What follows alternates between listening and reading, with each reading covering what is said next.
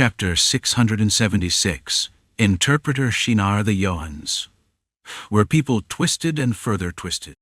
They had strength but chose not to use it, and they would do anything for the sake of refining their swordsmanship. Among them, Grida's words remained in memory. If you trace back to our predecessors, you'll find our beginning. I've heard that someone, lacking something, started swordsmanship to fill that void. There was no need to ask what caused the void. It meant that everything ultimately led to the sword. For instance, what should a man who was abandoned by a woman and still harbored unrequited love do to overcome his pain? If he were a Roran, he would be told to swing a sword. The same applied to a child who had lost their parents. How should they deal with longing and sorrow? By swinging a sword. There was a child who often lost his way from an early age. That child longed for the right and proper path. Talent pushed them onto the one path they never lost, the path of the sword. Their desire to find the right path manifested in their sword. A child who could not recognize people's faces grew up to have an exceptional talent for remembering techniques. Grida, when it came to swordsmanship, had an almost perfect memory. So, Oloni, what brings you here? Misnaming Craze upon seeing him was nothing special. If one understood her, if one knew the Johans, it was only natural. Why do you keep getting my name wrong? Are you picking a fight? When Craze grumbled, Grida would always respond with a smile. Sorry, I never crossed swords with you. Had they sparred, she would have remembered through swordsmanship. If not, Grida simply could not recall a person's face. Could one truly fill a void with the sword like this? To outsiders it was absurd, but to them it was possible. And the final piece that made it possible was talent. Born with talent, they gathered and trained their swords in grotesquely twisted ways. That was the Joran family. Among the spectators, those who could read a fight all knew what Grida was doing. Enkrid, who was directly experiencing it, knew as well. Counter-tailored for the opponent. This wasn't so different from what Shinar did. Shinar had brought a method to counter Wavebreaker Sword, while Grida had brought a method to overturn calculations. A counter technique designed to break a single move. I'll show you the result of 2 months. This was the outcome of what Magrun had said before the fight began. A deviation. A series of meaningless actions to disrupt calculations. Instead of leaping forward by kicking off the ground, the movements failed to connect. She spun around, thrust her sword through the gap under her armpit, slapped her own thigh for no reason, shook her head left and right. Some actions had meaning, others did not. Thus, because the movements did not follow proper coordination, calculations were inevitably distorted. It is fun, though. This wasn't about winning, but purely about dismantling techniques. She disrupted calculations, and even that disruption became part of her swordsmanship.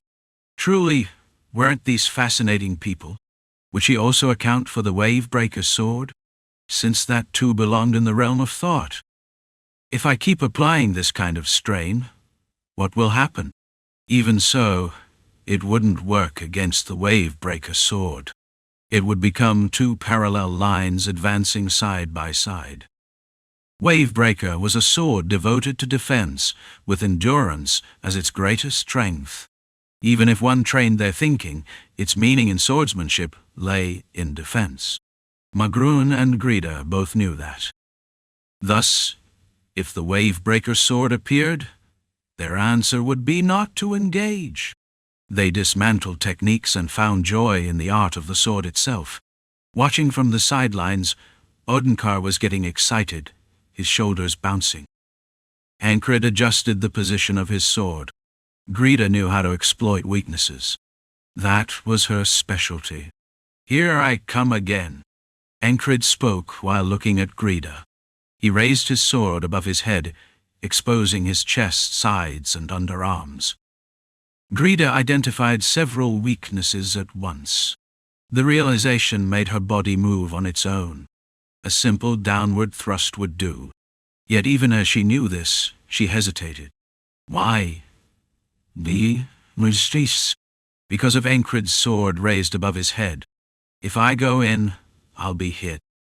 Greta pulled back the sword she had intended to thrust. It was a split-second decision. Her sword reflected the sunlight, shining white as it aligned perpendicular to the ground. Ankrid had changed the form of his calculations, from sustained flow to instantaneous bursts. If defense was meant to block waves, then attack was meant to shine in a single moment. That was how he defined the meaning of swordsmanship. Screech. He pushed forward with his soles still on the ground, kicking up dust from the dry earth beneath his boots. If his left foot moved forward, his right foot naturally followed. Thus, Enkrid secured the distance he desired. "Don't block it!" Just before the attack, Odenkar shouted. A foreboding feeling had moved his lips. Magrun widened his eyes in observation. Rem, Audin, Ragna, and Jackson all stepped forward at the same time, but they were still too late. Screech.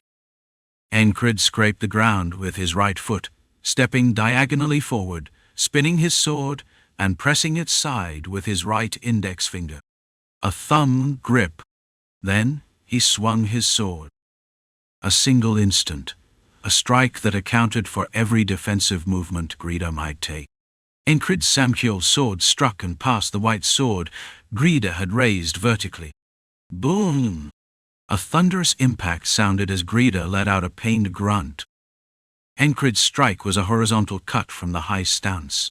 The advantage of this slash was that, even if blocked, it could transition seamlessly into a thrust from a lowered bull stance.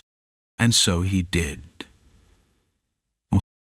He twirled his sword overhead, feinting as if pushing Greta's white sword to the left. Then, as the blades met, he shifted into a crossguard to restrain Greta's grip and slid downward into a thrust. The force caused Greta's knees to half buckle. In everyone's eyes, it seemed as though a large hole had formed in her skull. Yet it did not happen. Enkrid had already stopped his blade. "I need to pee," Greta muttered, and Enkrid turned to the long shadow cast by a member behind him. "If I had meant to kill, I would have followed a diagonal cut with an upward slash instead of a horizontal one. We knew, so we didn't stop you." Rem added an unnecessary remark. At some point, Odenkar had risen, sword drawn. The result was clear. Ankrid had won, and Greta had lost. Greta exhaled deeply and collapsed onto the ground, relaxing as she spoke, her voice tinged with laughter. "Hey, you should have fought purely with insight to the end. I never agreed to that." "True enough." Greta nodded, and Ankrid smiled as he sheathed his sword. "It looked fun, but it's not exactly suitable for sparring, is it?" Ragna commented from the sidelines. "Are you the one to say that?" Riem retorted, while Rupert, who had barely managed to follow Enkrid's fight with his eyes, could not hear the conversation around him. A revelation had struck him. If calculations are read, what should be done? Ankrid had just shown the answer. Change the form of calculations. If one could hold multiple different forms of calculations, calculations were not all the same. Watching Enkrid had made him realize this. Unintentional or not, all the teachings until now had led to this moment. Rupert realized a few things and began waving his hand in the air. Fell, seeing this, opened his mouth, but quickly closed it. It wasn't fair to interfere right now. Let alone to disturb someone with less talent than him? Fell's pride as a shepherd in the wilderness was not that low. He closed his mouth and thought to himself. During this moment, Enkrid shifted his gaze to one side. Shai lost the bet. It was Magrun. It wasn't because of what he said. Over the past 2 months, Magrun hadn't been openly sharp, but he had softened to some degree. At times, Ankrid treated him like a friend he had known for over a decade. Magrun.I. When Enkrid called his name, Magroon smiled as if about to respond, but then his brows furrowed, and he grimaced before coughing up blood. His chest was quickly soaked in red. Odenkar sheathed his sword with a sharp ching and moved to Magroon's side. Grida also retrieved her sword and stepped back. Of all times the curse flares up now, Grida remarked. Enkrid's gaze briefly searched for Esther, then shifted to Rem, before returning to normal. Esther was away for a couple of days, supposedly searching for some kind of starlight, and Rem merely twitched his eyebrows in response. After several coughs, Magroon vomited clotted blood, his eyes rolled back, and he collapsed. Odenkar reached out and caught him. What kind of curse? Ankrid asked, studying Magroon. Grida scratched near his mouth with a finger before answering, her tone devoid of urgency. If this were his first time witnessing such a thing, he wouldn't be so composed. A curse that affects a few people if they're unlucky. Some survive after coughing up blood, others die. Usually, their breathing weakens over time, and then they just stop. Her voice was indifferent. Ragnar also seemed familiar with the matter.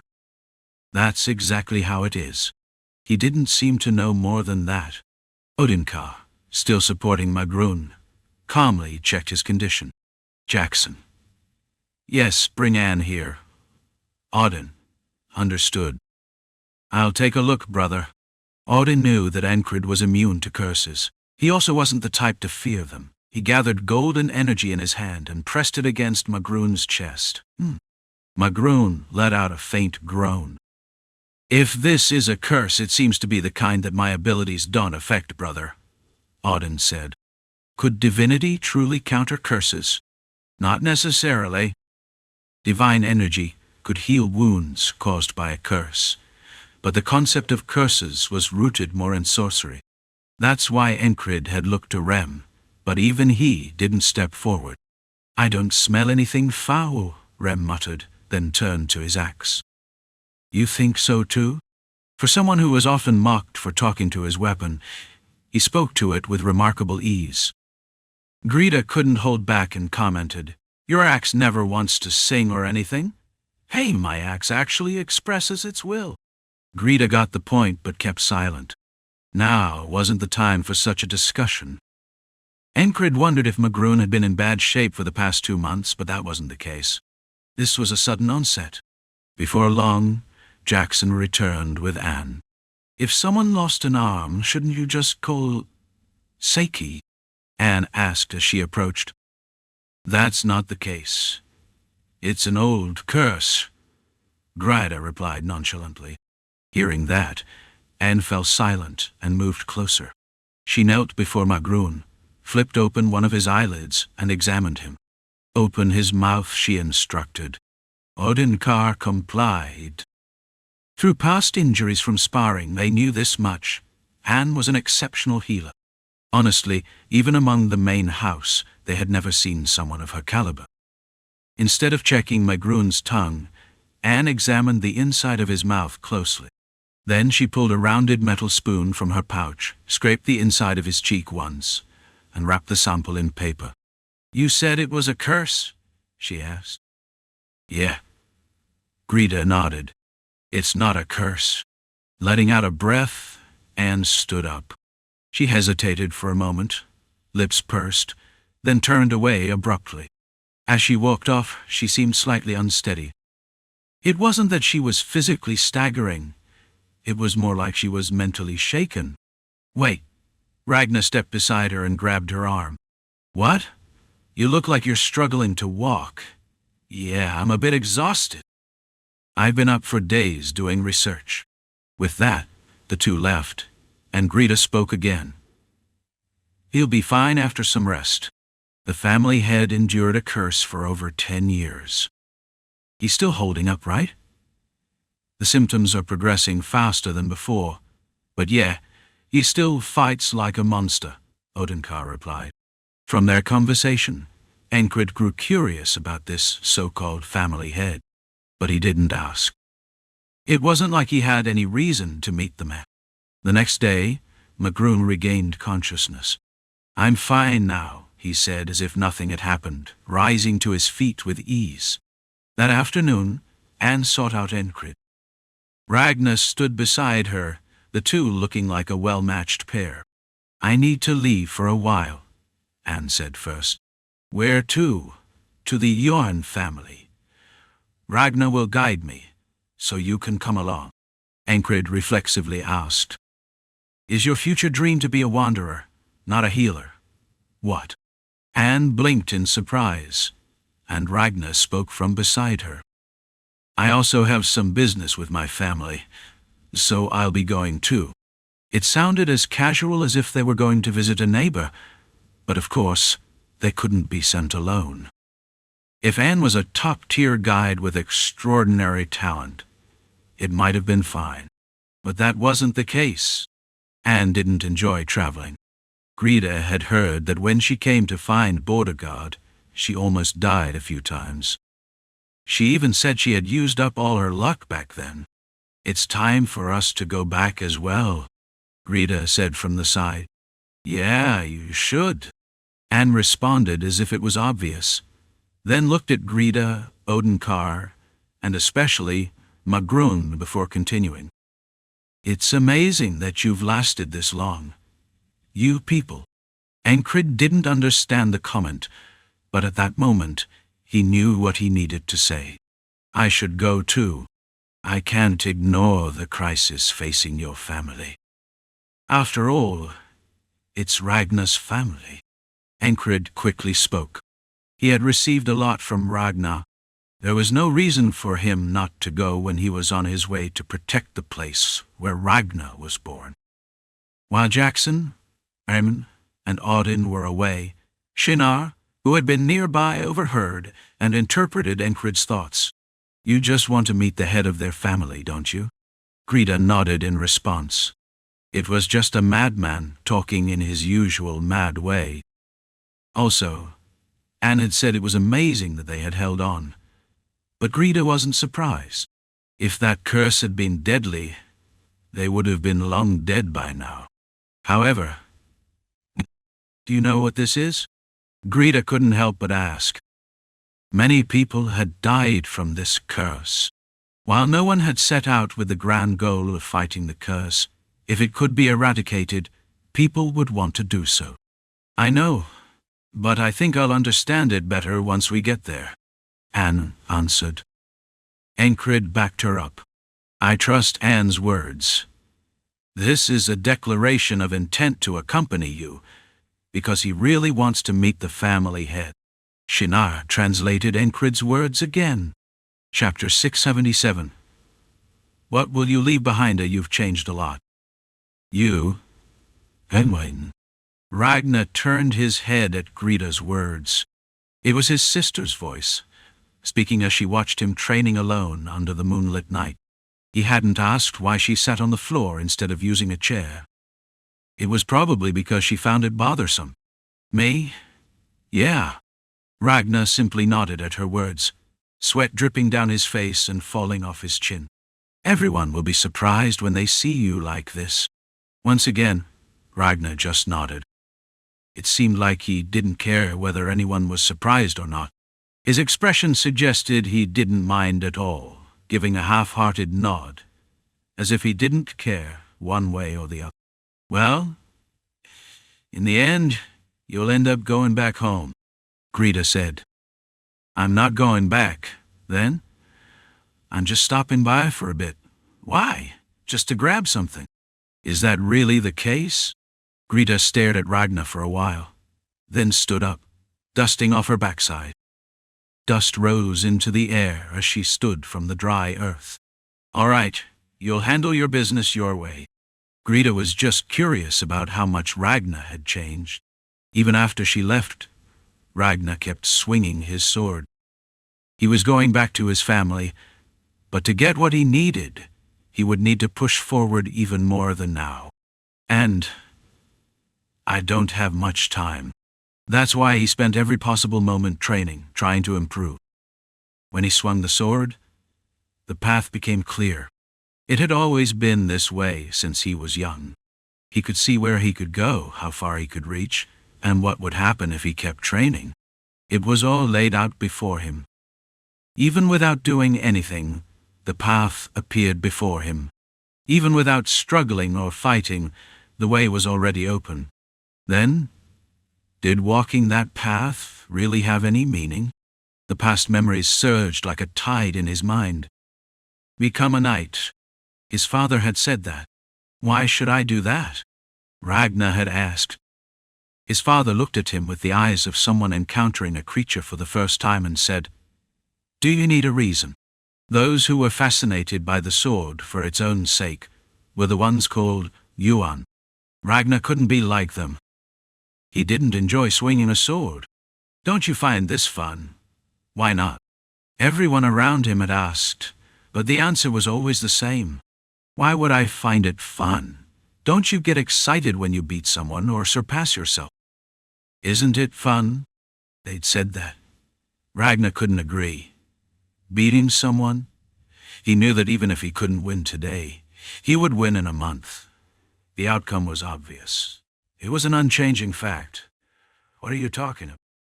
Are you some kind of prophet?" To those who spoke of it like that, Ragnar proved them wrong. But the process itself was unbearably dull. The difference in talent made all the difference. Ragnar knew that. Even though only talented people were gathered there, Ragnar was the most outstanding among them. That's why it was boring. A boring life. He would die swinging his sword like this. He almost knew what that death would be like. Is this how I'm going to die? Walking this predetermined path while swinging my sword. A new sword technique. A new path. There was nothing new. Only what was already decided. The talent granted by the heavens should have been a blessing, but for Ragnar, it felt like a curse. God had given him talent and taken away all desire to use it.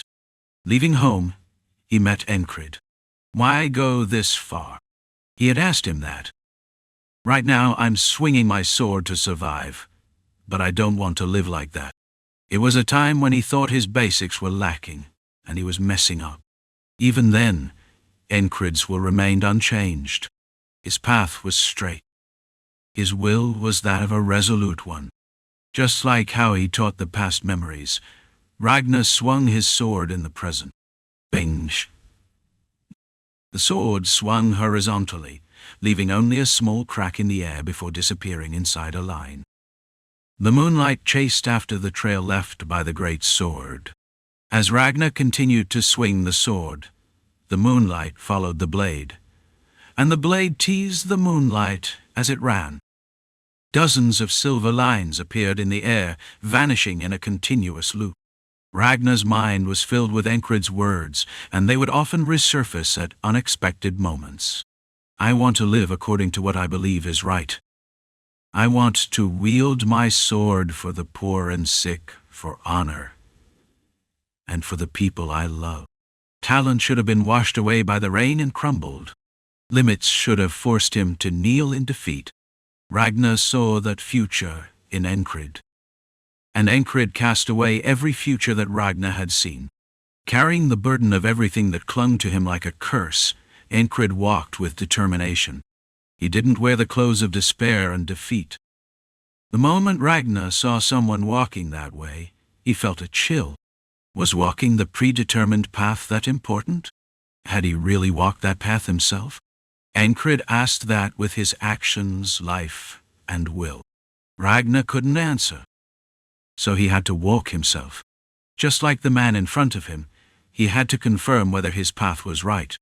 At that moment, Ragnar began to enjoy swordsmanship. It was an extraordinary experience, one after another. The past memories continued to lead Ragnar forward. Will you be going to Jura's house?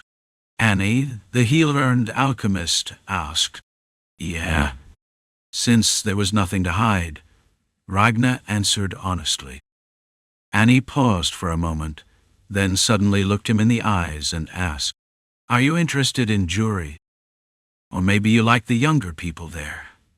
That's a bit unpleasant, Ragna muttered, as Anne grabbed her neatly tied hair, pulling it back as she spoke. Then why are you going? Just to watch? What for? Do you think a person has to have a reason to do something? Can they not just do something because they want to? Ragna asked, and Anne paused for a moment before answering. I don't know. She was too busy looking after her own future to care about what anyone else was doing. Anne's attention was limited. Tell me about your story. Ragna had changed. He was different from the Ragna Anne had known, even different from the Ragna she first met. What story? You were shocked when you saw Magrun. Was it because he couldn't find the right path? Or was it that he just wasn't aware? Anne muttered to herself, still meeting his gaze. That's not a curse, it's a disease. To be precise, it's a disease that spreads like invisible powder in the air. And that disease killed more than 100 people in the city I lived in. Anne lost her parents, relatives, and friends back then. She survived by sheer luck. No, it was because of her talent. She had learned the basics of alchemy from Rabban when she was young. It was thanks to that she survived. But now she knew. Rabban was her enemy. No, her true enemy was her teacher. There was someone who had raised the alchemist Rabban. He was the one who created the disease. Anne knew that. The disease that spread where I lived was still under research. That's why it disappeared without a trace. The plague rumors spread, and in the end, even people who weren't infected burned to death in flames. The people who were born with the disease should have died back then. What Anne saw were those who were born with disabilities, just like her parents. The ones who had a lame father and a mute mother who burned to death. Seeing that, Anne realized there were two paths ahead of her. To seek revenge, or to walk an entirely different path. Anne chose the latter. The target for her vengeance was too insignificant to focus on. In fear, the poor secretly set fire to the tents made of straw in the middle of the night. It wasn't just one person. Some people in the poor village ignored it even when they saw it. There were even those who encouraged it, pretending not to see, encouraging, acting, or just leaving it alone. Who should she blame? The world? The nobles? The wealthy commoners who just watched? The guards who protected the area? Some of the guards, no matter whether they got sick or not, tried to help by fetching water to put out the fire. I'm sorry. I'm really sorry. One of those guards was the one who apologized. He even showed tears. Anne didn't know him, but she didn't think he needed to apologize. In that moment, Anne found her own path. It was a road she would walk for the rest of her life. I won't lose to a disease like that. She made a vow and set her resolve to erase the fear that disease brought. Recently, thanks to the fairies migrating to the city, she had gathered a lot of valuable materials. It was a great opportunity to push forward with the research she had only imagined before. So she did. When she told Ragna she had stayed up for several nights, it wasn't an exaggeration. Could there be a medicine that cures all diseases? Anne asked herself. It was a difficult question to answer, but she already knew the answer. There isn't one. No, there is. It doesn't exist, but it does. There is no medicine, but there could be someone who knows how to cure every disease. She decided to become that person. That's what I want. Her goal was clear, and the road she had to follow was also clear. There was no room to look elsewhere. That was why Anne couldn't pay attention to others. I need to go to where the disease spread. It probably started with mushrooms or flowers. I need to find and confirm it. That way I can make a cure. Will everyone die if they get sick? Yes, whether it's sooner or later, I believe they'll die. Anne answered firmly, then continued. The timing of death will be up to luck. Magrun coughed up blood, and the family head is also infected, right? Some people are fine, while others will suffer and are unable to do anything. It's because the disease affects everyone differently. It's not a curse. Ragnar nodded and replied, sometimes, when I visit Jury's house, the kids greet me. It was a sudden statement. He said it just because it came to mind, but Anne accepted it well. So, I go. Jury's house was the place that took care of the orphaned children of Border Guard. Anne had asked earlier why he was going there, and now he had finally answered. You're quick to answer, Anne murmured, relieved. There was nothing to worry about. She had wondered if Ragnar had become lovers with Jury. As long as that wasn't the case, everything was fine. She murmured those thoughts and left. Ragnar, on the other hand, moved beyond his thoughts, shifting his feet as he cut, slashed, and thrust. He started with an upper horizontal cut, then twisted and slashed again, cutting diagonally before swinging his imaginary sword with a sideways glance. Following that, he slashed down with the force of his attack, aiming for the top of the opponent's head. The end of all these movements was a counterattack. The imaginary opponent changed their step, dragging their foot and slashing their sword. Ragnar read the trajectory of the opponent's sword. The imaginary enemy tried an upper horizontal slash from a ceiling posture. Ragnar assumed that his sword would bind with the opponent's and pulled back, closing the distance to strike his fist at the spot where the opponent's face would be. Whoosh! It was, of course, a punch thrown at thin air. After all, it was just a sword and fist aimed at an imaginary opponent. That felt like it was deflected by my move, a voice echoed. It was the same person who had been leaking his presence for a while now, the one he referred to as the leader. If you actually tried it, you'd know it's different, Ragnar replied, letting his sword droop as he answered. Sometimes you can settle the matter before the bind state, Enkrid remarked, having unexpectedly approached. It seemed he had just finished his late-night training, and after washing up, there was no sign of sweat on him. The spring night breeze was cool, mixed with the subtle scent of flowers. The saint said there's already someone in the city doing what he wanted to do.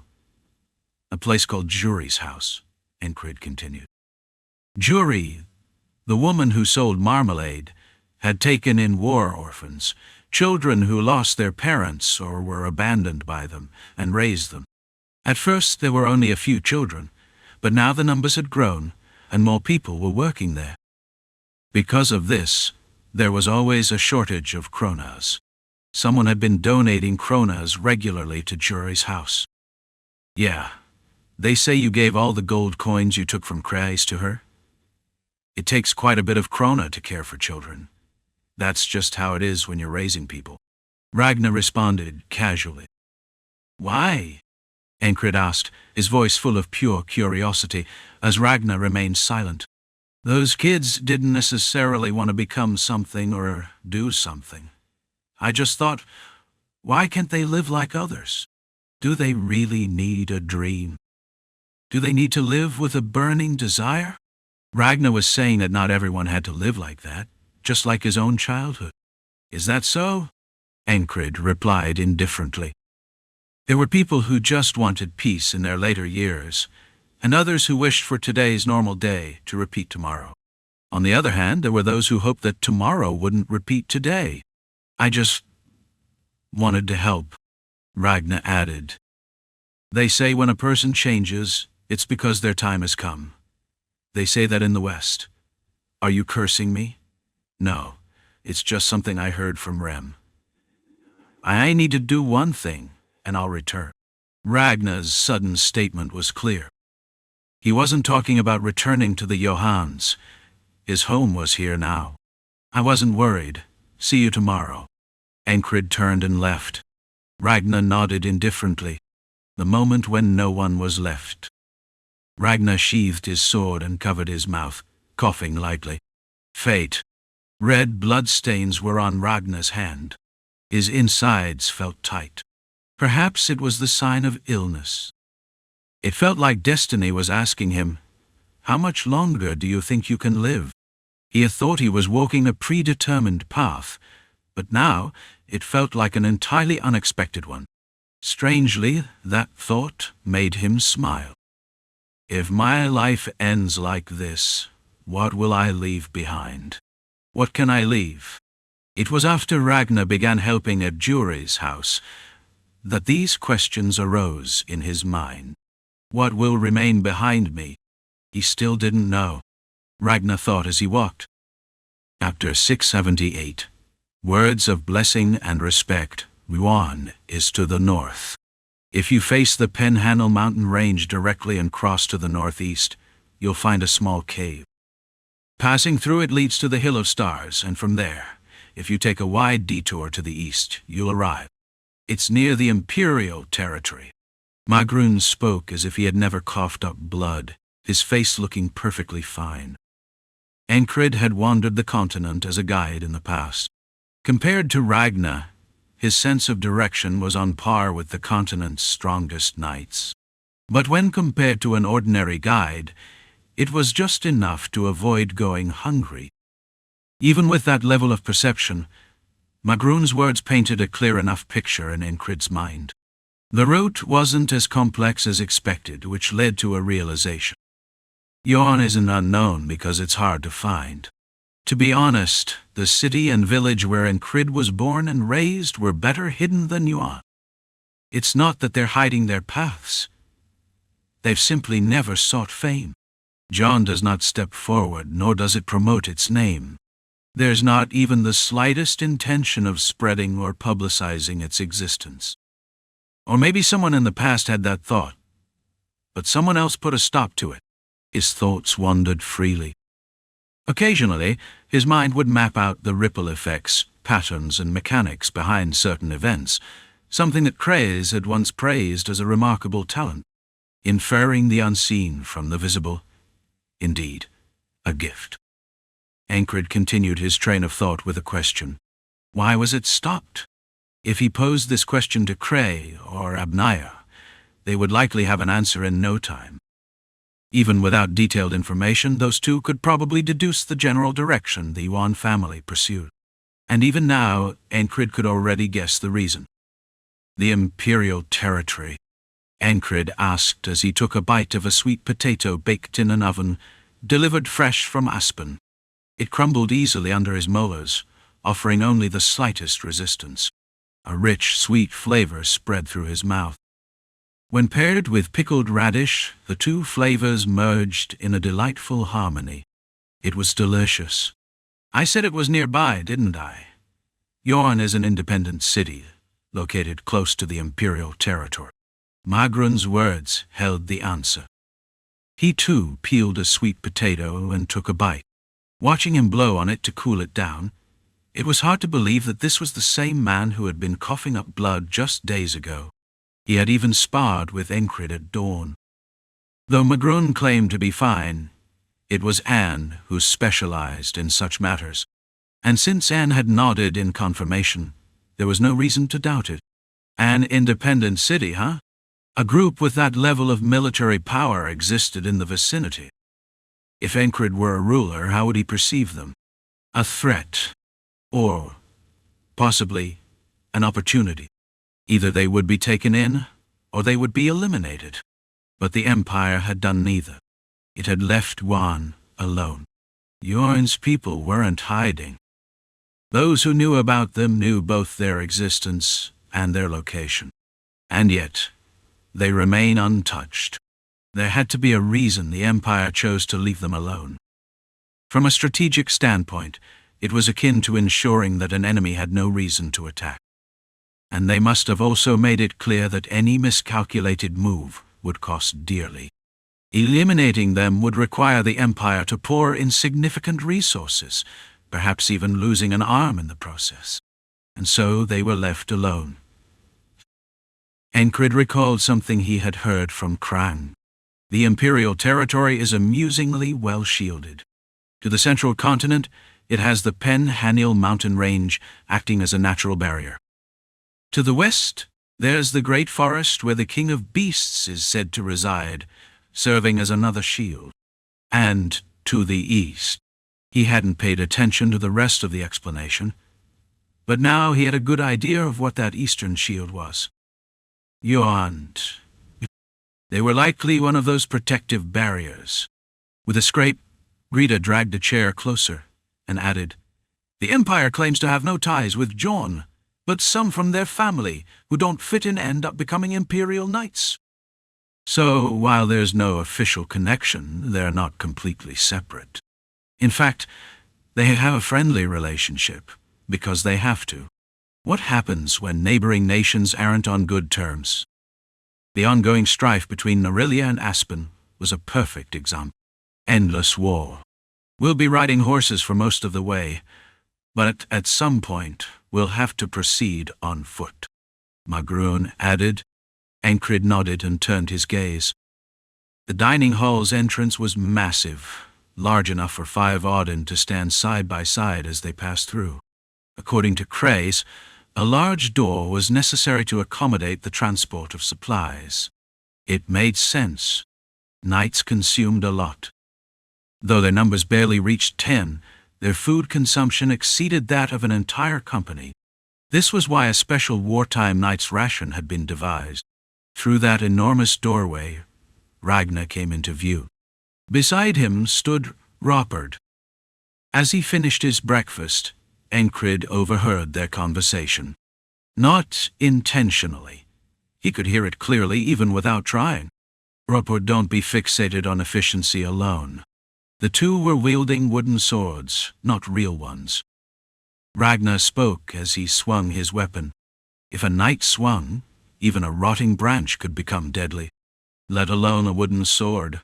They could shatter logs with bare hands. What couldn't they do? Ragnar raised his wooden sword to the sky, an overhead stance. From there, he performed a downward cut, but changed the direction mid-swing just as the sword became parallel to the ground. In a single fluid motion, he stepped forward with crossed feet and thrust. It sounded simple, but it was a technique requiring beast-like physical control, and Enkrid could read the meaning behind the technique. Valen-style mercenary swordsmanship, deception to gain the upper hand. This was the philosophy behind Valen-style swordsmanship, and the path of Ragnar's sword showed precisely that. Ropard saw the sudden change in trajectory and attempted to block. He too was a formidable fighter. He barely managed to parry the thrust. A sharp clatter echoed as the two wooden swords met in midair. Bind. A technique where weapons are locked together. Ragnar pressed his sword against Ropard's and advanced once more, stepping forward with his crossed feet. A surprising, unconventional attack. While maintaining the bind, Ragnar pushed forward and lightly tapped Ropard's cheek with the hand gripping his sword. Ait. There would be no shock, at least, not to the body. The mind, however, might still reel. This easily. He wasn't overwhelmed by power or speed, nor was he outmaneuvered. Then why? Ropard's thoughts were tangled in confusion. As Enkrid watched, Ragnar spoke once more. Don't limit your movements. It was precisely what Ropard needed to hear. His eyes shone. He was pushing past his limits, and it was clear to anyone watching. Step by step, even if just half a step a day, he steadily progressed. Ragnar was guiding him towards what he needed most at this moment. And it didn't stop there. Gone was the usual lazy man. Standing there was someone entirely different. This time I'll teach you how to momentarily squeeze every ounce of strength from your muscles for a strike. The rotational slash of the greatsword. The pace was almost too fast for Ropard to follow. A slacker like him would never have done this before. You've changed too much. Greta murmured as he watched. Perhaps it was Enkrid's influence? It was a passing thought. After all, Enkrid was someone who naturally changed those around him. Even Greta herself, in just a few months, had come to enjoy pushing her body to its limits. Enkrid had a way of making training seem fun. Haven't you said you left because you were sick of the sword? Magroon chimed in, glancing at Enkrid. The very person who had brought a disillusioned genius back from the depths of apathy stood right there. How had he done it? Of course, Magroon had a hunch. People as serious about both training and life as Enkrid were rare, perhaps non-existent. This sincerity was likely the reason behind such changes. While the two mulled over their thoughts, Ankrid suddenly spoke. "What the hell is he doing?" His voice was filled with shock. Grida and Magrun turned to him. "Why are you surprised?" their gazes asked. Ankrid read their expressions and answered, "I don't know either. Seeing him like this is kind of terrifying." He meant it. Of all people, Ragnar was the last person he expected to act this way. The two from Johan watched in disbelief. After finishing his lesson, Ragnar wiped his sweat with a towel and walked into the dining hall. It was an ill-fitting sight. He had trained hard, broken a sweat, and spent his free time teaching Robert. And it wasn't just Robert. On his way in, he ran into Squire Clement, who had stumbled to the ground in a previous war. "Grab your sword." "What?" Clement knew Ragnar. With how frequently she visited the knight's quarters, it was impossible not to. Yet her surprise was evident. To be honest, it was the first time Ragnar had ever directly spoken to her. Normally, even when called, Ragnar wouldn't even bother responding properly. Half in a daze, Clement obeyed and drew her sword. "Practice changing your grip freely, but hold it firmly enough that you won't drop it." Brief, but effective guidance. Clement, still dazed, gave a salute. Her expression asked, "What's gotten into you?" Ragnar took his seat for his meal, glancing at the 3 pairs of eyes fixed on him. When someone leaves, what remains behind? A question worth pondering. Ragnar suddenly sounded wise. Whether he had swallowed the philosopher's stone or drank the blood of a sage was up for debate. Either way, it was incredibly annoying. It was like Rem pretending to be meek. Like Jackson, acting cheerful and claiming the world was beautiful. Instinctively, Ankrid swung his cup. Water sloshed and landed perfectly atop Ragnar's hair. Something had to be done about whatever had possessed him. Ankrid had once heard that Rem sometimes responded to this kind of exorcism. So, with full sincerity, he declared, "Begone, evil spirit." A brief silence settled over the dining hall. A trainee carrying food paused mid-step and quietly retreated. He had decided, for the sake of his sanity, to pretend he neither saw nor heard anything. "What are you doing?" Ragnar neither got angry nor questioned it. He simply looked at Enkrid, unfazed. That gaze irritated Enkrid deeply.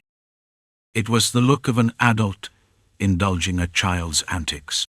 Or worse, it was just like the way Rum looked at him sometimes.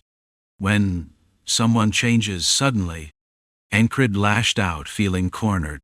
"Yes, they'll die," Ragnar countered instantly. After a brief exchange, Enkrid felt utterly defeated. Has he grown? He wasn't ignoring him or pretending not to understand. He was simply standing his ground with unwavering calm. Behind Ragnar, Enkrid could almost imagine an older man clicking his tongue, muttering, "You know exactly what you're doing." Everyone needs to be serious sometimes. Grun, who had been passionately discussing swordsmanship with him just moments ago, suddenly withdrew. This bastard. Ankrid turned to him in disbelief. Then Grida spoke up. "You can't banish spirits like that. You'd need an enchanted sword or a similar tool, not plain water." As if I didn't know that. Ankrid swallowed his retort. No, he had to swallow it. Any kind of excuse would only make things worse. "Stop bothering my fiancée, you wretched spirits." Shinar walked in at that moment. With fairy-like hearing, she had likely caught the entire conversation from outside. Ragnar, ever detached, simply nodded as if acknowledging some deep truth. Enkrid could no longer argue. He truly couldn't grasp what had changed in Ragnar. But he wasn't about to press the issue. People change when given the right reason. Ankrid had simply been reminded of that fact once again. Well, I guess anything is better than being lazy. With that he stood and made his way toward Crace. When Crace saw him leaving yet again, his eyes narrowed into slits. It was clear he wouldn't be happy about it. Before leaving, Enkrid would have to take care of a few things. Not because he was running away. Definitely not because of that. Retreat is a good strategy. I'll hold them off. My fiancé, go. With a resolute expression, Shannara stood behind Ankrid to cover him. This was after hastily handling the affairs of the domain for 2 days. Returned safely. Craze generously provided Krona and riding horses. It was said that the horse breeding efforts in Green Pearl had been a great success. The horses he brought now had glossy manes and sharp, focused eyes. Then, let's go. In just a few days, Anne had hurriedly learned how to ride. Enkrid then set out with the 3 from the Yonan family, Ragna and Anne. On the way back, please just leave that bastard behind. Rem sent them off with a mix of concern and mischief. Hearing the comment directed at him, Ragna gave Rem a long, steady look, his eyes often resembling deep, unfathomable waters lately. What? You want to fight? Rem reacted, but Ragna answered with words instead of hostility. Rem, I respect the life of a barbarian. You must have had to live through constant struggle. Otherwise, you wouldn't have survived. With that, Ragna turned away. Clatter, clatter. The horse carrying him trotted out of the training grounds. Did he hit his head too hard? Even Rem was caught off guard by the unexpected response. That's not the way, Anne remarked, urging her horse forward to follow Ragna. Strangely enough, despite being well trained, the horse Ragna was riding moved entirely on its own. Chapter 679. Enkrid knows how to lose. Why do I feel so annoyed? Rem muttered as he watched the departing group. Beside him, Auden chuckled and said, he must have reached some kind of realization. He was referring to Ragna's state. Or maybe he's just lost his mind. That's possible too. Rem glanced at Auden. The night before Enkrid left, Rem had witnessed him sparring with Auden. To be precise, Enkrid had suddenly sought him out and requested it. I'd like to have a match before I go. Leaving tomorrow but still asking for a duel today? For Enkrid, that was nothing unusual. Rem had simply observed without worry, only to see Enkrid lose. And not just lose, he got thoroughly beaten. At some point Auden, having realized the true purpose of the match, asked, Did you learn a lot? A little? In Rem's eyes, Enkrid was the type of man who, even if he were to die, would still try to learn one more sword stroke before doing so. It was a fleeting thought, but it was also the truth. Enkrid had lived by dying and repeating today over and over again, struggling desperately to reach where he was now. You block with waves and strike with light. Is that right? Yeah, in doing so, you reveal all of your specialties without reserve. That's true. From a strategic perspective, that's a foolish thing to do. But I assume you already understand that it doesn't necessarily mean it's wrong. Rem silently agreed but didn't join the conversation. The fanatical bear beastkin had already said all that needed to be said. Ankrid, his eyes bruised blue, nodded. A little more and his eyeball might have burst, but his body had long since been tempered into steel. While his swordplay had yet to reach the highest level within his own system, when it came to enduring blows, he had already achieved it. He had instinctively learned to raise his will and fortify his body when being hit. How could he master only that? Because he's been beaten so many times. That was Rem's conclusion. He had been struck so often that he unconsciously used will whenever he got hit. So, logically, if he could do that while taking hits, he should be able to do the same when swinging his sword. To Rem, Auden, Jackson, and Ragna, it was baffling that he couldn't. If someone could open a door with their left hand, They should be able to do it with their right as well. And yet, he couldn't. One might expect frustration, seeing a guy who had surpassed them in some moments still grow at such a slow pace after becoming a knight. But honestly, it wasn't infuriating. They had long accepted that he was simply built differently. He'll come back stronger. Rem pushed his thoughts aside and spoke. Slow, but steady. That was the kind of man Enkrid was. Yes, I know. Odin nodded. And that directionally challenged bastard might be acting like he's preparing to die, so maybe we should get the funeral prayers ready. Rem half joked, half meant it. His instincts were frighteningly sharp. After all, Ragnar had changed because he realized he was ill. Surely not. Odin knew of Ragnar's talent. He himself was considered a prodigy in the path of war, but even he had to acknowledge Ragnar's unique intuition. The way Ragnar grasped principles and advanced with a single moment of focus, it was something almost impossible to replicate. Not that it was something to be jealous of. Odin understood himself well. He knew the value of what he had. Since he only knew how to move forward steadily, he would continue doing just that. And the captain, who had accepted his teachings, would do the same. Ankrid and his group left the city, roughly deciding on their route. The weather was perfect from the very first day. Not surprising, from Border Guard northward, rainfall sharply decreased in spring. In other words, it rarely rained. Come summer, storms would rage. But for now, the days remained mild and peaceful.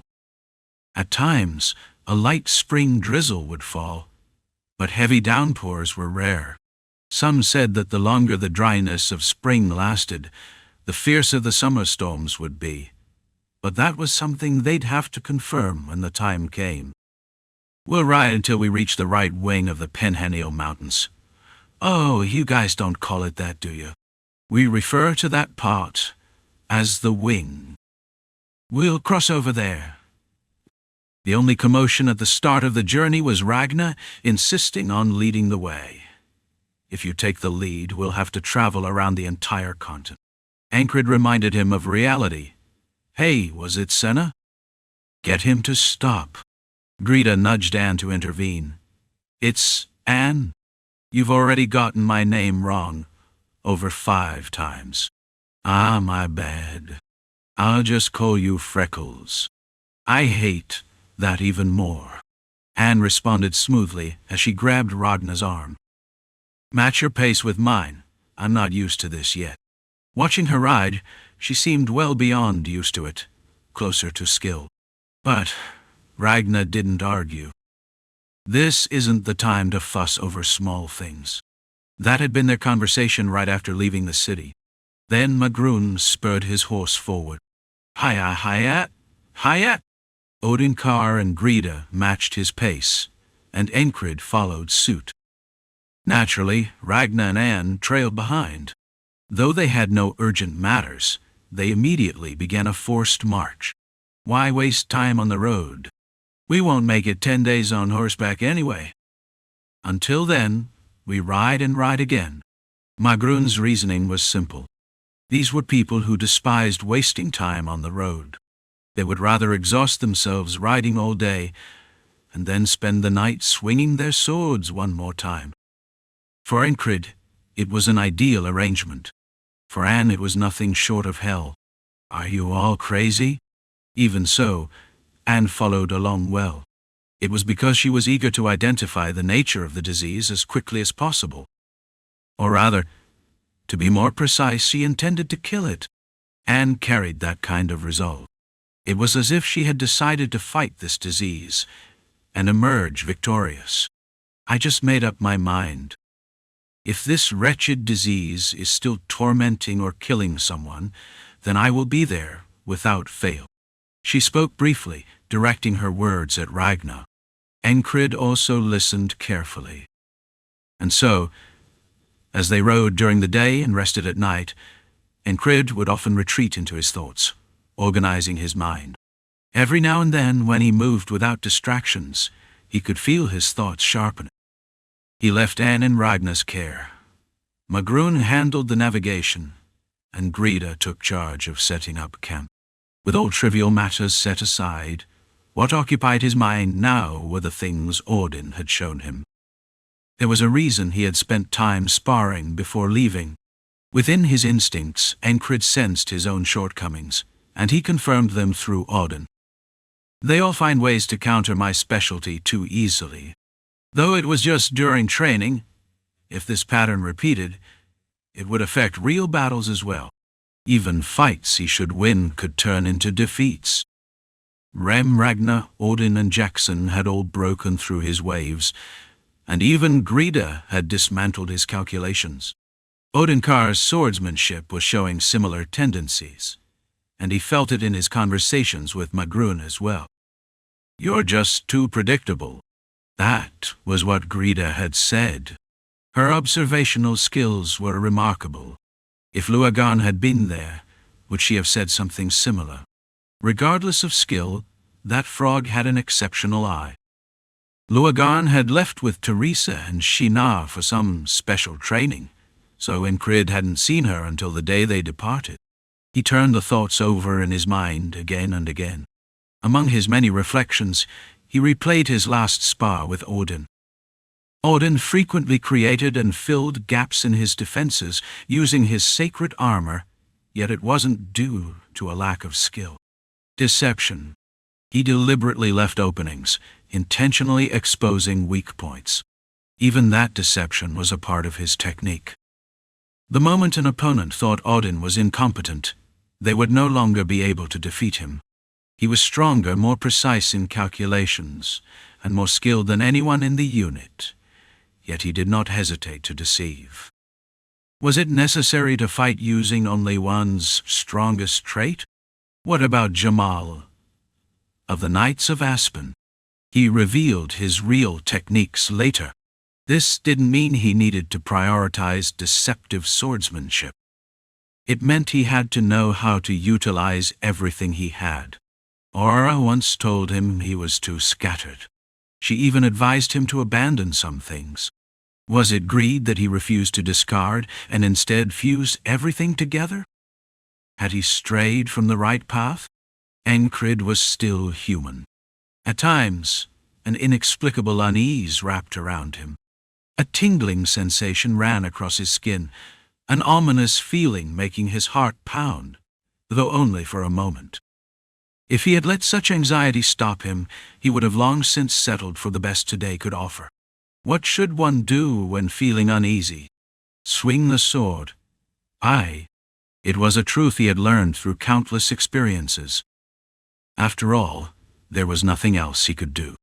That was why he spent his days organizing his thoughts and his nights swinging his sword alone. To an outsider, it might have seemed unbearably monotonous. Today's effort will save your life tomorrow. That was what Ragnar had said, a man who had transformed from a slacker into diligence incarnate. Of course, everyone who heard him could only stare at him in disbelief. "I know," only Enkrid answered calmly as he continued to swing his sword, again and again. Magrun found it fascinating. Is he planning to die tomorrow? For himself, that was a real possibility. This curse usually worked that way. It began in childhood and gradually led to death. His case had progressed rather quickly. That was why he wanted to leave something behind. His entire life had been dedicated to leaving his mark on Yorn. That was the life of Magrun Yuan. Yet even he had never endured such an extreme regimen. And this man had been like this since the city. Every day he lived an excruciatingly dense today, identical to the last. Magrun could not fathom undertaking something so demanding. That was why he found it fascinating. "If you're free, Magrun. Want a match?" At dusk, Ankrid even requested a sparring match. Magrun knew he couldn't win in terms of skill. Even if he risked his life, he wouldn't surpass this wall.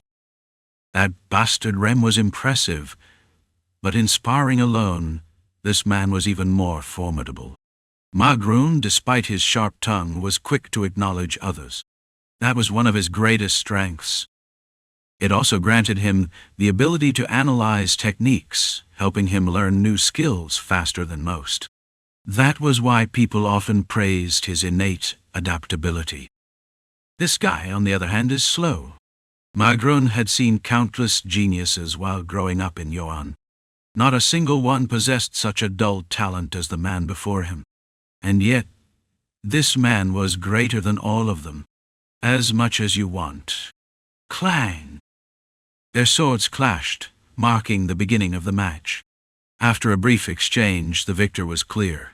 It was Magrun. This was the first reason why he found Enkrid extraordinary. I lost. Enkrid knew how to accept defeat. Yeah. Magrun nodded. Enkrid then asked, "Anything you can tell me?" "A few things." Magrun calmly listed what he had observed and felt. Ankrid asked follow-up questions, ruminating over the insights as he nodded. Yes, discard everything else. But knowing how to lose, and maintaining this attitude, these were undeniable strengths. He opens his heart and eyes completely. To learn even a single thing, he sought help without hesitation. Not in a servile or sycophantic way, but with sincerity. He truly listened, asked, and sought answers. How many could exchange knowledge like this with someone weaker than themselves? It wasn't easy. Not at all. Even in Yuan, Magrun had never seen it before. Normally those who have advanced further lead those who lag behind. In Yuan, where competitiveness is the foundation, this was even more emphasized. But Enkrid was different. He knew he would lose, and he opened his ears to his shortcomings, acknowledged them, and accepted them. How could that not be fascinating? It wasn't just Magrun who felt that way. Odenkar did as well. Needless to say, Greta too. Ragnar, seeing such an Enkrid, deliberately pushed him hard. If you hide your specialty and hesitate, that's where it ends. Don't you know that? If you don't, then do it again. Again. Ragnar was also burning with a passion he hadn't shown before. Had Shinar seen him, she would have called it igniculous, the time when embers flare up. Ankrid hadn't wasted a single moment during his journey. Even while riding, he remained focused. Moreover, since they had not set up any dedicated safe routes or outposts in this area, the occasional monsters and beasts that appeared became both excellent sparring partners and prey. Watching others fight was a lesson, and personally engaging in battle while reflecting on what he had learned was just as valuable. By the time the mounted journey was nearing its end, technique, skill, physical ability, tactical thinking, strategy formulation, reasoning, judgment, instant adaptability, decisiveness, and boldness. Ankrid realized that all of these had to come together for them to have true meaning. They must be in harmony. What must he do to achieve that? Dozens of images and memories flashed through his mind. His thoughts opened wide in the realm of contemplation and review. The process of searching for answers in past memories was compressed, and he instantly reached a conclusion, arriving at the destination. The hands that grilled jerky. From the hidden corners of his library of memories, something shyly surfaced. In that modest recollection, he saw Atri hammering away, Frog's hands beside him, the giant who had transformed into a skilled merchant, the shopkeeper making marmalade, and the cobbler stitching shoes. Chapter 680, A Night of Realization and Killing Intent. If you slack off just because the shop collapsed, will someone buy you bread? I can't send my daughter off to marriage empty-handed. Or will you take her instead? It was when he opened the door of his intuition. The shoemaker, despite losing his workshop, had not stopped working. It was an unforgettable sight, etched clearly in his memory. It wasn't exactly a grand spectacle, but the craftsman had displayed his work, and Enkrid had observed it. Lifting the tanned leather, striking it, stitching it, applying adhesive, forming the shape, setting it firmly in place, Each motion flowed seamlessly. What had he thought upon seeing that?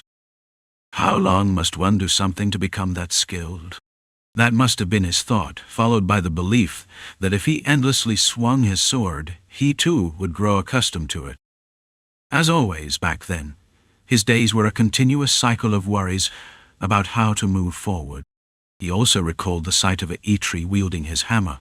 Was there ever a moment of hesitation in his hands? Never, not even once.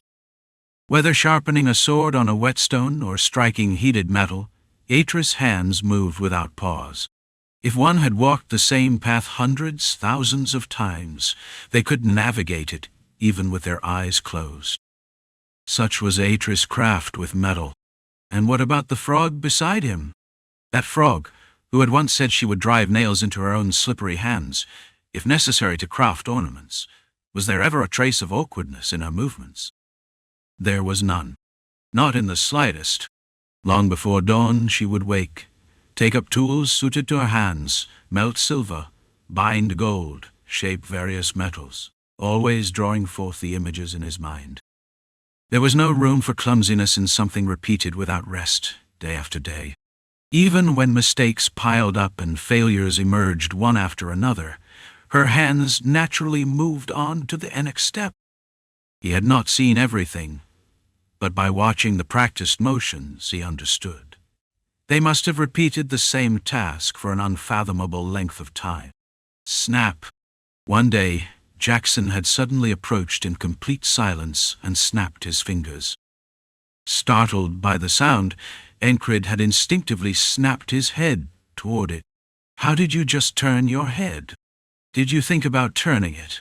Did you first register the sound, identify its direction, and then turn? Or did you simply react? Jackson had said there was no simpler way to explain it, yet at the time Enkrid still did not understand. He had vaguely grasped that it was similar to using will, but he had not truly felt it. The giant merchant naturally spread the word about the value of his wares. The woman roasting jerky controlled the heat and seasoning without any conscious effort. Did she hesitate or second-guess herself in the process? She did not. Had he not been in awe watching the tattered saint and the woman roasting jerky before him? Her motions were flawlessly synchronized, utterly seamless. And did the tattered saint groan when using his divine power? No, it was completely natural. The same applied to what he had taught Seiki. He had told her to wield divine power as naturally as breathing, to play with it, to toss it around freely. Seiki herself had once said, "I've known how to handle divine power since I was young. I only later realized that I could actually manifest it." Auden had also put it simply, "You just do it. It's not that you can't, it's that you don't." Even Ragnar, half asleep, had mumbled, "Just as I've swung my sword more than 10,000 times and mastered the motion of cutting, you simply need to use will reflexively. I've already done it. Then, if Eitri could do it, so should he. If the woman roasting jerky could do it, so should he. While they forged metal and cooked meat, he had wielded his sword and moved his will. Thanks to the unfailing wellspring within him, he had spent an impossibly condensed period of time practicing. He used it, again and again, repeating it every day. Yet, he had thought it wouldn't work. Why? Because will was the manifestation of intent. So he believed one must first perceive an action before executing. Why wouldn't it work? It's an obsession, you crazy bastard. You think will only moves if you consciously exert intent? That will and intent are the same thing. Do you really believe that? Will stemmed from intent. Or did it not? It did. Yet Rem had said will and intent were not the same. At the time, he could not understand. But now, he did. There had been no grand revelation. Merely the memory of the woman roasting jerky came to mind, and suddenly Enkrid could move his will naturally as he wielded his sword. His initial goal had been to master swordsmanship beyond his specialty, but the answer had become clear. Everything must become my specialty. If swinging the sword naturally meant he didn't need a specific specialty, then so be it. Perhaps not everyone did it this way, but he would. That was all that mattered. No, Auden carves vast circles, but when needed, he can become a sharp awl. An awl pierces through a circle, but it is also more prone to breaking. Adaptability. That was the defining trait of a higher-ranked knight. One must be able to switch between broad and narrow techniques as needed. Thinking back on it, he realized just how monstrous the soldiers in his unit were.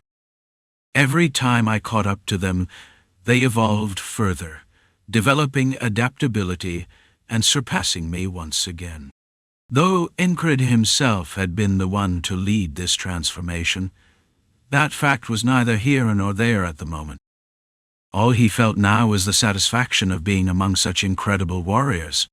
How fortunate it was to have such people right beside him. He remembered Marcus once telling him about the former battalion commander who had assembled the notorious troublemakers into one unit.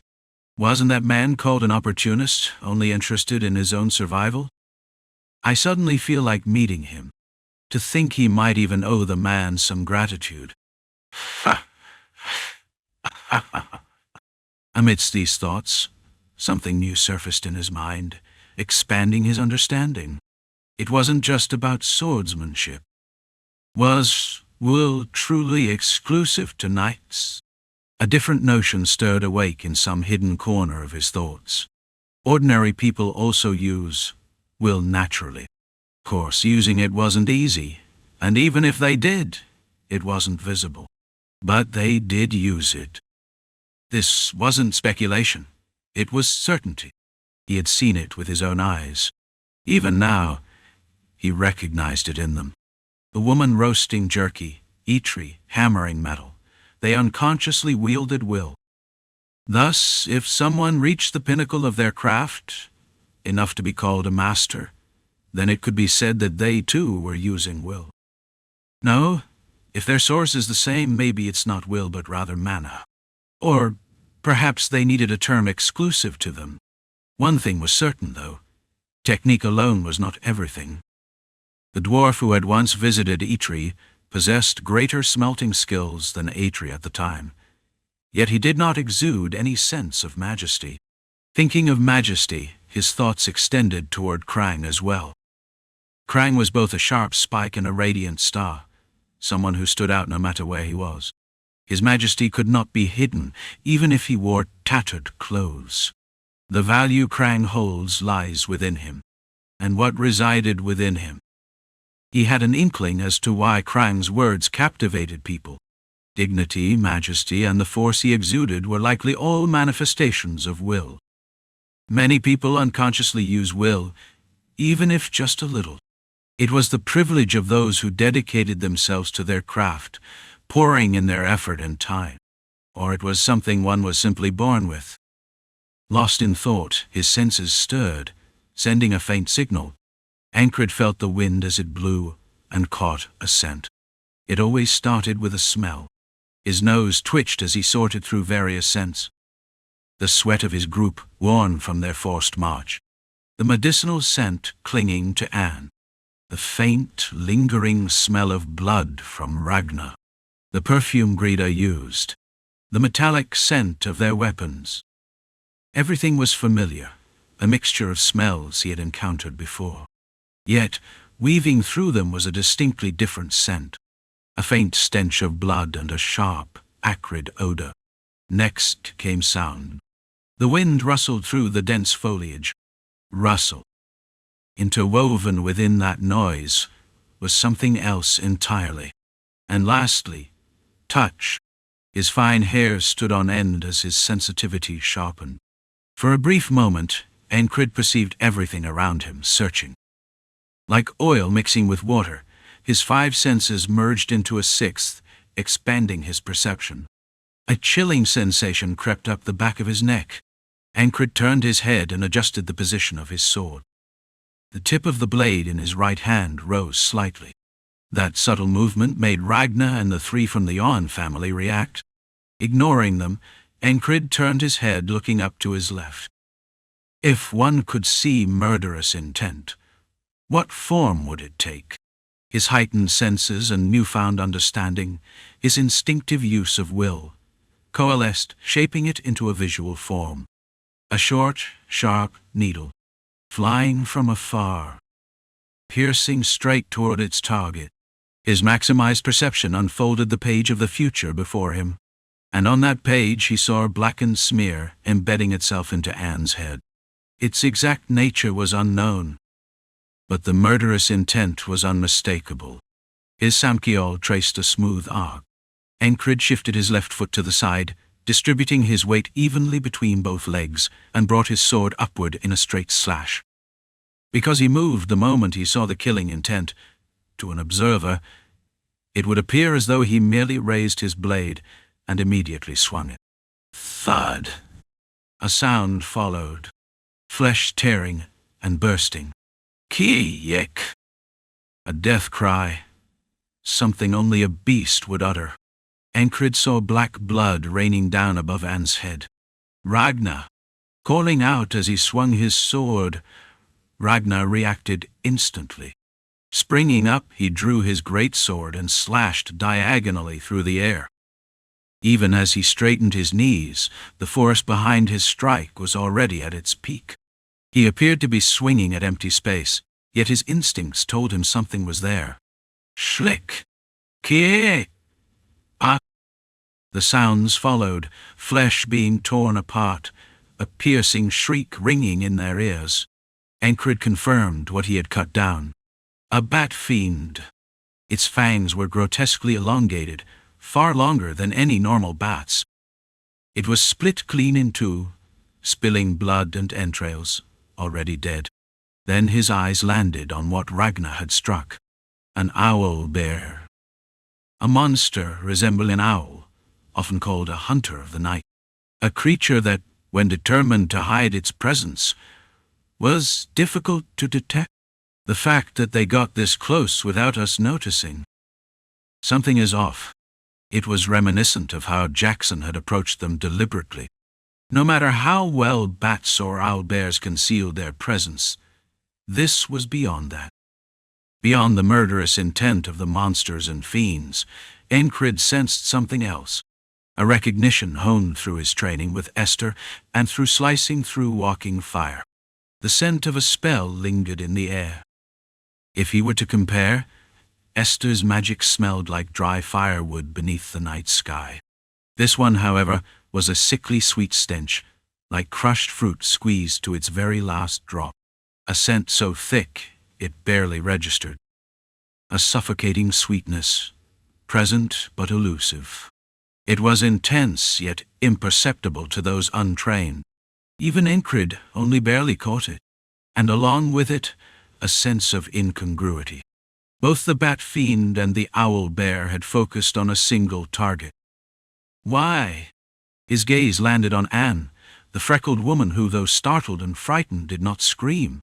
Why are they after Anne? Could monsters and fiends even possess that level of awareness? Was it mere coincidence? Magrun. The moment Enkrid called for Magrun, Grida reacted, turning her head toward the surroundings. Odin, secure the perimeter. What the hell are these monsters? The group had gathered around the crackling campfire. What the hell is going on? Magrun approached, wary of their surroundings. It was absurd to be this on edge over mere monsters. But the recent attack had put them all on high alert. A knight was not immune to poison. A knight would still bleed if struck. And monsters and fiends were creatures that inherently possessed abilities superior to humans. Could an ordinary human crush a log barehanded? An owl bear could shatter wood with the strength of its arms alone. Their claws were that tough, their limbs that powerful. Thus, a proper knight would rather overreact than be caught off guard. The others were no different, nor was Enkrid. His sharpened senses remained on edge like a bristling thorn. The cloying sweetness of that scent still hovered faintly at the tip of his nose. If he let his focus wane for even a moment, he might lose track of it. It was like sniffing the last lingering fragrance from a dried flower pressed close to his nose. The moment he pulled it away, the scent would become nearly imperceptible. These monsters, do they use magic? Ankrid asked, keeping his senses sharp. What are you talking about? We're still within our own territory. This isn't even Imperial land. That didn't mean their current location was within the territory of Border Guard. They hadn't even crossed the Penhennel mountain range yet, still northeast of Count Molsan's domain. It was an unclaimed land, and yet they had been ambushed here. There's no killing intent, but the scent still lingered. Where are you? How do you find an enemy you can't see? Enkrid's gaze swept over his surroundings. Utilizing the environment was a fundamental principle of strategy. Reaching out, he grabbed a log from the campfire. It was only half burned, making it easy to use as a handle. Whoosh! Embers flared along the log. Whoosh! The wind carried flickering sparks into the darkness, scattering them into nothingness. As the firelight wavered, Enkrid's shadow rippled like waves. Chapter 681. Playing with fire. What are you doing? Anne, covered in blood, asked. Enkrid, holding the burning log, answered. Playing with fire. With that, he tossed the log into the dry brush. It hadn't rained in days, and the brittle thickets mixed with thin brown brambles caught fire in an instant. Whoosh! In just a few breaths, the flames had risen to Enkrid's waist. What? What? Anne asked again, but the others already understood why he did it. It was dark. He was using the fire to illuminate the area and flush out whoever was hiding. They watched as the flames grew larger than anyone present. If someone claimed a giant of fire had arrived, they might have believed it. Ankrid sharpened his senses as he observed the rising blaze. Where are you? Remaining on guard, he stepped in front of Anne. The scent was still there. Ragnar, noticing Enkrid's position, approached and stood behind Anne. What's going on? Anne couldn't sense any killing intent. But she wasn't stupid. Just from the atmosphere, she could tell something was wrong. These two were standing in positions to protect her. Not long ago, a beast's claw had been severed above her head, and blood had splattered down. Looks like you're the target. You didn't steal Krona from someone and run, did you? Enkrid's words carried a trace of humor. Then he glanced at Anne. If the person they needed to protect became too frightened, it would be a problem. Was that why he said it? But Anne didn't panic. She wasn't the type to be easily shaken. After all, she had traveled all the way to Border Guard alone, relying on a merchant caravan. Not much. She wiped the black blood running down her face. You owe a debt? A little? It was urgent at the time. If they come for it, help me pay them back. All right? Before coming to Border Guard, Enkrid had worked as a bodyguard. Most of the time, it had been like playing the role of a noblewoman's escort doll. But he had still learned a thing or two. When the enemy's target was clear, it made deciding where to stand much simpler. What is it? Ragnar instinctively felt something was off, while Enkrid recognized it through experience. A spell. That was all they needed to know. Anne knew her role. She kept her mouth shut and stayed still. The ambush had happened before midnight, and they remained on high alert throughout the night. The fire hadn't spread too far. There had been some dry brush, but the area wasn't large. You don't plan to burn us all alive here, do you? At one point, Greta had cleverly set a counterfire to keep the flames in check. They spent the dawn surrounded by gray smoke, yet the enemy remained silent. The best opportunity to strike would have been when the counterfire sent up thick smoke, obscuring their vision. But nothing happened. Greta hadn't mentioned it, but that was part of her plan. Of course, containing the fire was another reason. but she had also been testing the enemy. And yet, they still didn't attack. Ankrid fell into thought. Are they cautious? Or afraid? Perhaps both? Without seeing the enemy, predicting their intent was difficult. Even if he could, he wouldn't have made careless assumptions. None of them were so exhausted that they couldn't fight, but spending the entire night on high alert wasn't pleasant. It was an unsettling night, one that gnawed at their nerves. This is boring, Odenkar muttered as he watched the rising sun. Ankrid remained silent, still deep in thought. Do they see us as prey? The thick, acrid scent that had lingered in the area disappeared with the morning light. Had the scent faded like a withered flower at the end of its life, or had someone deliberately removed the source right under their noses? The answer was obvious. It felt as if they had spent the night locked in a silent duel, swords drawn but unable to strike. Their enemy remained unseen. What is this? He had no way of knowing. Only one thing was certain. Odenkar may have found it dull, but Enkrid did not. Enkrid never turned down a fight. Neither Grida nor Magroon had fully grasped this side of him. Regardless of its form, Enkrid never refused battle. Without that instinct, he wouldn't have carved out his history of struggle. If he lacked it, he would have given up after losing to a kid 10 years younger than him. Fighting wasn't just about crossing swords with an opponent. It was about resisting a world that told you to surrender, about battling the despair that threatened to consume you. And, of course, uncovering whatever tricks were being played in the shadows. This, too, was a fight. We should head somewhere with water. We need to wash up, Ankrid said. Anne was still drenched in beast blood. Cleaning up was the first step. Everyone agreed. Grida, who had scouted ahead the night before, led them toward a nearby stream. There's a brook up ahead. She was an exceptional guide.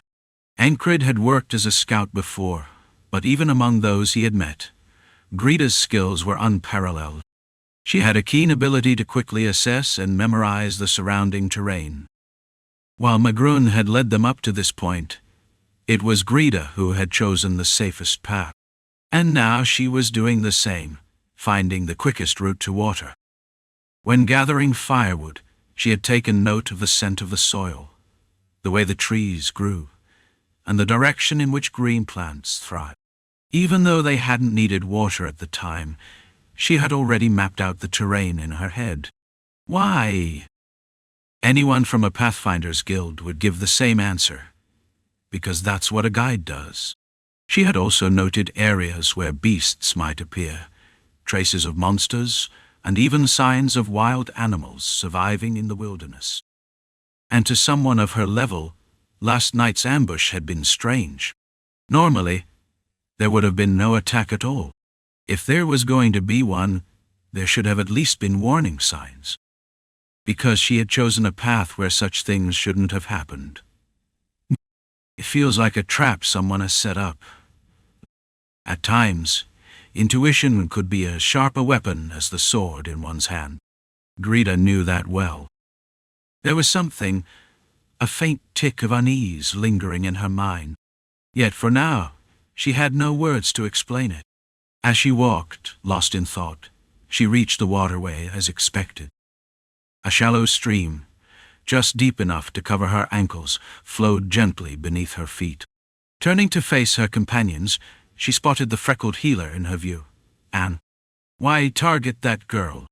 She was barely 20, perhaps even younger. Just old enough to be called an adult, yet already an exceptional healer.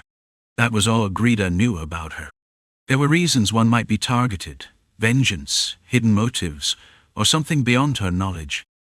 But even considering such possibilities, something still didn't add up. The enemy had remained hidden despite having nowhere to hide. How common is that? Someone who could evade not only her senses but also those of the entire group. That wasn't easy. If such a capable individual was present, then why? Nothing about this situation made sense. The party used the water to wash up and refill their supplies. Their horses, too, drank their fill. Once everyone had quenched their thirst and prepared, they resumed their march forward. "The weather is nice," Anne remarked, glancing at the sky before shifting her gaze forward.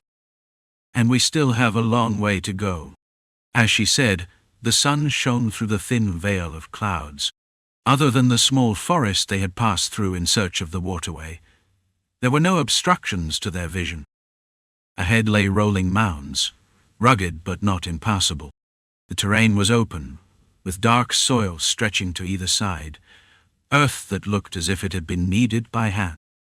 This place was once a volcanic region, Enkrid noted, scanning their surroundings.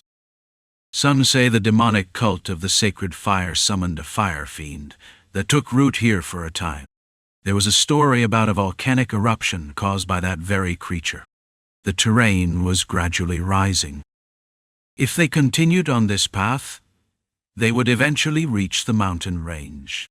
Beyond those distant mounds, they could see the gentle slopes of the Penhandle mountain range, a vast spine across the continent, resembling the back of a massive beast. "Let's rest here for the night," Greta suggested as the guide, and Ankrid agreed. The day had been spent on high alert due to an unforeseen circumstance. It was a sound decision to maintain their condition. There was no need to force themselves onward. Disease, if it really is a disease, doesn't strike overnight, nor does it kill instantly, Anne stated. "From what I know, it takes at least 2 weeks of suffering before death." Seeking confirmation, she turned to Odenkar and Magrun. Magrun nodded. "She's right. You suffer before you die. And there are warning signs, ones we don't usually speak of." "Is that so?" "That's good to know." It was Ragnar who responded. Magrun glanced at him. Why say it's a relief? Was he concerned for them? Magrun had never had any personal interactions with Ragnar. When Ragnar had left, Magrun had yet to prove himself as a competent warrior. If death is inevitable, it means you still have time to do the things you've put off, doesn't it? Ragnar added, his tone light. Magrun, unfamiliar with the man he once was, simply assumed this was Ragnar's nature. But was this really the same man who had supposedly abandoned training out of boredom? Is there something I don't know? Magrun was briefly puzzled, but dismissed it as meaningless suspicion. Yeah, you're right. With that, the group paired off for night watch. Ankrid and Ragnar took turns sleeping in alternating shifts. I hate this kind of thing, Odenkar muttered as he checked his weapons. He was among the top warriors in the Yuan family when it came to one-on-one combat, but he despised hunting down hidden foes or chasing after them. If he couldn't fight them directly with his sword, why even bother? That said, his knightly instincts hadn't dulled, and his training in Yuan had included basic tracking skills. The only issue was that he had never taken an interest in them. He had learned just enough to get by. Ankrid and Odenkar took the first watch. They sat near the makeshift tent, fashioned from unpacked saddlebags, and let the wind flow through it. Sitting in front of the shelter, the two of them passed the time, yawning. Even Ankrid couldn't suggest training under these circumstances. Wouldn't hurt to spar a little, would it? When Odenkar asked, Ankrid was quick to shut him down. Are you out of your mind? Or are you just planning to half-heartedly swing your sword while distracted? A proper spar required complete focus. Likewise, maintaining high alert meant any serious sparring was out of the question. I know it's a bad idea. Then stop making a habit of asking questions you already know the answer to. It's a bad habit. Fix it. Odenkar had a tendency to carefully choose his words, not out of fear of making mistakes, but because he hated having to repeat himself if someone failed to understand him the first time. Yet, Ankrid always understood him immediately. More than that, he grasped his intent without issue. Because of that, Odenkar felt comfortable speaking freely with him. You have an annoying way of talking, true. But if something's on your mind, just say it. Ankrid had a way of cutting straight to the heart of things, making it pointless to beat around the bush. For him to notice that hesitation was caused by worry, his perception was remarkable. With a mixture of amusement and intrigue, Odenkar finally voiced his thoughts. Unlike the family head's child inside that tent, Yon is everything to me. That was true. Odenkar had always been prepared to return to his home, never hiding his loyalty or respect for his house. And? Ankrid prompted him to continue. Odenkar, without hesitation, spoke bluntly. It's just, I have a bad feeling. A bad feeling? Let's hear it. It's just intuition. Like something's happened to my family. I know. Just like Magroon said, this isn't our family's domain yet, nor is it imperial territory. Only beyond those hills and mountains can we call it imperial land. Though even then, it's not fully under imperial control. Odenkar pointed to the distant mountain range with his left index finger. The bright daylight made it easy to see far. Little was known about the empire's structure. Even Odenkar, who was raised in the Yorn family, didn't know the details, so there was nothing more to gain from questioning him. Besides, what he was trying to say wasn't about the empire. Still, I feel like I have to go protect my family. There was a mix of belonging and anxiety in his voice. Enkrid didn't offer any words of comfort. Shouldn't I be where I'm supposed to be? That's what I keep thinking. As the conversation continued, it became clear that Odenkar hadn't wanted to get involved in this from the start. Ragnar Warendotty. Yeah, I've heard of him. But was it really necessary for me to be the one to bring him back? If that's what you think, then why did you come? Ankrid picked up a twig and idly traced lines in the dirt. The sharp tip of the branch sketched patterns, all related to swordsmanship. They said there was no one else to send. And he trailed off. There was more to it. Ankrid knew Odenkar had a habit of saving the important part for last. Even without exchanging many words, it was easy to tell. If one truly listened, certain things became obvious. The head of the family told me to leave, so it was half a command. Ankrid understood without needing further explanation. After that trivial conversation, both of them sank into their own thoughts. A few hours later, when their watch ended, Ragnar and Magroon woke up. Get some rest. We've got a long way to go, Magroon said as he took over the watch. Even if they allowed themselves a brief moment of ease, their task remained unchanged. Enkrid knew that well. And as he lay down using his backpack as a pillow beneath the tent's cover, he suddenly realized he was on a boat, swaying with the waves.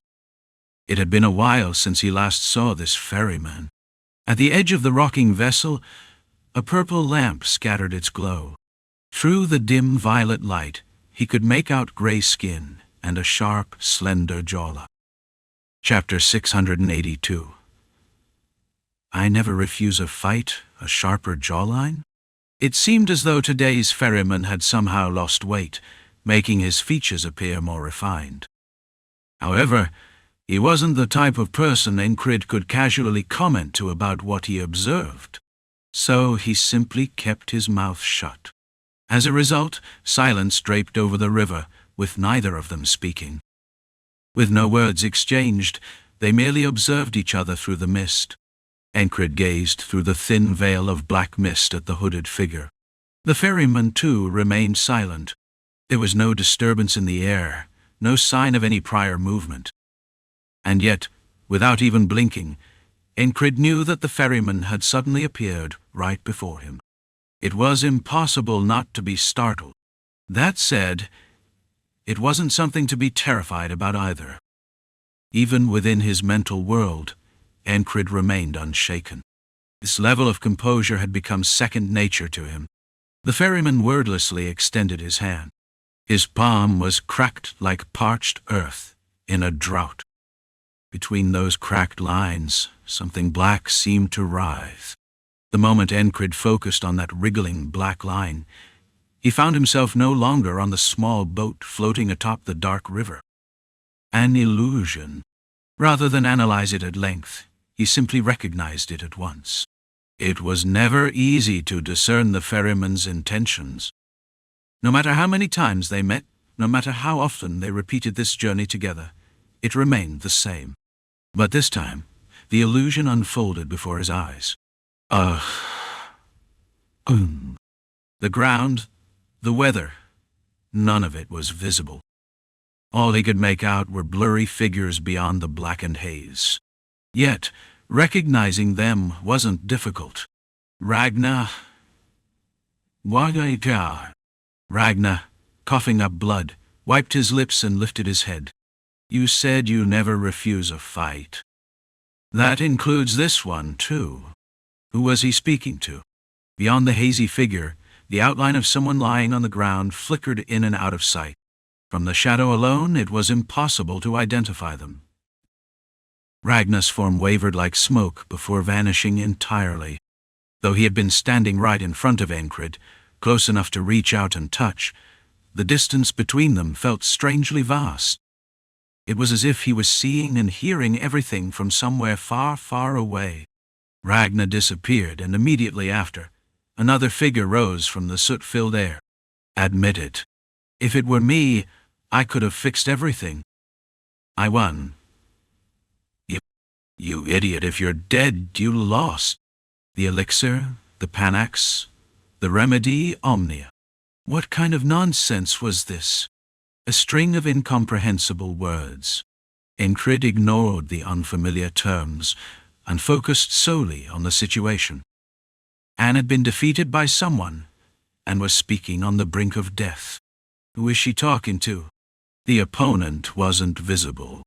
Their voice was indistinct, neither male nor female. If you're dead, you lost. You are nothing. Anne coughed and dissolved into smoke. Then the smoke gathered again, forming another figure, a middle-aged man. His thick eyebrows contrasted against his sunken cheeks, and his body was sturdy and well-built. There was no way to gauge his aura, but his appearance alone revealed plenty. The lack of excess flesh, the hollowed cheeks, it all indicated someone who maintained rigorous training, even at his age. He reminds me of Graham. There was a lord among the border guard, a veteran who had never put down his sword, despite his age, and had risen to the rank of a highest-ranking soldier. He was the epitome of perseverance, an inspiration to all soldiers. There is no such thing as being too late. There is only me who has yet to act. That was something Graham often said. A man who had once taken Enkrid's words, interpreted them in his own way, and internalized them. If this stranger reminded Enkrid of Graham, it was likely because they were similar. As a knight trained in sensory techniques, Enkrid's instincts were usually right. The unfamiliar man, his expression hard, finally spoke. Are you saying all of this is my fault? Another wisp of smoke rose, forming a new figure. Ragnar. His chest was stained with dried blood, and even his clean-shaven jaw was now covered in a crust of blood. Holding his sword, he asked, "Then, are you saying it isn't?" Perhaps the man hesitated before responding, or perhaps time itself distorted within the vision, but Enkrid perceived only a brief silence before an answer followed. "This was the best I could do. Bullshit." Ragnar responded immediately, without even taking a breath. The smoke scattered, and before Ankrid knew it, he was back on the boat. The ferryman, now holding a lamp, had turned his back on him. "Why did you show me this?" Ankrid asked. The ferryman turned his head slightly. Through the gap in his hood, his face was as pitch black as when Ankrid had first seen him today. No eyes, no features, just darkness. Then, rather than a voice, a single thread of meaning brushed against Enkrid's forehead. It was not words, but something conveyed directly into his mind. "You remember this. Don't forget." And then he woke up. He was surrounded by dim darkness. A different texture, a different hue. Reality had a nightmare. A voice drew his attention downward. At the entrance of the tent, Magroon stood. The early evening light framed his silhouette, the deepening twilight casting a pale blue sky behind him. His shadow stretched across the ground, reaching all the way to Enkrid's feet. "Not a nightmare," Ankrid answered as he got up. The ferryman's intentions were still as difficult to read as ever. A walking fire and something different that had been a warning. The last time had been interference. It was called advice, but had the ferryman ever once said exactly what Enkrid wanted to hear? But then again, real advice is rarely what the listener wants. Perhaps that made the ferryman an excellent advisor. A passing thought.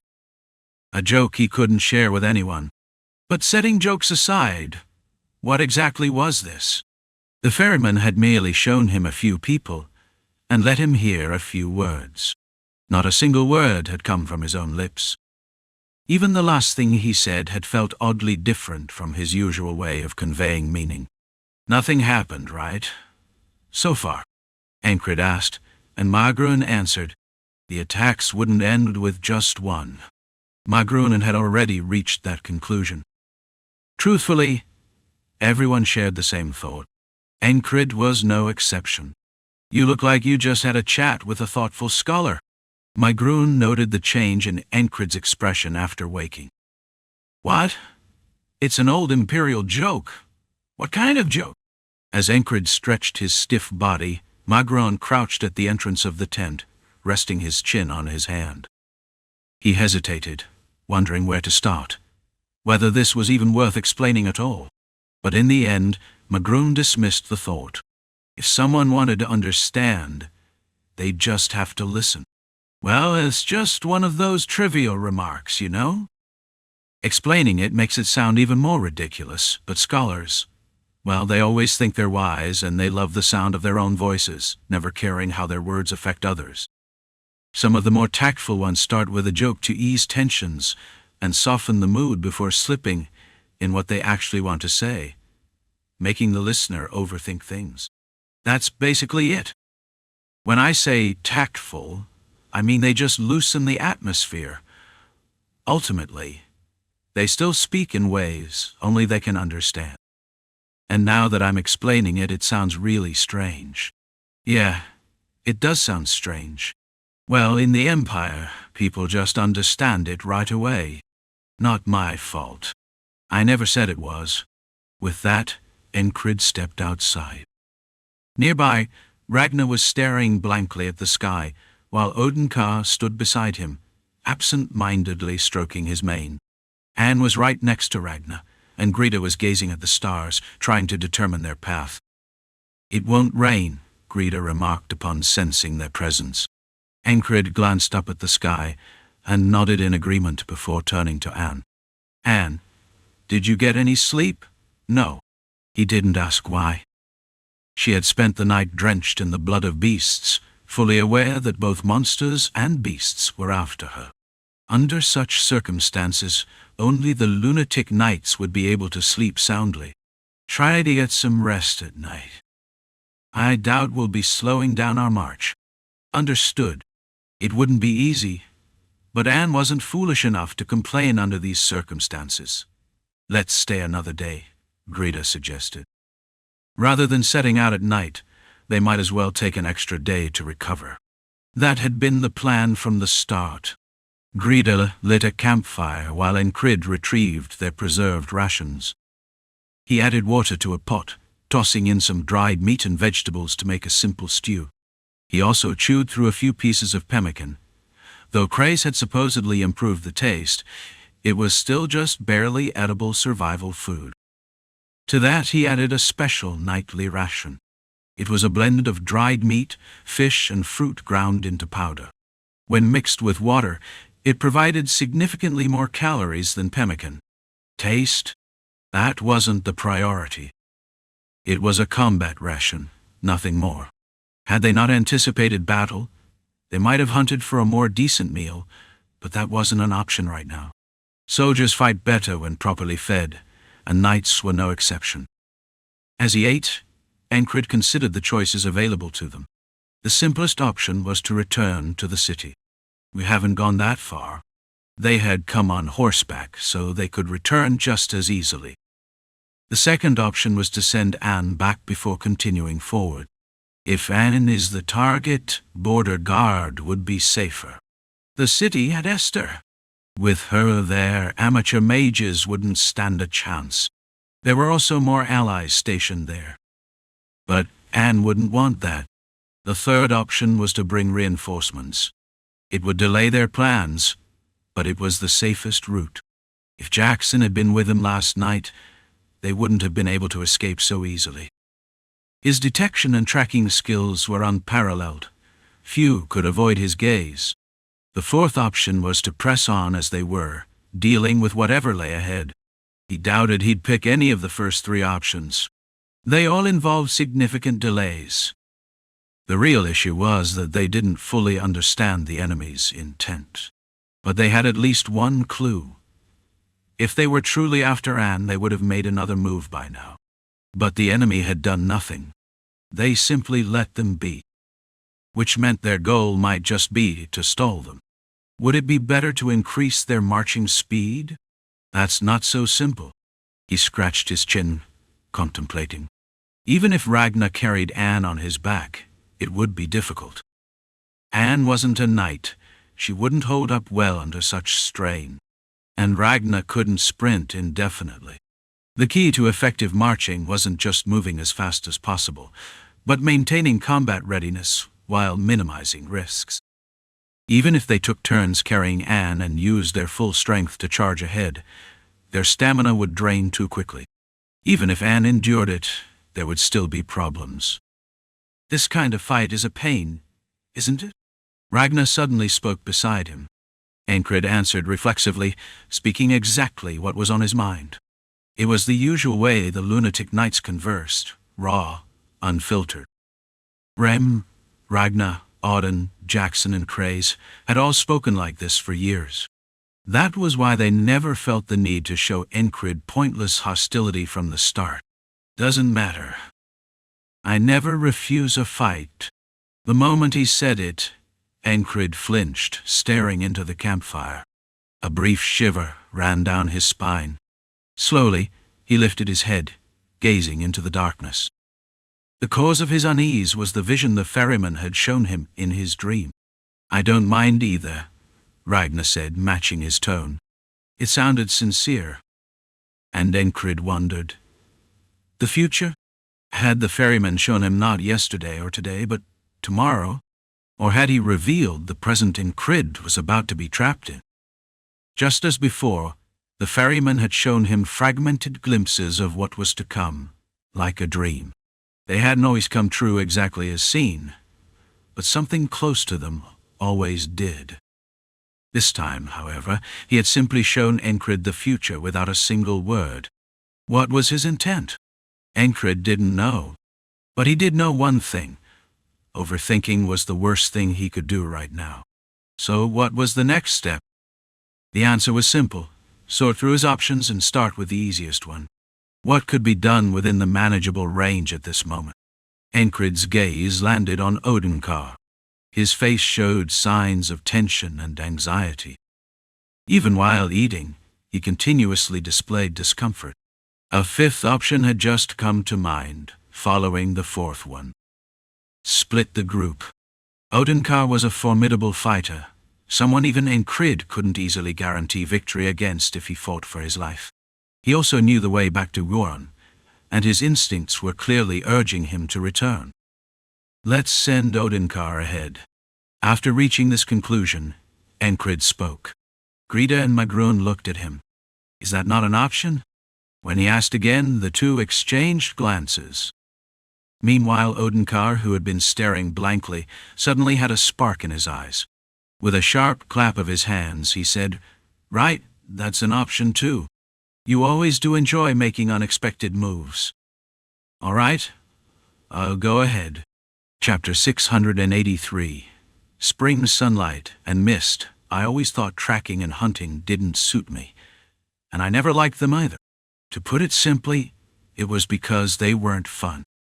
So, what did I do instead of tracking or hunting? Odenkar continued speaking. That was the phrase he deliberately chose to say, ending with a question.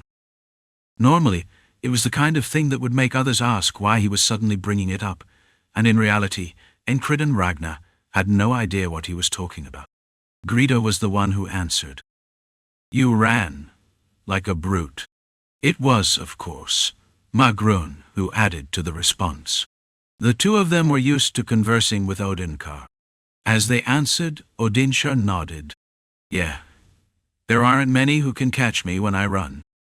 Even if someone had set a trap up ahead, I wouldn't need to stick to the main road if I were alone, so the chances of getting caught would be lower.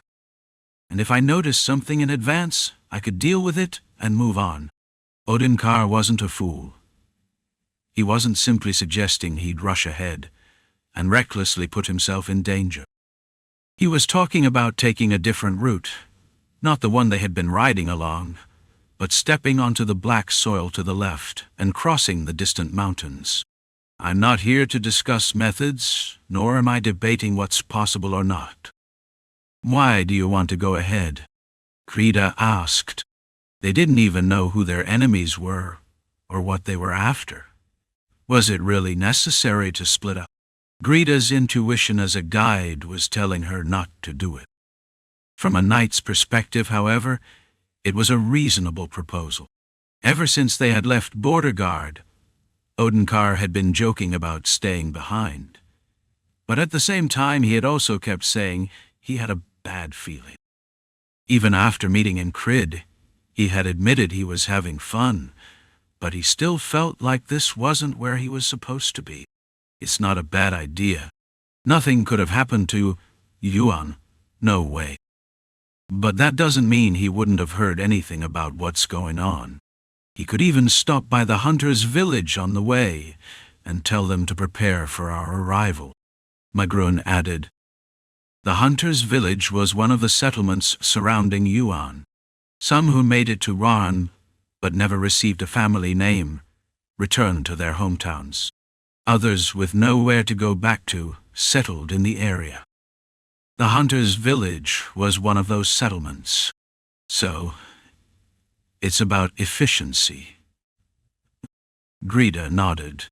That was, in the end, the essence of what Odenkar was saying. If I rush ahead, I might trigger whatever traps our enemies have set. Or, as Magrun said, I could be the one to deliver news of what's happening here. I'm not sure about stopping by the hunter's village. If I'm alone, I could just head straight to Yorn. Odenkar continued. He was practically fidgeting with anticipation.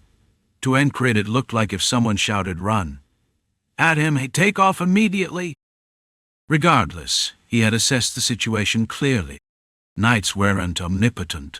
People called them disasters because they could achieve feats beyond common expectations, but knights themselves knew what they could and couldn't do. Those who failed to recognize this would become intoxicated by their own perceived omnipotence and eventually collapse from exhaustion. The important thing here was that, within this group, the only thing Odenkar could do was match their pace and walk. Tracking and detection weren't his strengths. On the other hand, Magrun was skilled at understanding paths and assessing situations. Grida, as the guide, was leading them while also observing their enemies' intentions. Sure, one of them could have left while the other stayed behind, but both of them had roles to fulfill here. In short, they had no reason to leave. But Odenkar? He was like a sword still sheathed. Unless there was a direct fight, he wasn't of much use in this situation. A sheathed sword wasn't useless, but what kind of fool would try to fight without drawing their blade? Odenkar knew the basics of tracking and detection, but he wasn't exceptional at them. That made him a blade trapped in its scabbard. So the best thing he could do was leave first. Ankrid didn't know if what the ferryman had shown him was the future, or if he was simply being mocked by showing him his own confinement. He had no idea whether this choice was the right one. But he did know that right now they needed to set things up so that everyone could do what they were best at. And that meant Odenkar could leave. "You're sharp, you know that," Greta said, as if summing up the situation, looking at Enkrid. He nodded and replied, "Most women say that after talking to me for a few minutes, one of my 17 irresistible charms..." You seriously joking at a time like this?" "You're consistently insane." Magrin shook his head and as usual spat out a sharp remark. It was as if he suffered from a disease that forced him to utter something biting at least once a day, lest his tongue rot away. Ankrid gave him a pitying look. Why couldn't he just accept reality instead of lashing out like that? It was because he had a pessimistic view of the world. That same perspective allowed him to dissect the elements of swordsmanship with cold precision, but it also made him see the world with a bitter gaze. That was Magrune's flaw. Ankrid had learned a lot from Shinar, and one of those things was that jokes should be delivered boldly. He had also learned that no matter what one said, they should always keep their chest lifted with confidence. So that's what he did. "I'm just stating the truth. You're really full of yourself, aren't you?" Greta chimed in. Her gaze briefly flickered to Anne. She wasn't stupid. She must have realized by now that the monsters had been after her. That alone might make her feel like she had messed everything up. Enkrid's joke had been a small gesture of consideration toward her. The others, being knights, had the composure that came with their level of skill, but the freckled healer, she wouldn't have that same luxury. This is hard to listen to. Anne, whether she had picked up on it or was simply acting out of habit, played along with the joke. While they were exchanging words, a long shadow stretched over the campfire. "Then, I'll be going ahead." The shadow belonged to Odenkar, who had finished gathering his equipment. A heavy backpack would only slow him down and get in the way. To prepare for possible combat, he carried only a small bag slung diagonally across his back. Inside would be some simple preserved food and night rations, edible enough if you ignored taste. When mixed with water, it provided enough sustenance. A regular person would find it hard to digest, experiencing discomfort and nausea, but knights were used to eating large amounts and could process it while running. Odenkar turned to Enkrid one last time. "I'll see you in Yon." Enkrid nodded in response. Odenkar gave a final stroke to the mane of the horse that had carried him, whispering his thanks, then strode off into the darkness. With the moon hidden behind clouds, the light of the fire soon lost sight of him. It was as if he had walked straight into the maw of some lurking beast. Of course, if such a massive creature were nearby, its scent and presence would be obvious, so that was unlikely. And even if something like that did appear, he'd probably just cut his way out. As Odinchar's figure disappeared into the shadows, Enkrid thought to himself, that man was one of the strongest in Yuan. That was why none of them felt uneasy about letting him go. What would this situation turn into later? No one knew. But for now, this was how it had to be. If he had brought it up and everyone had opposed it, he wouldn't have forced the issue. But everyone followed Enkrid's words without resistance. Magrun mulled over the situation as he looked at Enkrid. Sitting quietly by the campfire, Enkrid was rummaging through his belongings. Why did they follow Enki's words so readily? Because his opinion was reasonable? Was it because, after spending months together, they had come to recognize that his gaze was not ordinary? Or perhaps, have we unconsciously developed a tendency to follow him? Enkrid was the kind of person who naturally made others accept his opinions. There's a reason he's called the demon. Hadn't the entire border guard turned into training fanatics just from witnessing his relentless obsession with training? Magrun looked at the transformed border guard standing forces. He hadn't seen them before, but he knew well enough that no unit like this existed anywhere else on the continent. If there was any army that could be considered a worthy comparison, perhaps the Imperial Army. The outcome of an actual battle was uncertain, but in terms of the quality of the troops, they were comparable. It's strange for us to be traveling together like this. We're perfectly fine on our own. Even that Ragnar has been venturing out alone since he was a child. The comment was an aside, added during the course of a conversation. It's a path where you just follow the moonlight. No need to take a complicated route. Ragnar responded to those words. That bastard is lucky to still be alive. Shouldn't he have already fallen off somewhere and died? A demonic domain, a cliff, something. Ragnar's sister voiced her concerns for her younger brother. In turn, the brother responded to her worries with affectionate language. Where do you even keep your eyes? Not only can you not remember people's faces, but you can't find your way either. Why would you walk toward a cliff just because you see one? As long as they weren't drawing swords to actually kill each other, this counted as affectionate. At least, that's how Enkrid decided to see it. The two continued exchanging their warm sentiments in a similar manner for a while. I can just jump down a cliff if it comes to it. Ah, can't you do that? You son of a dog, you talk just like Remed. Rita, flaunting her experience wandering the continent, incorporated a variety of curses she had picked up, including some she had recently learned. Had Rem been present, he would have immediately drawn his axe in response. Hearing their exchange, Ankrid felt an urge to cleanse his ears. Even in most mercenary bands, conversations weren't this brutal. I have no idea what's happening here. Same for me. Magrun and Anne, who had chosen to ignore the pair's comedic exchange, made passing comments to each other. The fire's glow painted Anne's face red. Despite the situation, she didn't mention turning back. Rather, she said the opposite. I have to see that disease for myself. She didn't add with my own eyes or in person, but her meaning was clear. Do as you wish. Ankrid respected her decision. She had left an impression on him from the very first meeting. To her, even alchemy was just another means of healing. Then, was what she practiced alchemy or healing arts? He didn't know. She could call it whatever she wanted.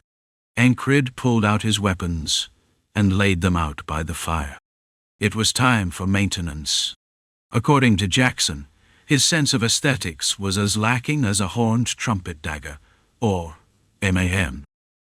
Among his weapons, there were 10 of those daggers, along with a samkyo and a penna. He had even brought a short sword mixed with Valerian steel, just in case. He had developed the habit of keeping weapons on his person rather than hanging them on his saddle. It was something he had learned from his mercenary days, not through direct instruction, but simply by observing others. Among mercenaries, it was common practice to always keep their weapons on their bodies. You must have worked as a mercenary before. Grida, keen-eyed as ever, remarked. She, too, had wandered the continent, and had, of course, been involved in the mercenary world. She pulled out her own weapons and began her maintenance routine as well. Applying oil where needed, checking for loosened fittings, these were the usual tasks. Ragnar and Magrun joined in, and soon the only sound filling the air was the rhythmic clinking of metal. Afterward, silence settled in as they rested. They all knew how to sleep as much as necessary when needed. That's what they did. Even Anne at some point loosened up and fell asleep. Ankrid remained partially alert even while resting, but nothing happened that night.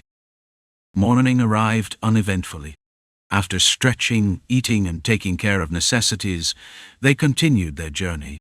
The land was a vast expanse of black soil and open plains, occasionally interrupted by rolling hills. Some hills were so high that even on horseback one couldn't see past them. Others barely reached Anne's waist. The landscape stretched on like waves. As they walked with the lazy spring sun hanging above their right shoulders, something happened. A few trees stood in the distance, and around them, mist began to spread. It was obviously unnatural and abnormal. Moreover, Enkrid had encountered this phenomenon before. Chapter 684. Amber Dress. Ragnar, already aware of what was happening, lifted his head and looked forward. The mist which had started at their feet quickly rose. Nothing was visible now. The thick fog obscured their surroundings, just as it had before. It was the same spell he had encountered once on the battlefield. Mist of Massacre. Prepare. Ankrid pulled Anne closer to his right as he spoke. Ragnar stood at Anne's right side. The attack was here. He had been wondering when it would come, and now it had. What would it be this time? A monstrous creature beyond imagination? Or a spell? As the fog thickened, even Anne, who stood right beside him, faded from view. However, sounds could still be heard. The technique of the spellcaster was different from that of the Grand Duchy of Azpen. There were no visible banners. Front. Padyar. It was Grida's voice. Whatever method she had used, she had sensed the enemy before Enkrid did. Among the five senses, his sense of touch sharpened to its limit. Every hair on his body stood on end, detecting the slightest vibrations in the air. Thud, thud, thud, thud. Rather than sound, it was vibrations that struck his skin. There was no actual thud, thud, thud. Ankrid did not immediately draw and swing his sword, Penna. Instead, he shifted his position 4 times, blocking possible attack routes. Clang, clang, clang. 4 projectiles ricocheted away, each precisely deflected. They were darts.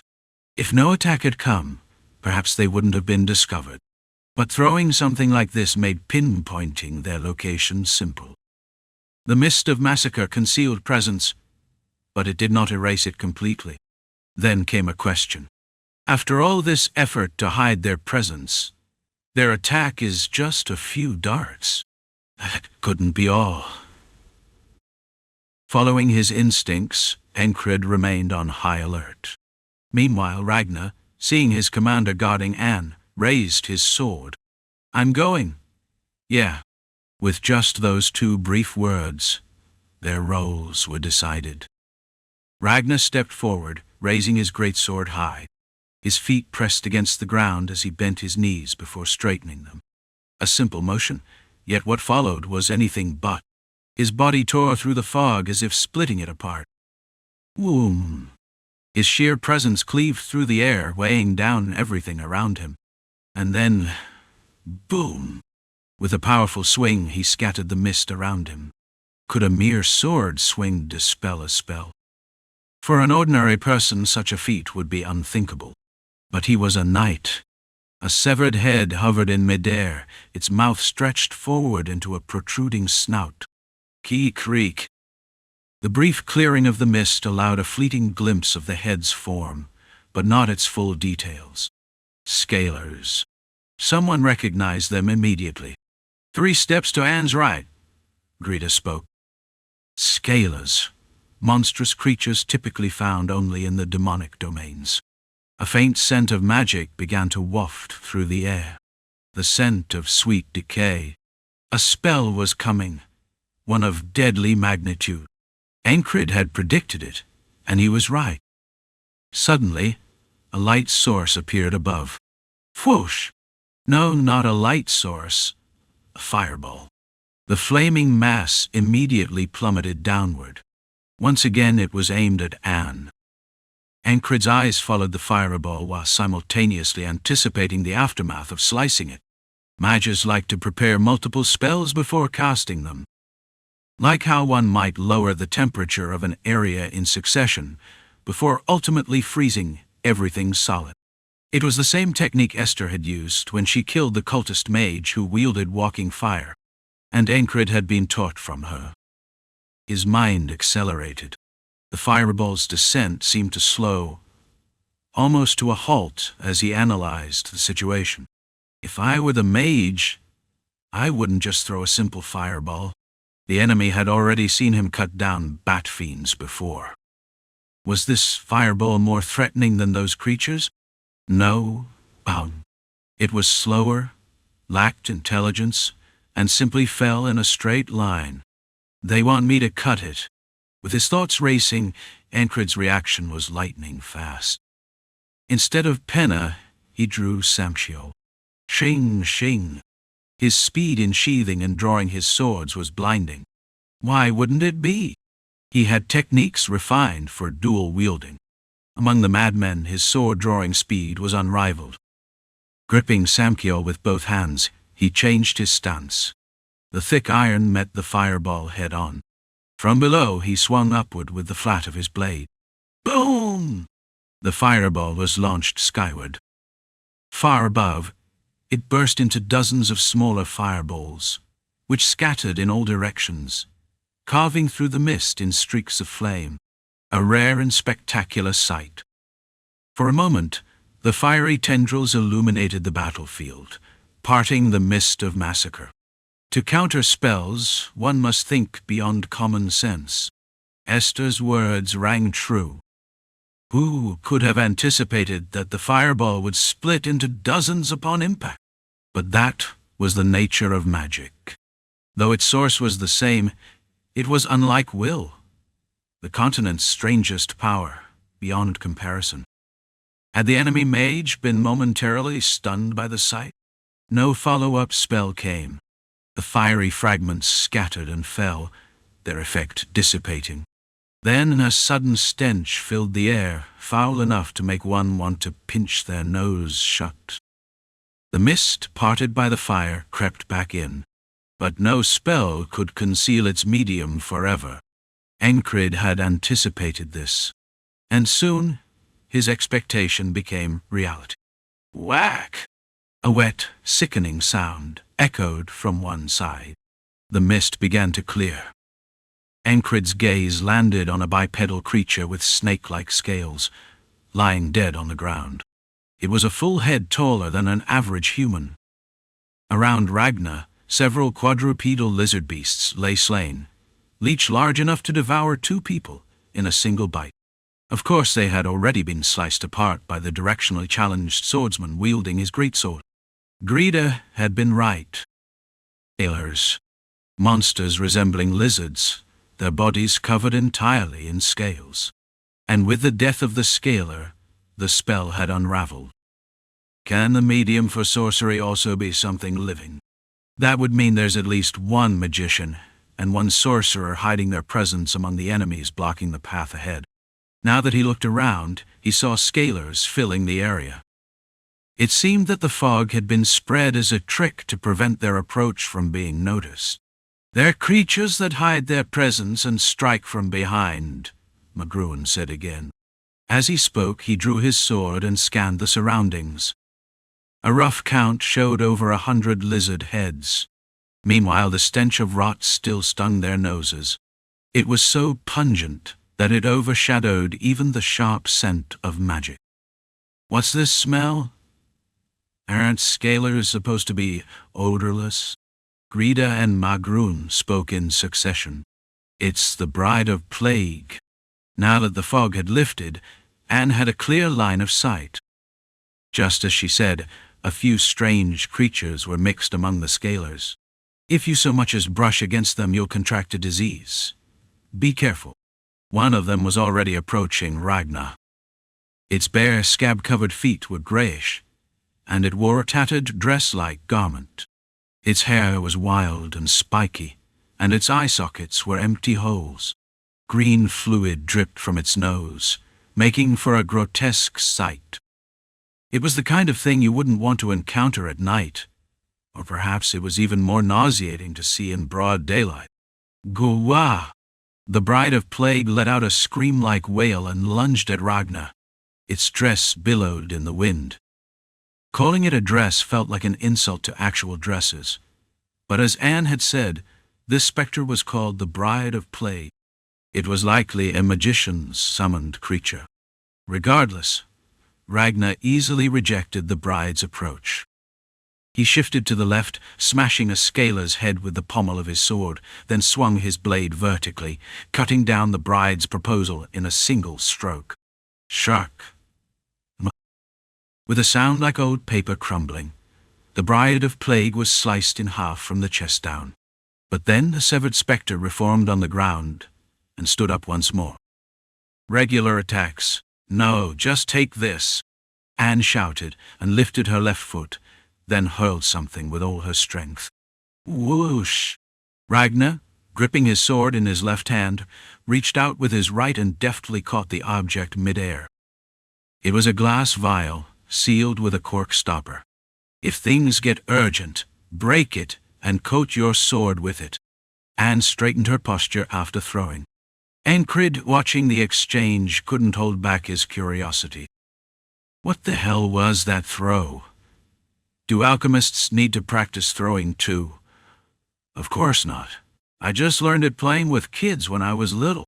Children raised in slums learned the harshness of life early. Catching birds in mid-flight was one of their means of survival. If they accidentally struck a carrier pigeon or crow delivering a message, it was practically a death sentence. Here. Anne handed a vial to Enkrid as well. Inside, an amber liquid swirled, proudly asserting its presence. I'm a healer, but I'm also an alchemist. Against things like that, I'm never at a disadvantage. Holiness was the natural counter to all specters, but alchemy was the easiest way to destroy them. It was a common saying across the continent, a phrase passed down from a renowned alchemist of the previous era. And it wasn't wrong. Ankrid poured the amber liquid onto Samkiel. The liquid trickled down and clung to the blade. The moment it met the air, it hardened like sugar water, leaving the blade bathed in a faint amber glow. I've got mine, Grida said to Anne first, then pulled out a leather pouch. She bit down on the string, loosening it, and sprinkled powder onto her sword. It had a subtle pearl-like hue. Magron accepted the amber vial from Anne. Meanwhile, Ragnar once again rejected the bride's proposal, this time slicing it horizontally, separating its torso from its legs. Thud! A soft noise accompanied the act. The severed bride of plague was purified. Spectres were amorphous monsters, given form through malice and hatred, manifesting as negative energy. For them, purification meant losing their very existence, which was simply another way of saying they had died. With a faint crumbling sound, the bride of plague turned to dust and scattered away. Hiss! While Ragnar destroyed the spectre, the scalers hissed like snakes as if cheering each other on. Their cries sent tremors through the air, making it difficult to sense anything by touch. They used sound to mask each other's presence, Grida said.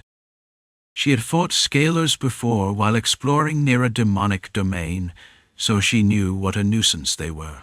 The demonic domain was often called the graveyard of knights for a reason. Countless creatures within it posed a threat to them. Not that this particular group of scalers was a real threat, but they were certainly annoying. They constantly aimed for their enemies' backs, and they were intelligent enough to coordinate their attacks. Ha! With a sharp exhale, Grida slashed backward, severing the heads of 3 approaching scalers. It was a single swing, but the trajectory twisted mid-air, carving a zigzag pattern through them. The monsters collapsed before they could even react. Where do you think you're going? Grida adjusted her grip on her sword. Meanwhile, Enkrid quietly scanned the battlefield. Let's assume the sorcerer isn't here.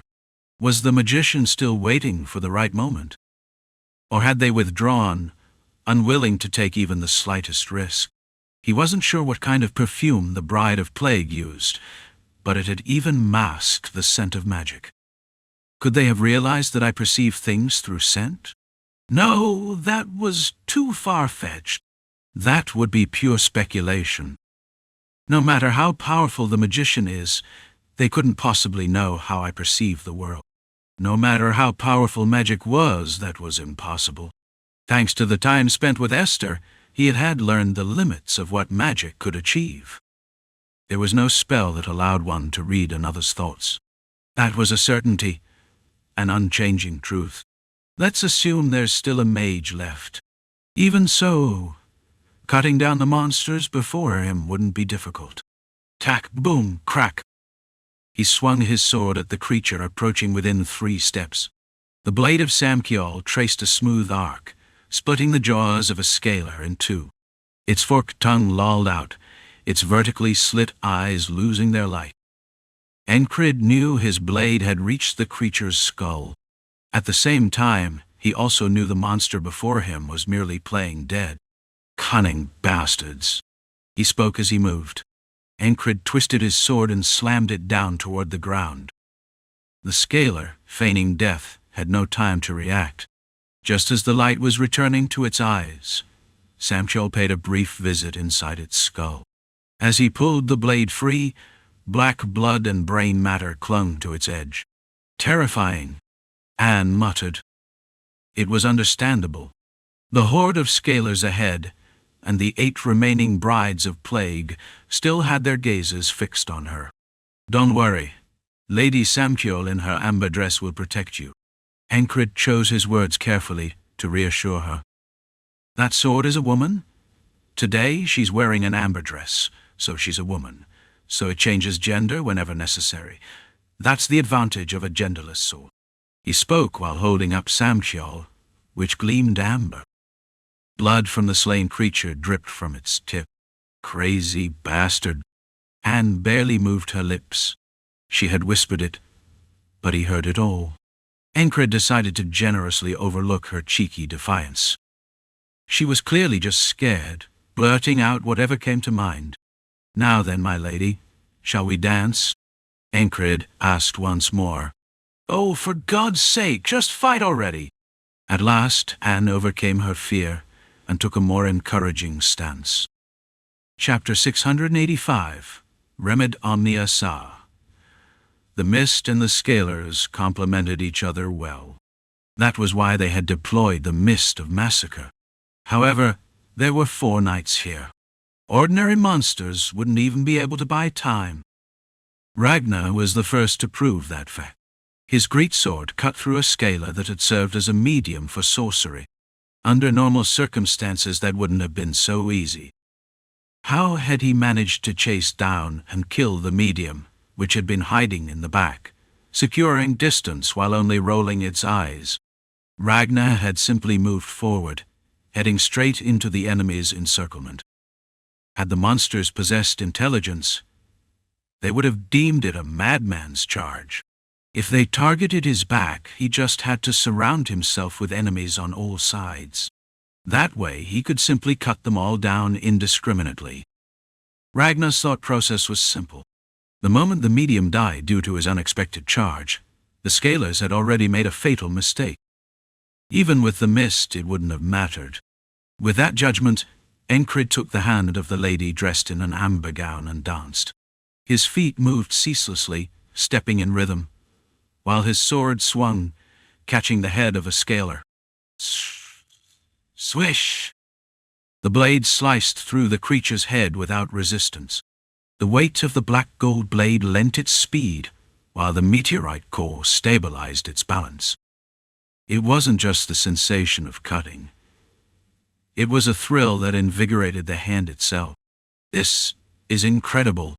Was it Atri's craftsmanship that had improved, or was it simply the difference in materials? Probably both. The black gold and true silver he wielded now fit his hand far better than the ones he'd received before. The way they responded to his grip felt as if Lady Samkiel herself was speaking to him, telling him how happy she was to have found such an outstanding partner. I feel the same. Muttering words that would make others call him a madman, Enkrid continued his relentless footwork, guiding the lady in their deadly dance. But his movements were far from random. He spun in circles around Anne, always keeping her at the center. With accelerated thoughts and sharpened senses, He accounted for every incoming attack. He maintained the Wavebreaker stance, striking and slashing the moment he spotted an opening. Nothing, neither the Scalers nor the Brides of Plague, could close in past a certain distance. To Anne, it felt as though she was standing in the eye of an amber-hued storm. The Bride of Plague's breath itself is poisonous, she warned. No one responded. There was no need. There were no brides left. Every one of them had been cut down before they could even maintain a distance. Even though Anne's vision had been obstructed, she had still felt the need to speak. It didn't even take half a day to wipe out the entire Scalar horde. A few of them had feigned retreat, lying flat against the ground to crawl toward Anne, but their efforts were in vain. Magroon darted around, stabbing his sword deep into the earth to eliminate them. Thud! Crack! Among the fallen, a few beast monsters could be seen, but they were no more than remnants. There were not even 5 Scalers monsters left among them. That was because Ragnar had killed them all. If we're talking pure combat power, the beasts would have been the bigger threat. That was Enkrid's assessment. What made the Scalers dangerous was their ability to deceive, even a knight's senses. Their hissing cries vibrated through the air, disrupting perception. They had no discernible scent, making it impossible to detect them through smell. No, in fact, they were perhaps the hardest creatures to track via scent. One might call them the natural enemy of beastkin. With techniques that interfered with touch, hearing, and smell, they excelled at disorienting their prey, which meant the only thing to do was see them, cut them, and pierce them. He confirmed each one's position visually, and the tingling sensation on the back of his neck told him when they drew near. No knight would fall so easily to those creatures.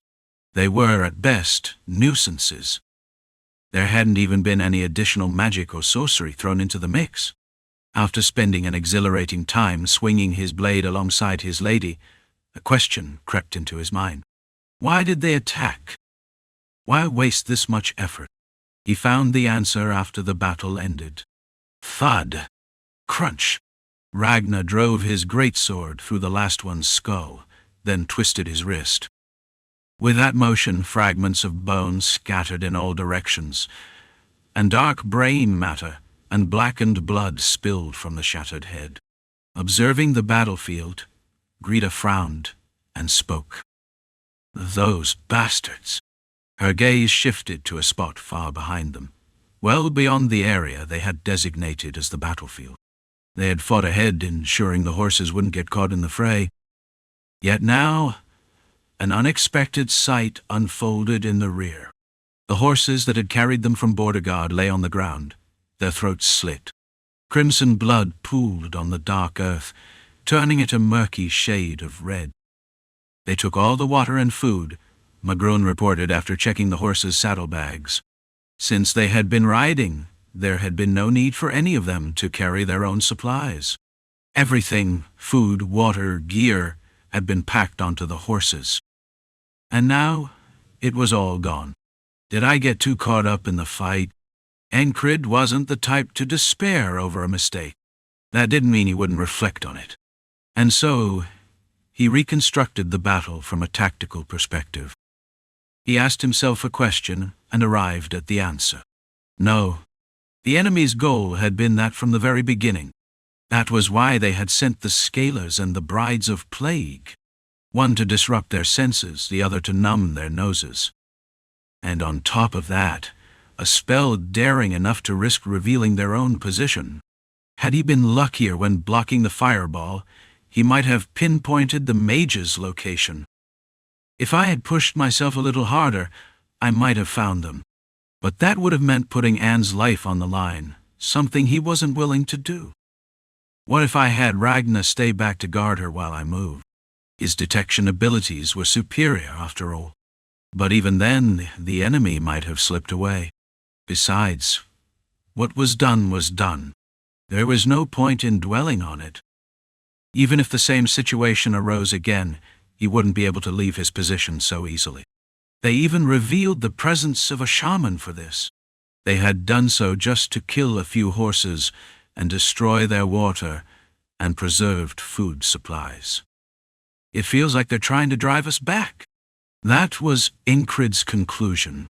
If not that, the mage said they could shape the situation to their liking by casting spells multiple times. What if that mage was as cunning as Craze? If they're doing this now that we're out of horseback travel range, then their real target must be our supplies. Grida, as their guide, assessed the situation. It wasn't good, but it wasn't something to panic over either. Ahead lay mountains. For an ordinary person, that might be threatening, but not for her. The mountains were full of food. With the weather warming, there would be grass, berries, and fruit. They could hunt animals. Water could be replenished along the way. We pushed forward. Ankrid reached the same decision. He spoke and glanced at Anne. His eyes carried a question. If she wanted to turn back, she could say so anytime. Anne clenched her teeth. Someone harbored malice toward her. Being targeted wasn't exactly a pleasant feeling, but she wouldn't cower and retreat. Never. I'm a healer. My goal is to cure all diseases in the world. Besides, waiting for her in Yon was one of the reasons her family had been taken from her. All right. Enkrid acknowledged her resolve, and Anne steeled herself. The amber liquid on her sword had passed its effective duration, and the fluid slowly dispersed, dripping onto the ground. It's not a lady anymore, is it? From now on, just fight properly, Anne said, using unnecessary words to calm herself. Enkrid soothed her heart. Next time, I'll ask for a black tailcoat. Anne's response was high praise. That Night Order name will never change. With that, the group moved forward again. Thanks to their habit of keeping weapons on their person at all times, all they lost were blankets, cooking pots, cups, and food. The blankets could be replaced with their cloaks. Ragnar untied the cloak from his waist and handed it to Anne. He rarely wore it, thinking it cumbersome. It was lucky he had it tied to his waist. Otherwise, it would have been taken too. Oh, thank you. Anne folded the cloak in half and wrapped it around herself. Draped in the deep navy fabric, she stepped forward. Let's go. Yeah, let's go. Grida responded, and Magroon nodded. It seemed both of them had concluded something was happening inside Juan. Otherwise, what was the reason for everything that had happened so far? They hadn't even reached Imperial territory yet, which made it all the more unsettling. As they resumed their march, Enkrid walked beside Anne and asked, "What is Panax and Remed Omnia, huh?" Anne turned her head and blinked. The vast landscape was already slipping behind them, and as they passed a few knolls, a field of grass rose beneath their feet. As they walked across the grass, the terrain gradually elevated. They were now following the mountain ridges. The increasing number of trees was proof enough. Where did you hear that? It's the same as elixir. Panax is the term used by the fairies, and some scholars say dissolving the philosopher's stone would create one. Ankrid was familiar with the term elixir, the water of life, the cure-all. It was something often mentioned in bardic tales, but not in historical records. Only in stories filled with myths and curiosities. Some stories called it a golden apple, while others described it as a potion that moved on its own, even inside a glass bottle. But when asked if it truly existed, no alchemist on the continent had yet to produce such a wonder. Remed Omnia is a concept in alchemy. Put simply, it's a cure-all in substance form. Does something like that really exist? Ankrid asked, and Grida interjected. Whenever some wandering alchemist claimed to have a cure-all, it was always closer to poison. Isn't medicine just a hair's breadth away from poison? Anne looked at Grida and spoke. Do you have knowledge of alchemy? You're right. Even poisons can be useful if used correctly. On the other hand, medicine can become poison if used improperly. Some medicines turn toxic when overused, while some poisons can heal in small doses. So, are you saying a true cure-all could exist? Greta asked, her tone indifferent. Ankrid just listened in silence. Anne didn't answer immediately. She stepped over a raised tree root and glanced at a lone tree standing in the distance. Sweat beaded on her forehead. She wasn't particularly weak, and the group was pacing themselves for her. But this was still tiring. A little further, and I'll have Ragnar carry her. Ankrid thought to himself while Anne took a few more steps before speaking. Every alchemist who studies healing dreams of creating the elixir. I always thought their efforts were foolish. So, it didn't exist. Among those who studied alongside her, Anne's talents were exceptional. Even the alchemist who had taught her had both coveted and envied her ability. Despite only passing down partial knowledge, he had been surpassed in healing by Anne at an early stage. Just as there were geniuses in swordsmanship, there were geniuses in alchemy.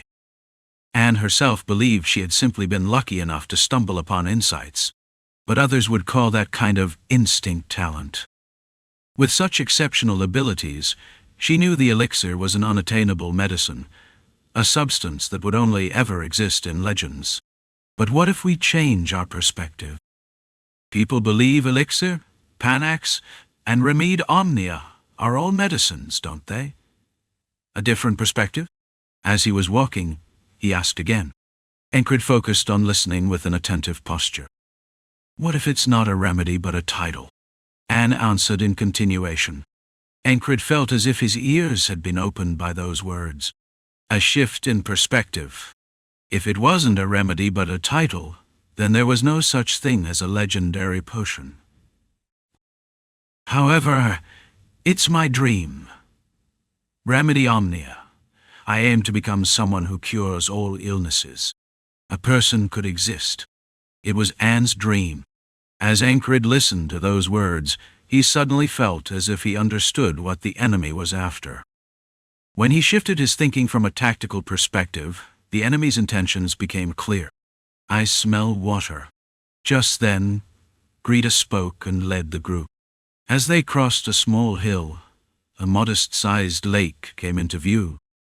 The water was clear, and behind it was a steep path. It was a body of water that had pooled in a sunken terrain. Whether it was due to an underground spring, there was a faint chill in the air. They had several canteens, so there was no shortage of containers to collect water. However, wait a moment. Ankrid stopped Greta and looked at Anne. You can check if there's anything wrong with the water, right? Huh? Oh, yes. Of course.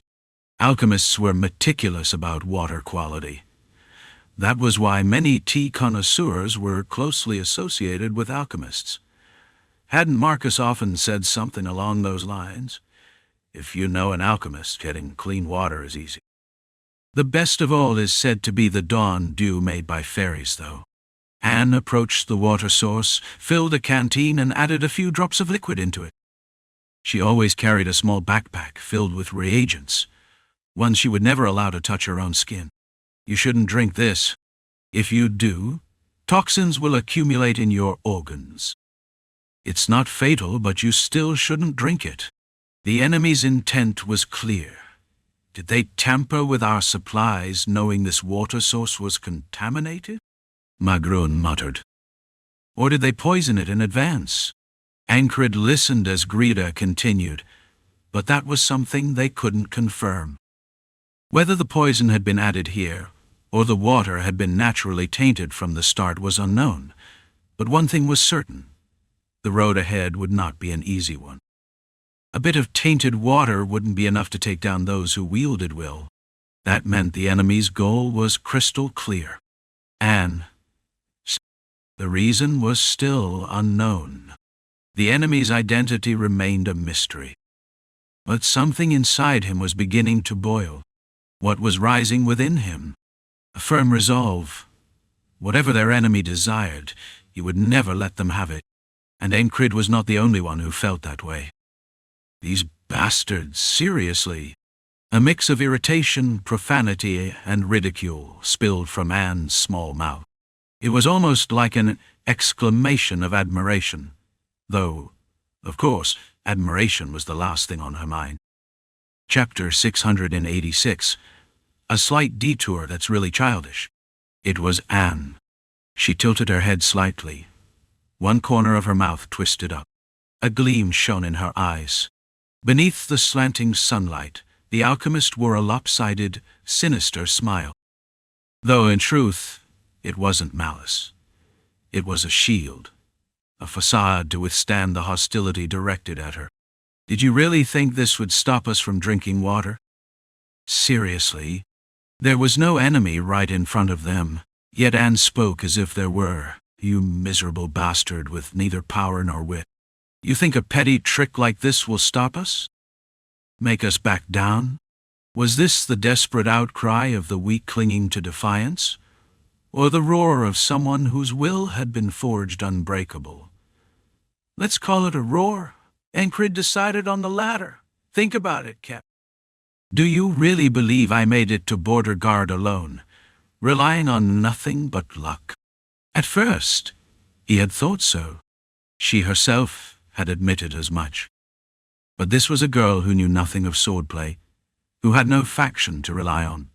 Yet she had crossed the continent and reached Border Guard, the city of vigilance. Reaching even the outskirts of the continent was an improbable feat. By sheer probability, her survival was near impossible. She must have had some means. Ankrid had seen enough of Anne to know better. Even when she arrived at the training grounds of the Madmen unit, she never came empty-handed. During her research, wherever her hands rested, there were always a few vials of reagents, medicinal concoctions, or small, round pills meant to be chewed. Enkrid always kept a sword by his side, even when sleeping. It didn't have to be the weapon given to him by Atri. Any blade would do, so long as he had one. If my sword is my weapon, then that bag must be hers. Anne undid the clasp of the bag slung across her waist and back, reaching inside. What she pulled out was a small, round blue pill, no bigger than a pinky fingernail. I am an alchemist and a healer. She spoke the words like a minstrel reciting a ballad. With the right melody, it could have been a song. Her voice had a rhythmic precision, each syllable falling perfectly in place. Then she dropped the pill into a canteen of tainted water. Before one could even take a full breath, a blue smoke rose from the water's surface and quickly dissipated.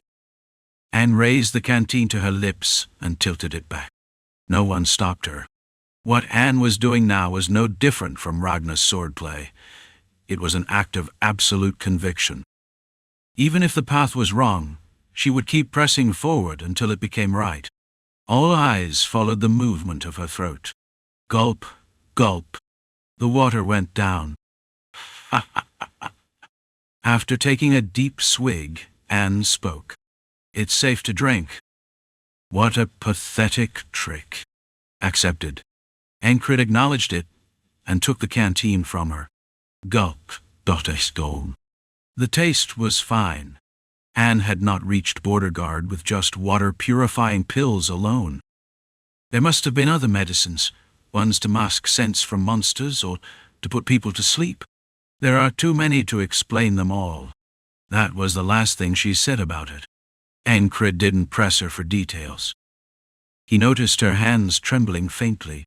Would being surrounded by knights give her a sense of relief? Facing hostility and malice like this, it was unlikely. She won't take it lying down, though. And when she fought back, she'd make it clear she wasn't to be trifled with. But their enemy was proving, again and again, to be just as insane. Everyone, stop. It had been less than half a day's journey through the mountain path when Enkrid caught a sharp, acrid scent with his nose. A poison mist? It seems to be a type of spell. He glanced ahead. Yeah, I see it. Magrun responded. Ragnar merely stared, indifferent. The enemy wanted to slow them down, and that alone irritated him. Before them, a murky green fog sprawled out, blocking the path. Enkrid took one look and made his decision. No need to waste time analyzing. Is there a detour path? There is, Magrun answered immediately. At Enkrid's signal, Ragnar turned his back toward air.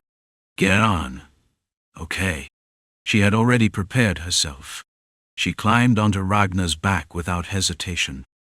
Ragnar tossed his greatsword to Enkrid, who caught it. It was a weapon meant to be worn on his back, so he couldn't carry it while giving Anne a ride. Let's pick up the pace, Magrun. Understood. No need for extra words.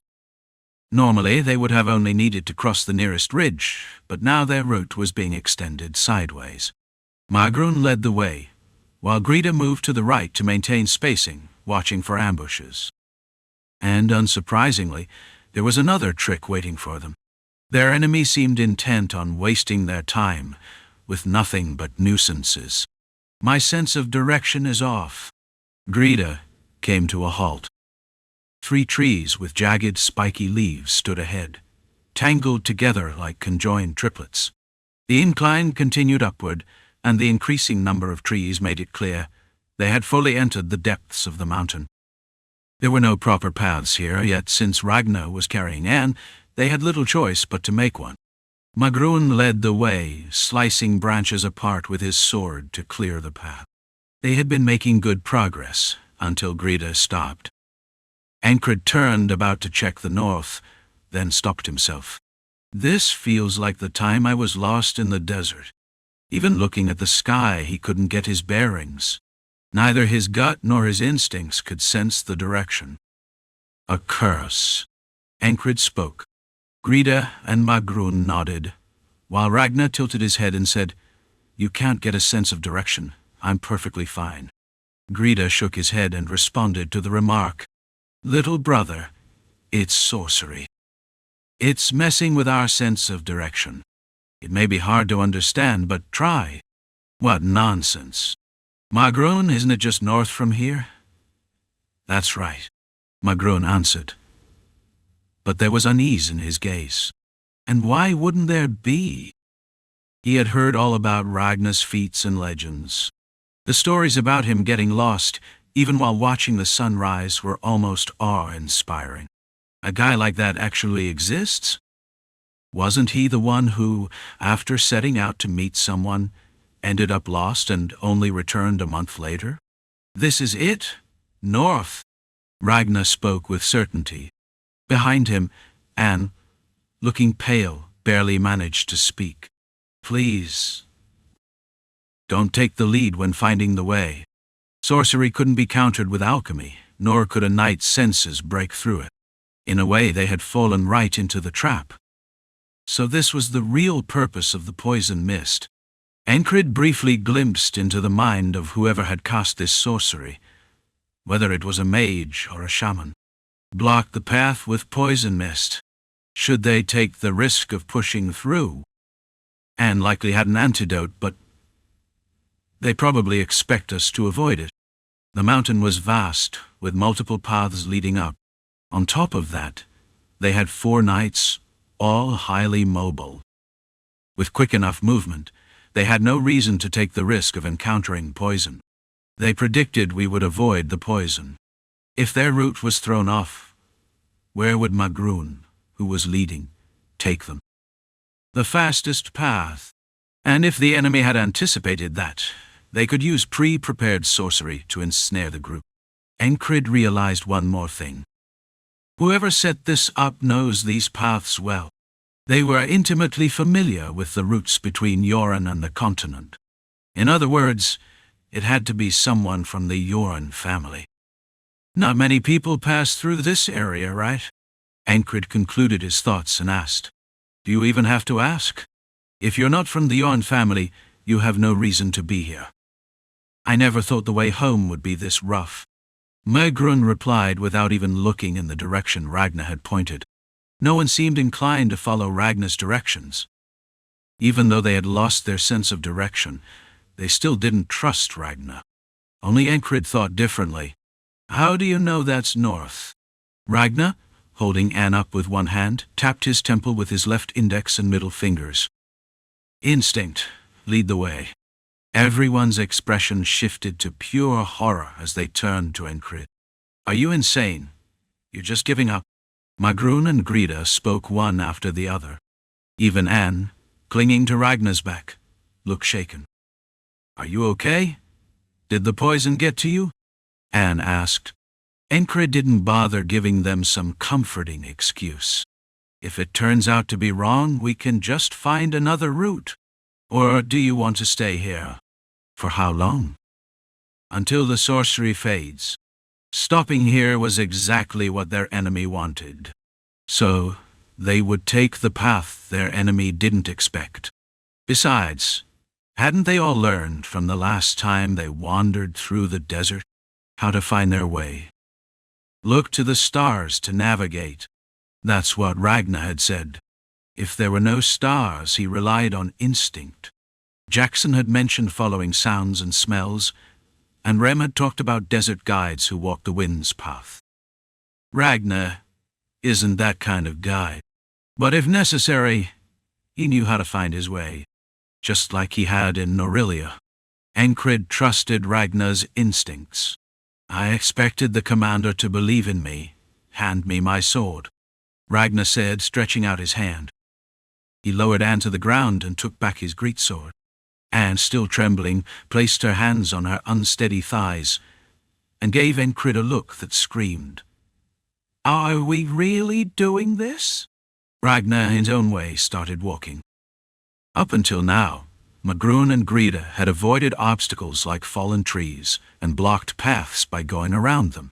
But Ragnar wasn't a man who cared about such things. The moment he determined that this was north, he went straight ahead.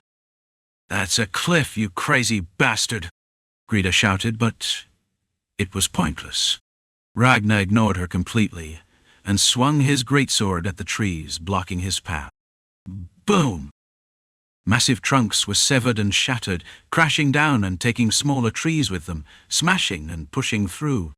Several of the smaller trees, as if embarrassed, exposed some of their hidden roots from beneath the soil. This is north. He cut down trees and pushed forward relentlessly. When a rock stood in his way, he leaped over it. When a tree blocked him, he cleaved it apart. At last he reached the edge of a cliff, and without hesitation, he began sliding down.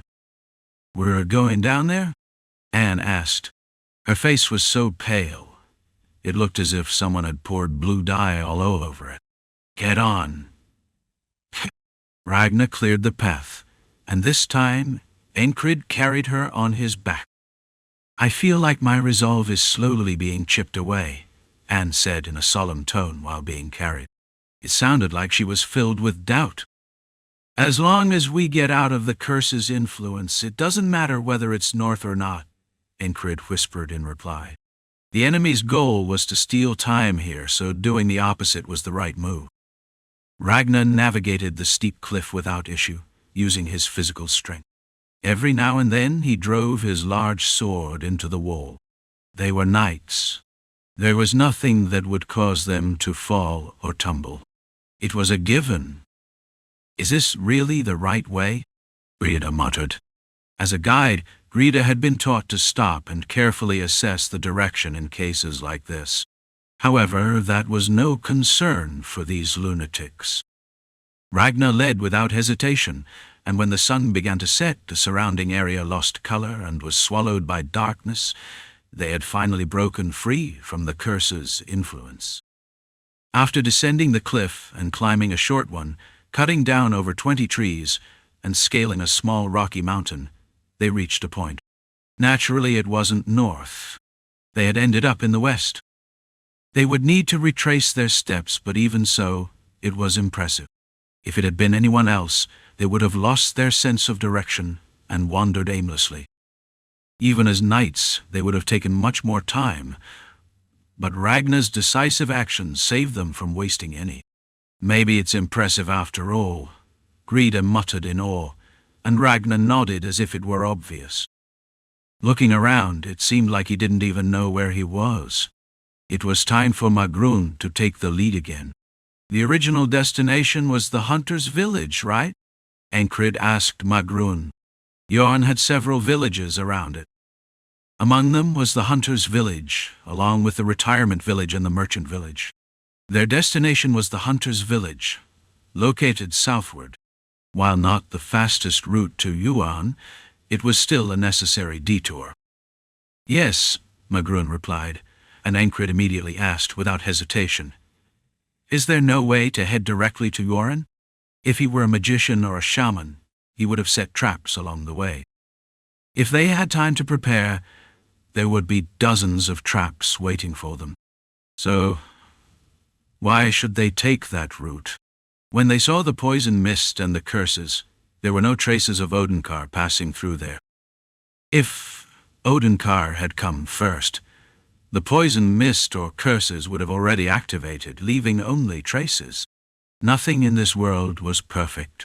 Neither curses nor spells were flawless. They would have been one-time effects that disappeared after activation. Both the poison mist and the curses that disturbed direction were quite powerful. They weren't suitable for continuous use. Therefore, let's change the route. The conclusion was that changing the route would take them out of the enemy's expectations.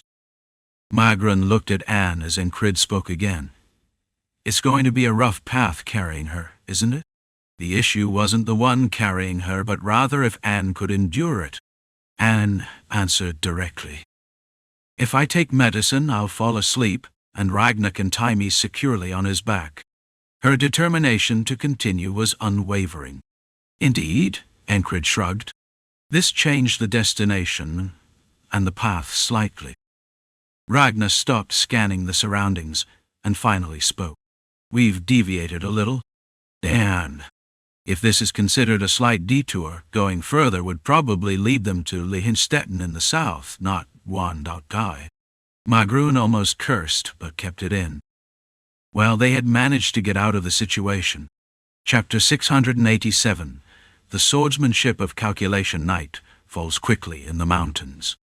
The early twilight light soon fades, and the moon and stars replace the sun on the swiftly descending night sky. Though it wasn't possible to race like a wild dash, they were still running at a fair speed. When the terrain flattened, their speed doubled, and as their pace quickened, the moon and stars above stretched into lines, appearing elongated in the sky. Scree!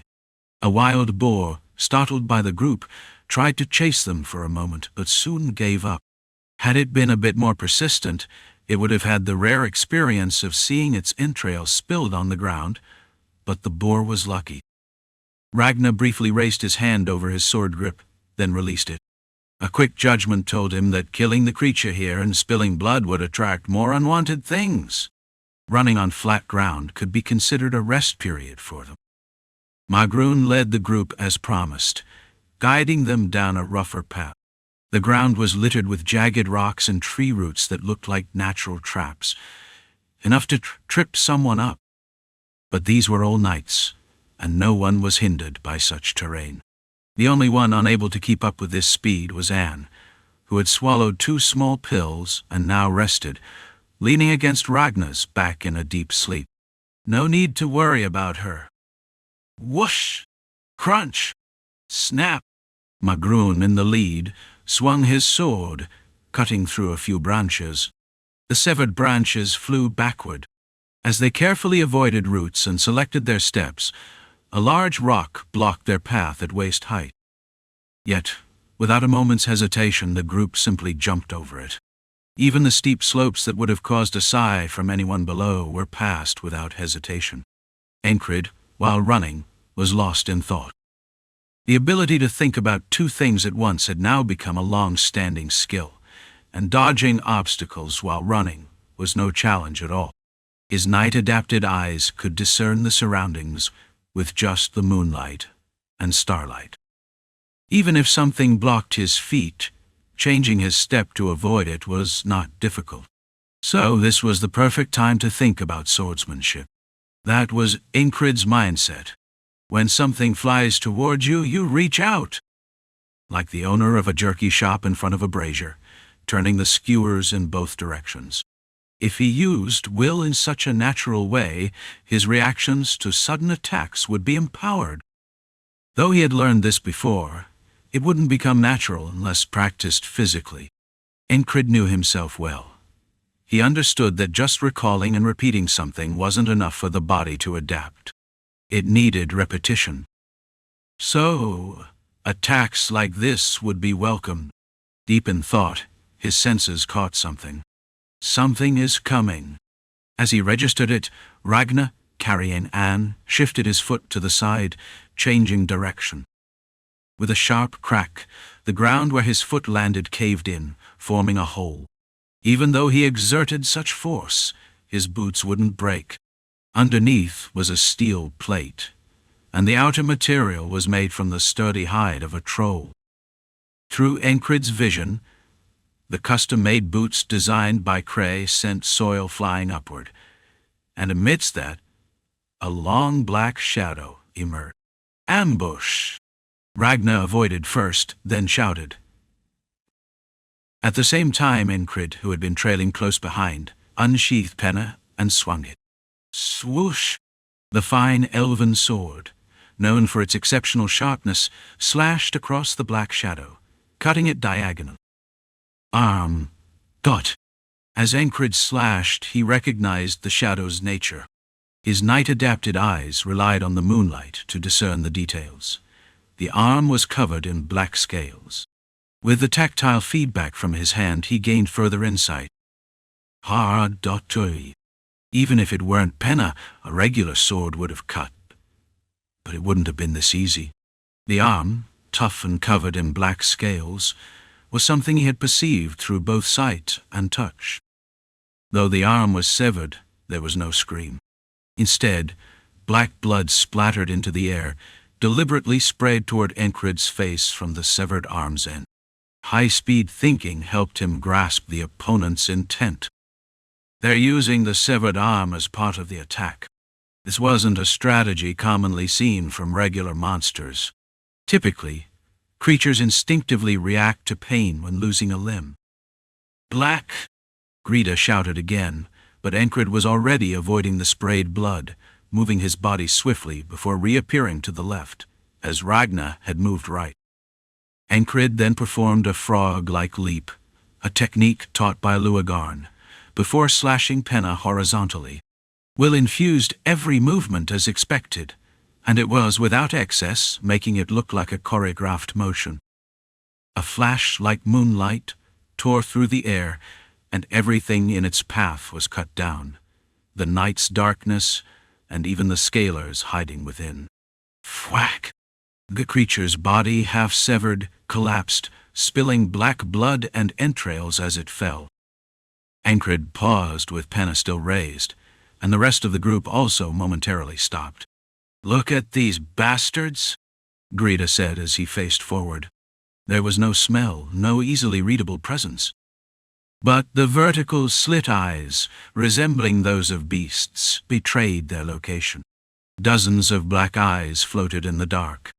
Their peculiar vertically split pupils glimmered with a strange light. Sa! From the hidden foliage and beneath thick roots, their cries echoed. It was another attack from the scalers. Ankrid assessed the situation, considering the path they had taken and the state of the group ahead. A group of scalers, neither magic nor ritual. The numbers seemed fewer than before. Be careful of those with black scales. Some of them have special abilities, Greta said. It wasn't magic or ritual, but as Greta mentioned, some of the monsters had unique abilities. The one they had just slain, it was tougher. That was the extent of it. But it didn't feel like that was all. Did they send these creatures off track to ambush us? How did they know the location here? Simple. They must have observed it. How did they observe? How do you detect enemy movements on the battlefield? By sending scouts. Wouldn't the enemy do something similar?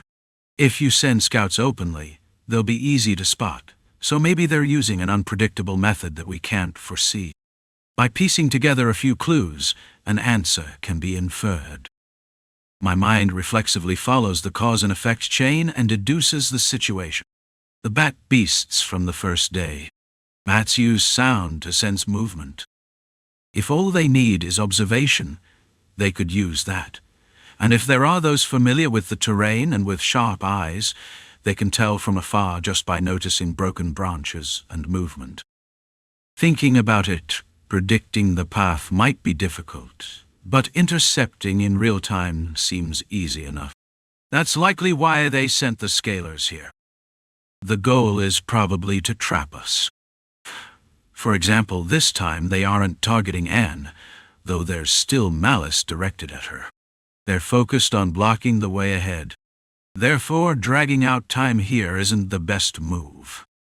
From a strategic point of view, that's the case. Go ahead first. That was the decision made. Ankrid spoke and Rita asked, "You? I'll chase. Leave a trace." Asking if he could handle it alone was an unnecessary question, even when they were facing a unique monster with black scales. Even if it's a unique monster of night strength, it wouldn't be any different. Greta thought to herself and nodded toward Magrun. Magrun set the direction, and Ragnar left without looking back. His attitude was clear. There was no need to worry, no need for consideration. Would the scalar group split up? No, they didn't. When Enkrid stopped, the others held their ground. Did they expect this kind of separation? It's hard to tell. The enemy's identity beyond the veil was hard to guess. There wasn't enough information.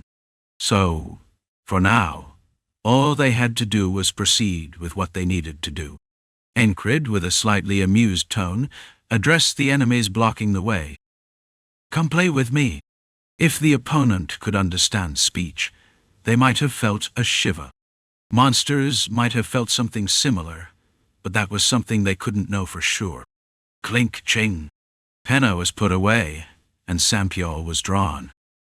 The true silver's blade and black gold's side of the blade fought to be the first out. Whoa! As Ankrid calmed the two sides of the blade, it seemed like there was a brief opening, and before long the enemies closed in from the sides. Ankrid alternately swung his swords at the two. With the true silver side he swung upward, only for the black gold side to follow by coming downward heavily. Whoosh! With a trail like wings sprouting, the two scalars were cleaved vertically, their blood spilling in the air. The moonlight that poured through the black blood reflected on Enkrid's sword, creating a soft curve. Let's continue. It felt like they were about to do something, making the situation even more tantalizing. Enkrid spoke and raised his sword above his head, just as two scalars with black scales reached out toward him. They had telekinetic powers.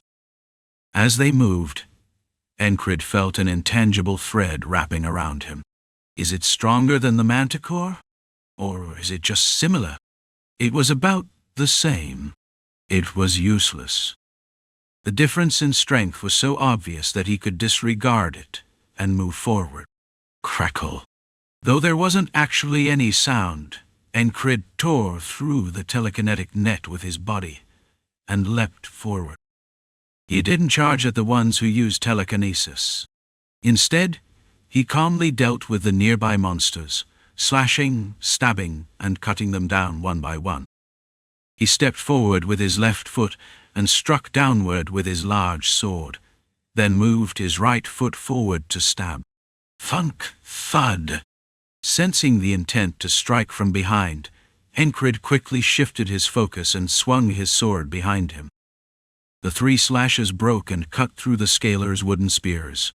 Sometimes it was so fast that it wasn't even visible, and other times it seemed like he was moving slowly, as if pausing mid-action. He moved only as much as necessary at the necessary times. Defense is like a wave, while attack shines in an instant. But is it necessary to separate attack and defense? Why not view them as one? At the level of a high-ranking knight, Swordsmanship is naturally integrated without separating the two. So, he could do the same now. It was a thought as well as an action. There was someone holding a sword with telekinesis in front of him, and someone else holding a long spear beside him, trying to stab at Ankrid. The spear tip was dark, as though something had been applied to it. Given the circumstances, it would probably be poison. It was a natural association. It's not technique or training. Enkrid redefined a concept he had considered before. Instead of classifying his swordsmanship as deadly, steady, and versatile, he changed it to sensation and calculation. It's sensation and calculation, not technique and training. That was the correct way to look at it. Moreover, even if you focus on one of them, you'll naturally end up learning the other. If Fell couldn't calculate at all, he'd easily be defeated by Ropard. And if Ropard's senses were lacking compared to Fell, then it would be decided in a single strike, regardless of calculation. This was a thought that kept repeating itself. The two swords didn't act independently, but naturally merged and moved together. By constantly applying what he had learned and realized, he got better each time, much better than before. What I'm doing now is calculation.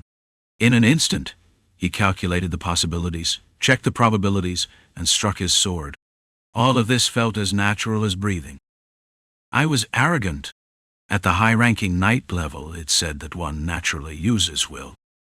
It may seem that way on the surface, but when you dig deeper, it's all repetition. Naturally, you use will, then learn swordsmanship, and once again, naturally integrate that into your body. It's all repetition. Even now, he could see his own shortcomings. The sword of calculation. This was something that could be done now. But what about instinctual swordsmanship? The Madmen Knights told Enkrid to hide his specialty, but instead, Enkrid chose to develop new ones. If someone saw it, they could call it madness. Even Remed would say so. Despite these thoughts, Enkrid swung his sword without any issues. A knight is a calamity and strikes the heavens alone. Enkrid proved part of a continent's proverb in his battle with monsters. In the process, of course, not a single scratch remained on him. Furthermore, there was no reflection on what he had done. The moment he judged that the situation was settled after the strikes, he immediately headed toward where his group had gone. The slain monsters in this place had only accomplished this. They bought a little time and served as Enkrid's practical training. Chapter 688. Reunion. Enkrid also had experience working as both a guide and a bounty hunter. It was a time when he would do anything to earn krona. But that didn't mean he had learned the job half-heartedly. Reading the tracks on dirt paths or broken branches to determine direction was second nature to him. Moreover, someone had deliberately bent branches upward to mark the path. They must have adjusted it midway through. Branches don't naturally bend upward when someone runs past them. They should snap downward or forward instead. At regular intervals, every 30 paces by an adult male's stride, bent branches marked the way. A skilled guide had left them behind as a courtesy to those following. That made tracking easy. The three ahead couldn't possibly be faster than Enkrid, who was running alone. Ragna, after all, was carrying Anne, which would limit his movements. However, a question lingered. Had something happened to the group that had gone ahead? Did they prepare another trick? Enkrid wondered as he ran. Had the mage predicted that the group would change course? If so, then a large-scale spell designed to obscure their sense of direction might be waiting for them. Would there be another barrier in place? He didn't know. He'd only find out once he got there. He kept moving, but in the back of his mind he continued reviewing past battles and following his own curiosity. Swordsmanship. Betari.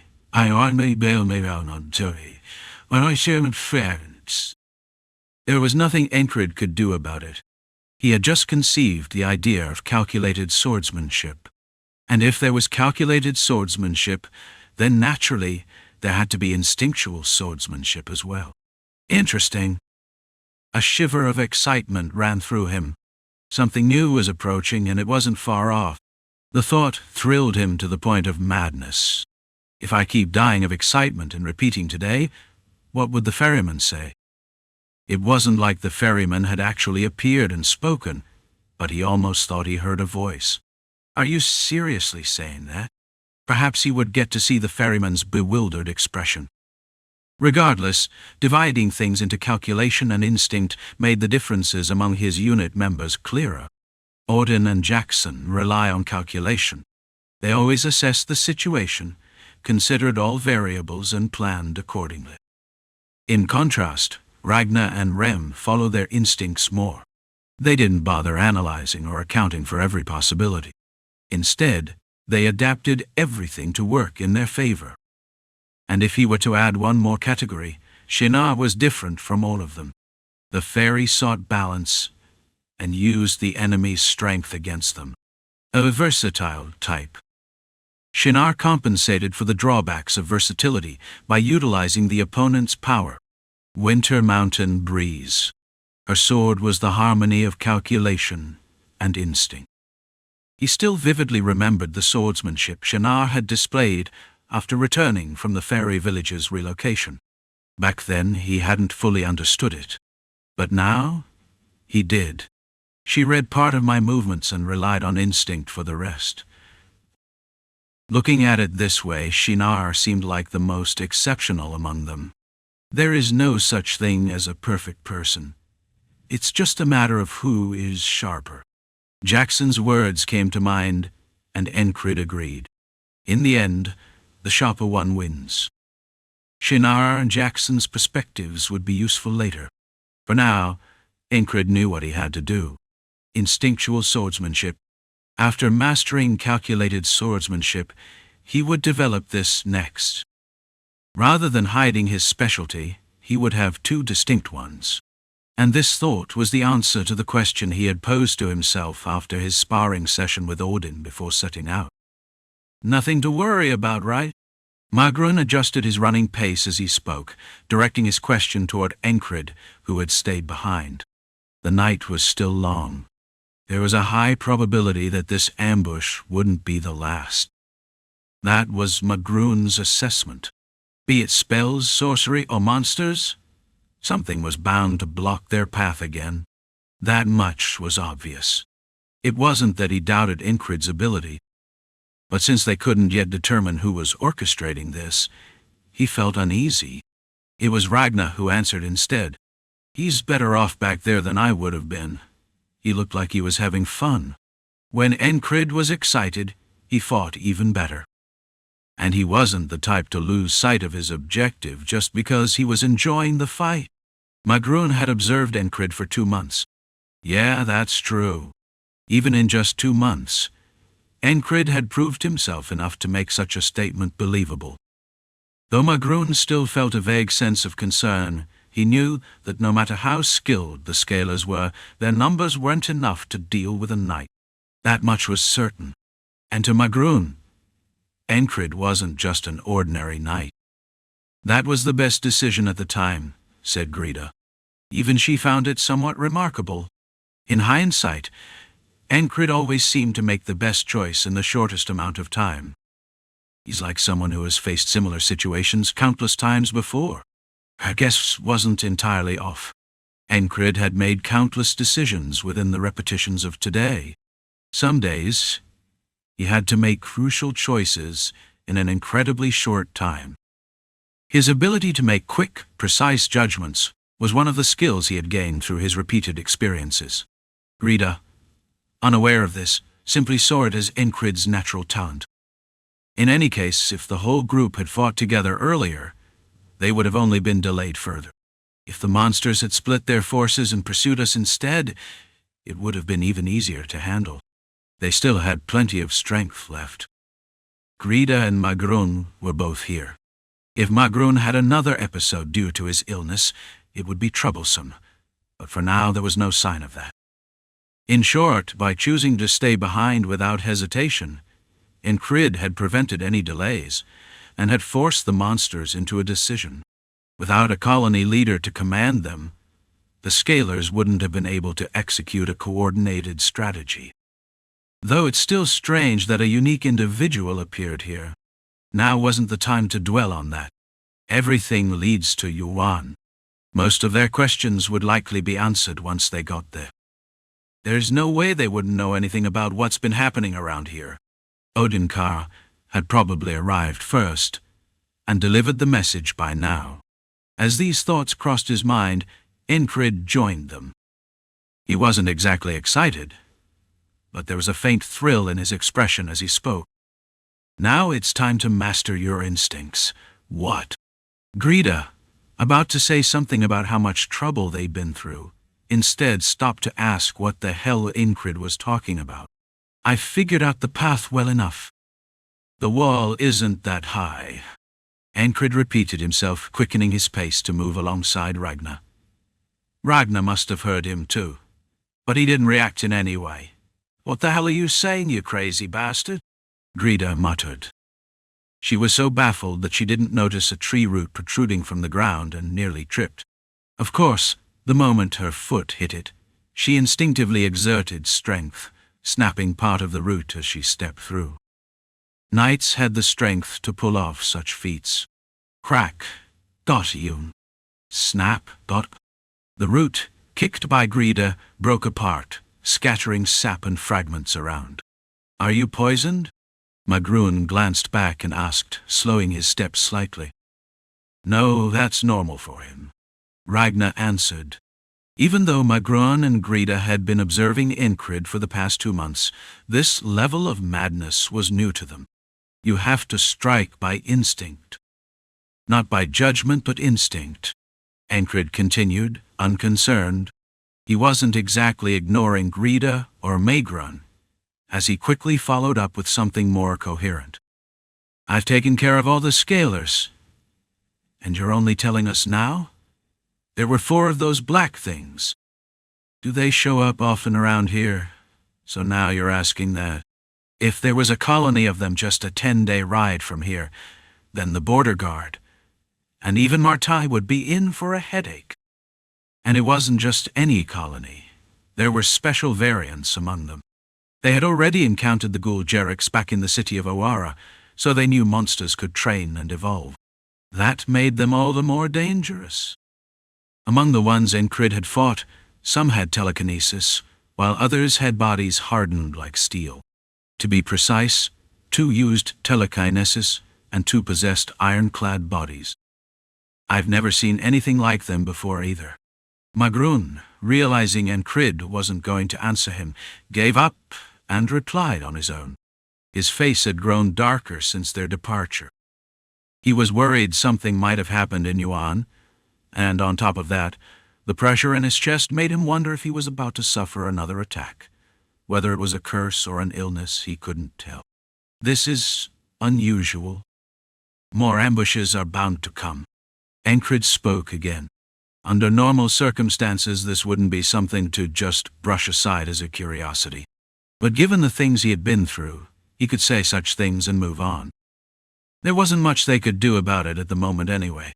And everyone present was sharp enough to recognize that, so they let it go. The only real concern was whether there would be more ambushes. We're expecting that too. Grida agreed with Enkrid. Even at this pace, it will take us more than 10 days to get there. Magroon added, when we reach Yuan, we'll find out what's been happening nearby. Odinkar should have arrived first. Grida continued. Magroon increased his pace again. They moved with heightened awareness of their surroundings, their speed slightly reduced to avoid missing any enemy presence. There was no need to rush blindly and hand the enemy the first strike. They also kept their conversations to a minimum. Talking would only interfere with detecting potential threats. Even after running through the night, no further ambushes came. When dawn broke and the sun began to rise, Magroon stopped, and Grida spoke up. How about pushing on until evening, even if it means straining ourselves a bit? Freckles will get more sleep that way too. Agreed. Agreed. Ankrid nodded. They set off again. By the time they had crossed several ridges, sweat was starting to trickle down their faces, but this wasn't the time to worry about washing up. Along the way, they replenished their water supplies and hunted a few beasts. The Penhanil mountain range was home to not just monsters and magical beasts, but also ordinary wildlife. After all, magical beasts were just animals tainted by monster blood.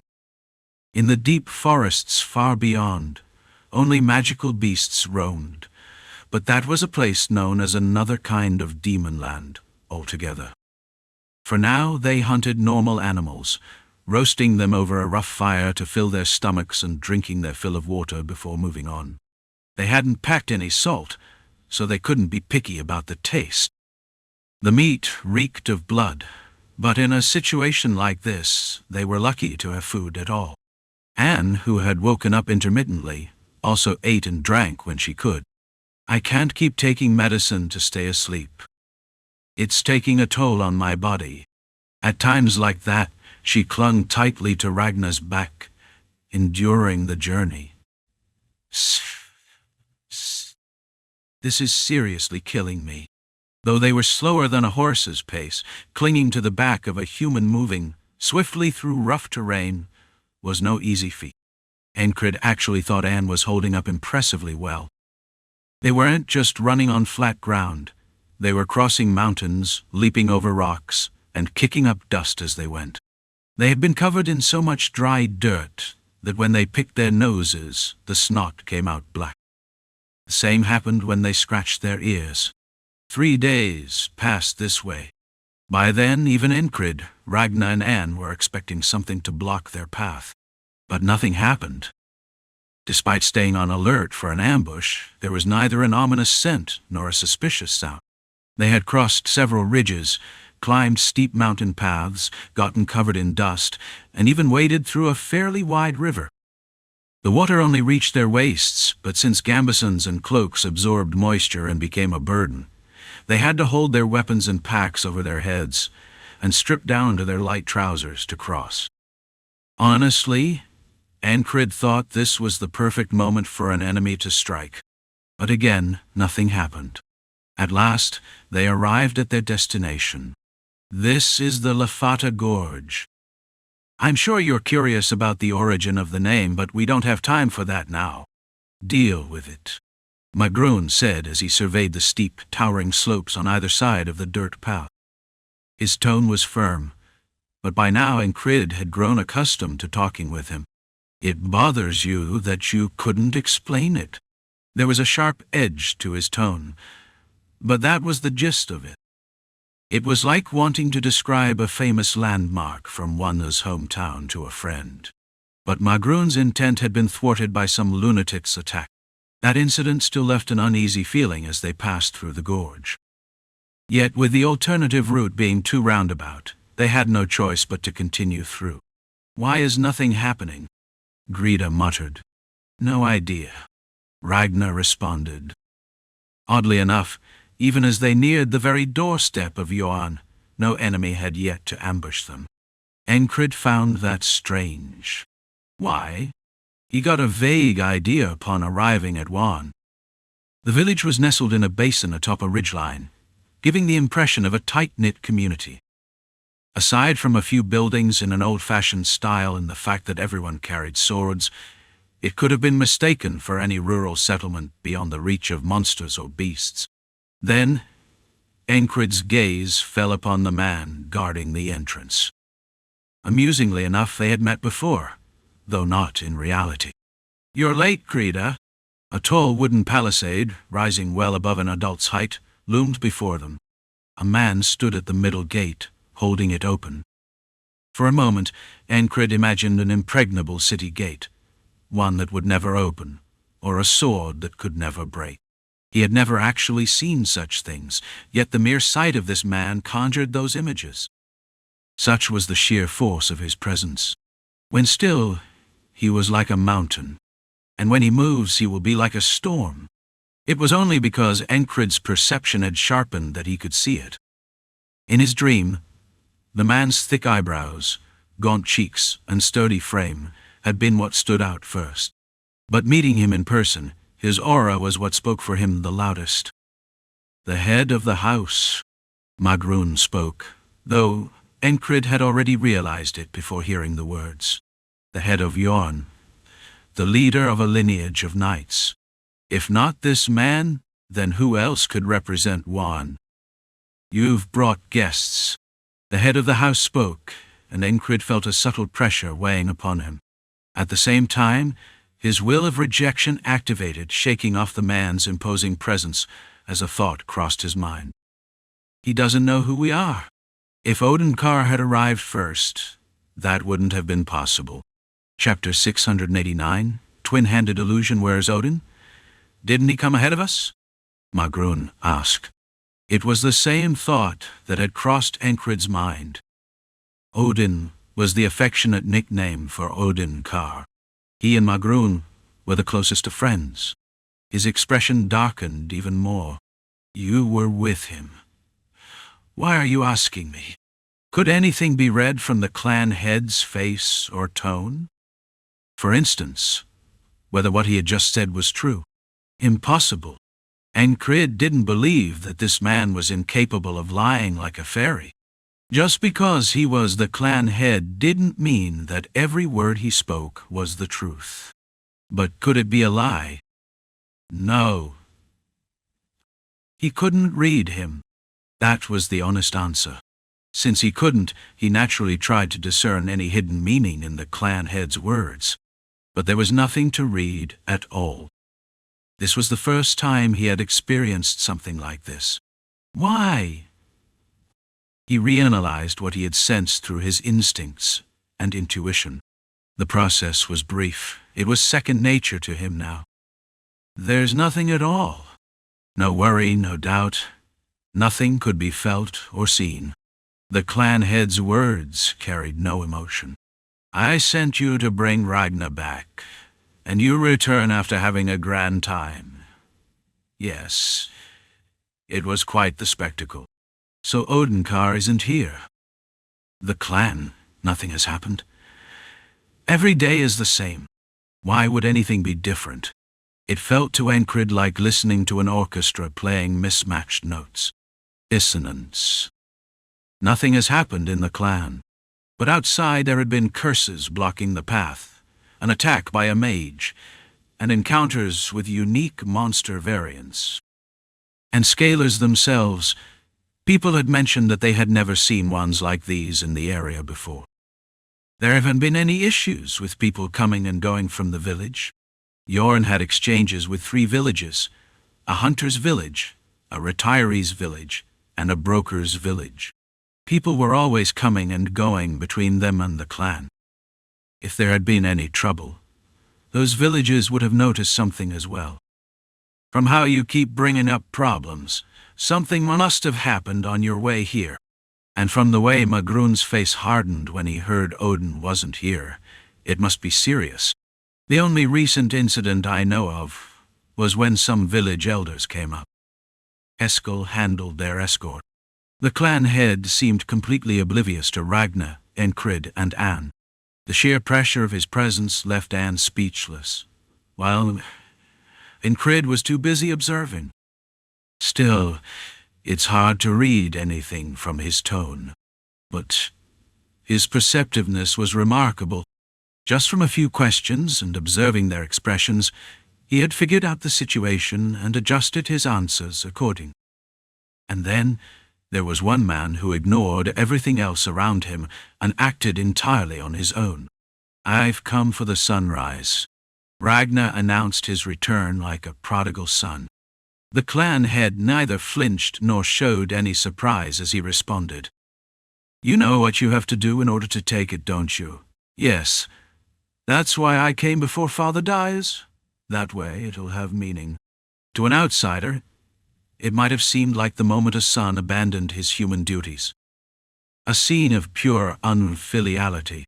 But if this was normal in Yuan, then the clan head's nonchalant response made sense. Yes, that's how it should be. You've done well to come. Was that really the right thing to say? Even if the thought crossed their minds, they couldn't interrupt. This was clearly a matter of family and the clan. You insane bastard. So that's what this was all about. That's what you meant by taking something? Gryda had the normal reaction. Magrun, still stunned, muttered, "Then where did Odin go?" as he looked at Ragnar. The statement had been shocking enough. As for Ankrid, he kept his mouth shut. He knew nothing, and he was too focused on watching the clan head to do anything else. The man stood by the gate, not moving a single finger. Then, at some point, he rested his hand on his waist, and Enkrid missed that brief movement. His attention had been diverted for just a moment. The clan head tensed his muscles as if he were about to move his left hand using will. Enkrid's instincts picked up on it immediately. A perception honed by intuition. "Your instincts are sharp," the clan head spoke, and then he drew his sword. There was no awkwardness in any of his movements. It was as natural as hair swaying in the wind. It was such an effortless draw that it compelled the watcher to simply observe. There wasn't even the slightest sound as the sword was drawn, and in an instant it was heading straight for Enkrid's forehead. A normal person would have flinched, but Enkrid didn't move. He reacted only when the sword crossed the boundary he had in mind. Ching! His samkyon was drawn, shooting upward like a flash of light. It lived up to its name, Flash. At the same time, he calculated dozens of possible trajectories the clan head's sword could take, reading and analyzing movements. Hundreds of attacks could branch out from a single strike. If I try to calculate everything, I'll exhaust myself first. The transition to wave-cutting swordsmanship was instantaneous. His samkyon surged like a flash, cutting through empty air. Black. Dot. The clan head had already sheathed his sword. Ankrid twirled his own sword and slid it back into its scabbard. Wing. Aside from the sounds, their movements seemed nearly identical. But I lost. Ankrid knew he had been defeated. The clan head hadn't even fully extended his sword, nor had he swung it. But Enkrid had. And that was exactly what he intended. Would it be different in an actual fight? Fighting spirit surged within him. Some people cowered when faced with a stronger opponent, but Enkrid had clawed and crawled his way here, even among those superior to him. Even after becoming a knight, he had never indulged in a sense of omnipotence. He simply enjoyed, advanced, and dreamed. So he felt no fear. One round? Ragnar wasn't the only one who disregarded the situation. Gryda and Magrun, understanding the implication of those words, briefly considered throwing these crazy bastards out. The head of the household, however, merely twisted his lips into something resembling a faint smile. If asked why it was only resembling a smile, it was because there was no trace of emotion behind it. "You've brought an interesting friend, Ragnar. He's the commander of the order I belong to. The order you belong to? So, he's above you. Not just another knight?" Normally, that statement would have carried a tone of surprise, but his voice remained utterly controlled. To be precise, it feels more like his emotions have been severed. "But can't we just fight already?" A bold thought, running parallel with his analysis. "I welcome you.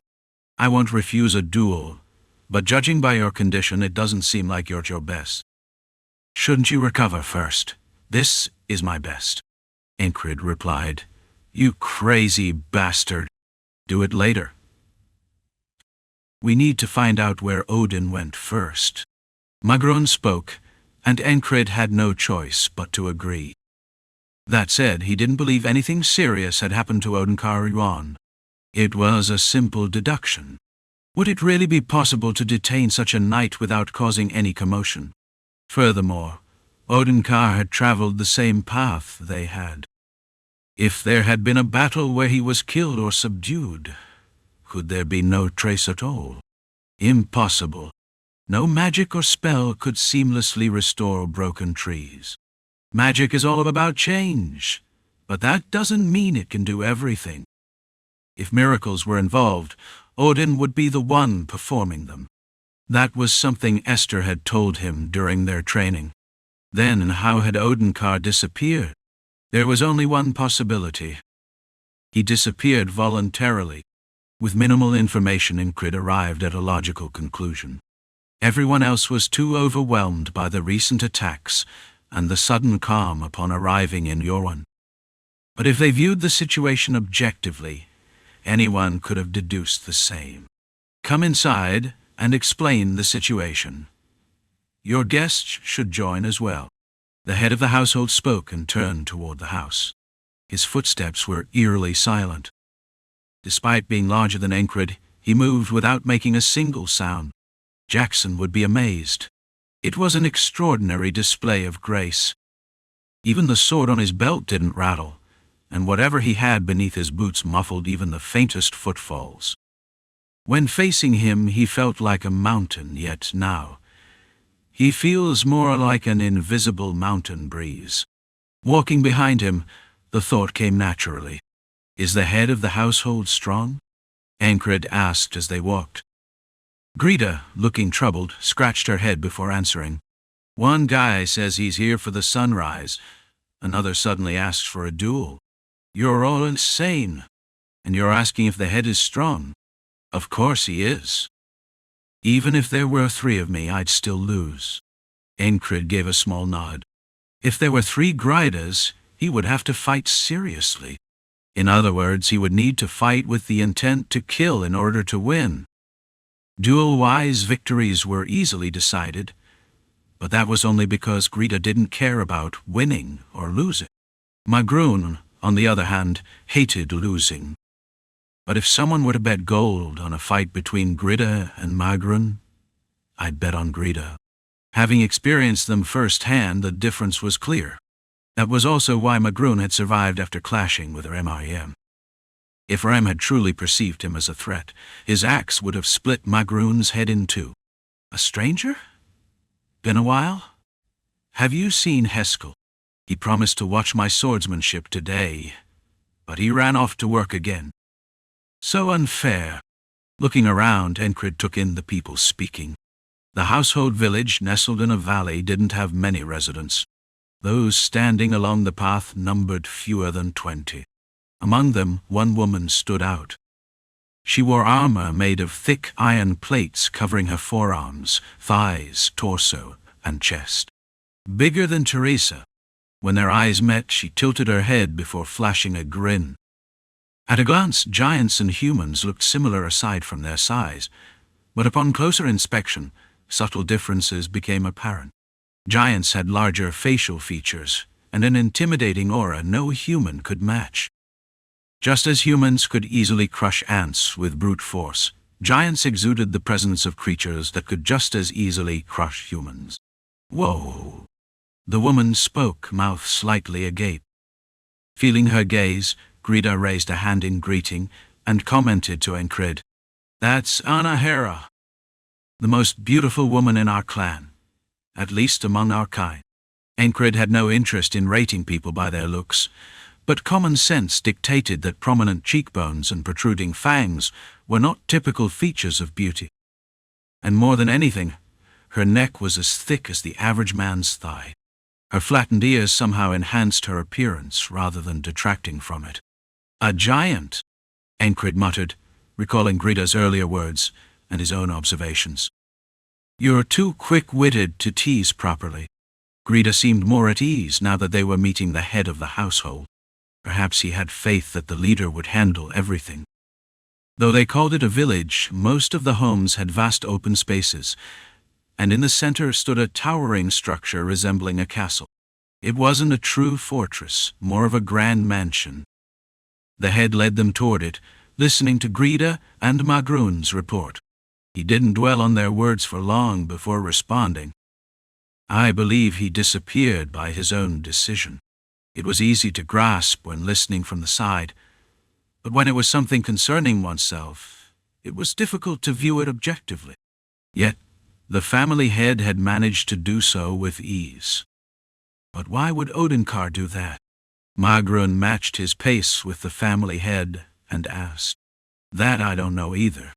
The family head answered simply. It seems our guest has already caught on, so why not share? I planned to speak once we were inside. Well, or if asked. The family head glanced briefly at Enkrid, but even then, it was hard to read anything from his gaze. A personality perfect for hiding things. Thinking so, Enkrid followed behind the family head. Who's there? As they reached the castle, a blonde woman approached and asked. She wore an apron, but with his keen perception, Ankrid immediately noticed that the woman before him carried 2 short swords hidden beneath her skirt. Not only that, but she was evidently skilled. Even from the way she walked and the trained muscles visible on her arms, it was clear. A guest. This is my son. He's my son, too. So of course I recognize him. You actually made it back. I thought you'd be wandering lost for the rest of your life. The woman, presumed to be Ragnar's mother, welcomed her long-lost son with words laced with tears. Of course, in reality, not even a passing ant would have shed a tear, and the woman merely chuckled as she spoke. Finding the way is my specialty. Ragnar responded to the greeting. Sure it is. His mother raised her hand as if to welcome him. Cling. Only she unsheathed her swords as she did so. With a blade in each hand, one might say she was greeting him with open arms, albeit with a pair of swords. Chapter 690. Between Familiarity and Strangeness, upper right arm, lower left abdomen. Enkrid read the intent behind the strikes of the woman presumed to be Ragnar's mother. The sword in her right hand slashed downward, while the one in her left hand thrust forward. The 2 blades moved in sync, quick yet predictable in rhythm. Thus, this is easy. Blocking or dodging was simple. Ragnar chose to evade rather than draw his sword. His body shifted sideways without even seeming to step. A knight's reaction speed far surpassed human common sense. An ordinary person would be shocked by a frog's raw strength, a beastkin's agility, or a giant's overwhelming might. But a knight had no reason, no need, to be surprised anymore. They now possessed similar strength and movement. Just like Ragnar at this moment. His mother's blade twisted at a right angle to follow his movement. Still easy. One blade slashed, the other stabbed. It was so straightforward that it felt monotonous. Or, perhaps, not so easy. Was it because Enkrid was watching from the outside, or had his insight simply improved? He vaguely grasped the hidden intent behind the strikes. The twin blades moved at specific angles, forcing certain reactions from the opponent. For example, the right-hand sword aimed downward at the collarbone, while the left-hand sword slashed outward diagonally, threatening both the abdomen and the arm. If Ragnar dodged sideways, he would impale himself on a blade. A swift, precise, dual sword style. In terms of speed alone, it was on par with the best. This left no room for other movements. And there's not a single wasted motion. Ragnar had 2 options: draw his sword to block or retreat to create distance. If it were me, I'd grab both wrists. Ragnar had the superior strength, so he should leverage his advantage. That was the Luagarn-style tactical approach. After securing both wrists, he would ram his forehead into his opponent's nose. Why this choice? If he backs away, it's harder to predict what she'll do next. Simply blocking would allow her to continue attacking. Thus, he made his decision. And at the same time, he understood her technique. Forced movements. If Acker's spiderweb swordplay restricted the opponent's actions, this technique predetermined the opponent's path and drove them into it. A subtly different yet similar approach to structured swordplay. Ragnar combined 3 options, including Enkrid's suggestion. If possible, it's best to make multiple choices at once. If one could, that is. And so Ragnar did. He drew his short sword to block one blade, reached for his mother's right wrist with his left hand, and simultaneously raised his right knee, aiming a toe kick at her chin. Ting yu. Kain. Ting. His mother's sword barely met the short sword before instantly snapping back to its original position. Her body retreated in a swift motion, causing Ragnar's kick and grab to hit nothing but air. Her long, braided golden hair swayed left and right. The forceful movement sent ripples through both her clothes and hair. Son, you've changed a little? As she moved rapidly back and forth, her apron fluttered before settling back over her stomach and thighs. For a moment, Ragnar glimpsed the scabbard attached to the outside of her thigh. She wields a sword even while cooking. The blades in her hands hardly seemed like kitchen knives. They were slightly longer than a short sword, with a thicker blade, yet thin enough to contradict that impression. A custom-made weapon, somewhere between a gladius and a short sword. Or rather, an inscribed weapon. He corrected his thought. Here, even cooking was done with an inscribed weapon at hand. It's been a long time, so change is natural, isn't it? Ragnar displayed an assertiveness he hadn't shown before, an attitude that suggested he wouldn't mind attacking again. A stark contrast to how he had been before leaving home. His mother felt a hint of pride.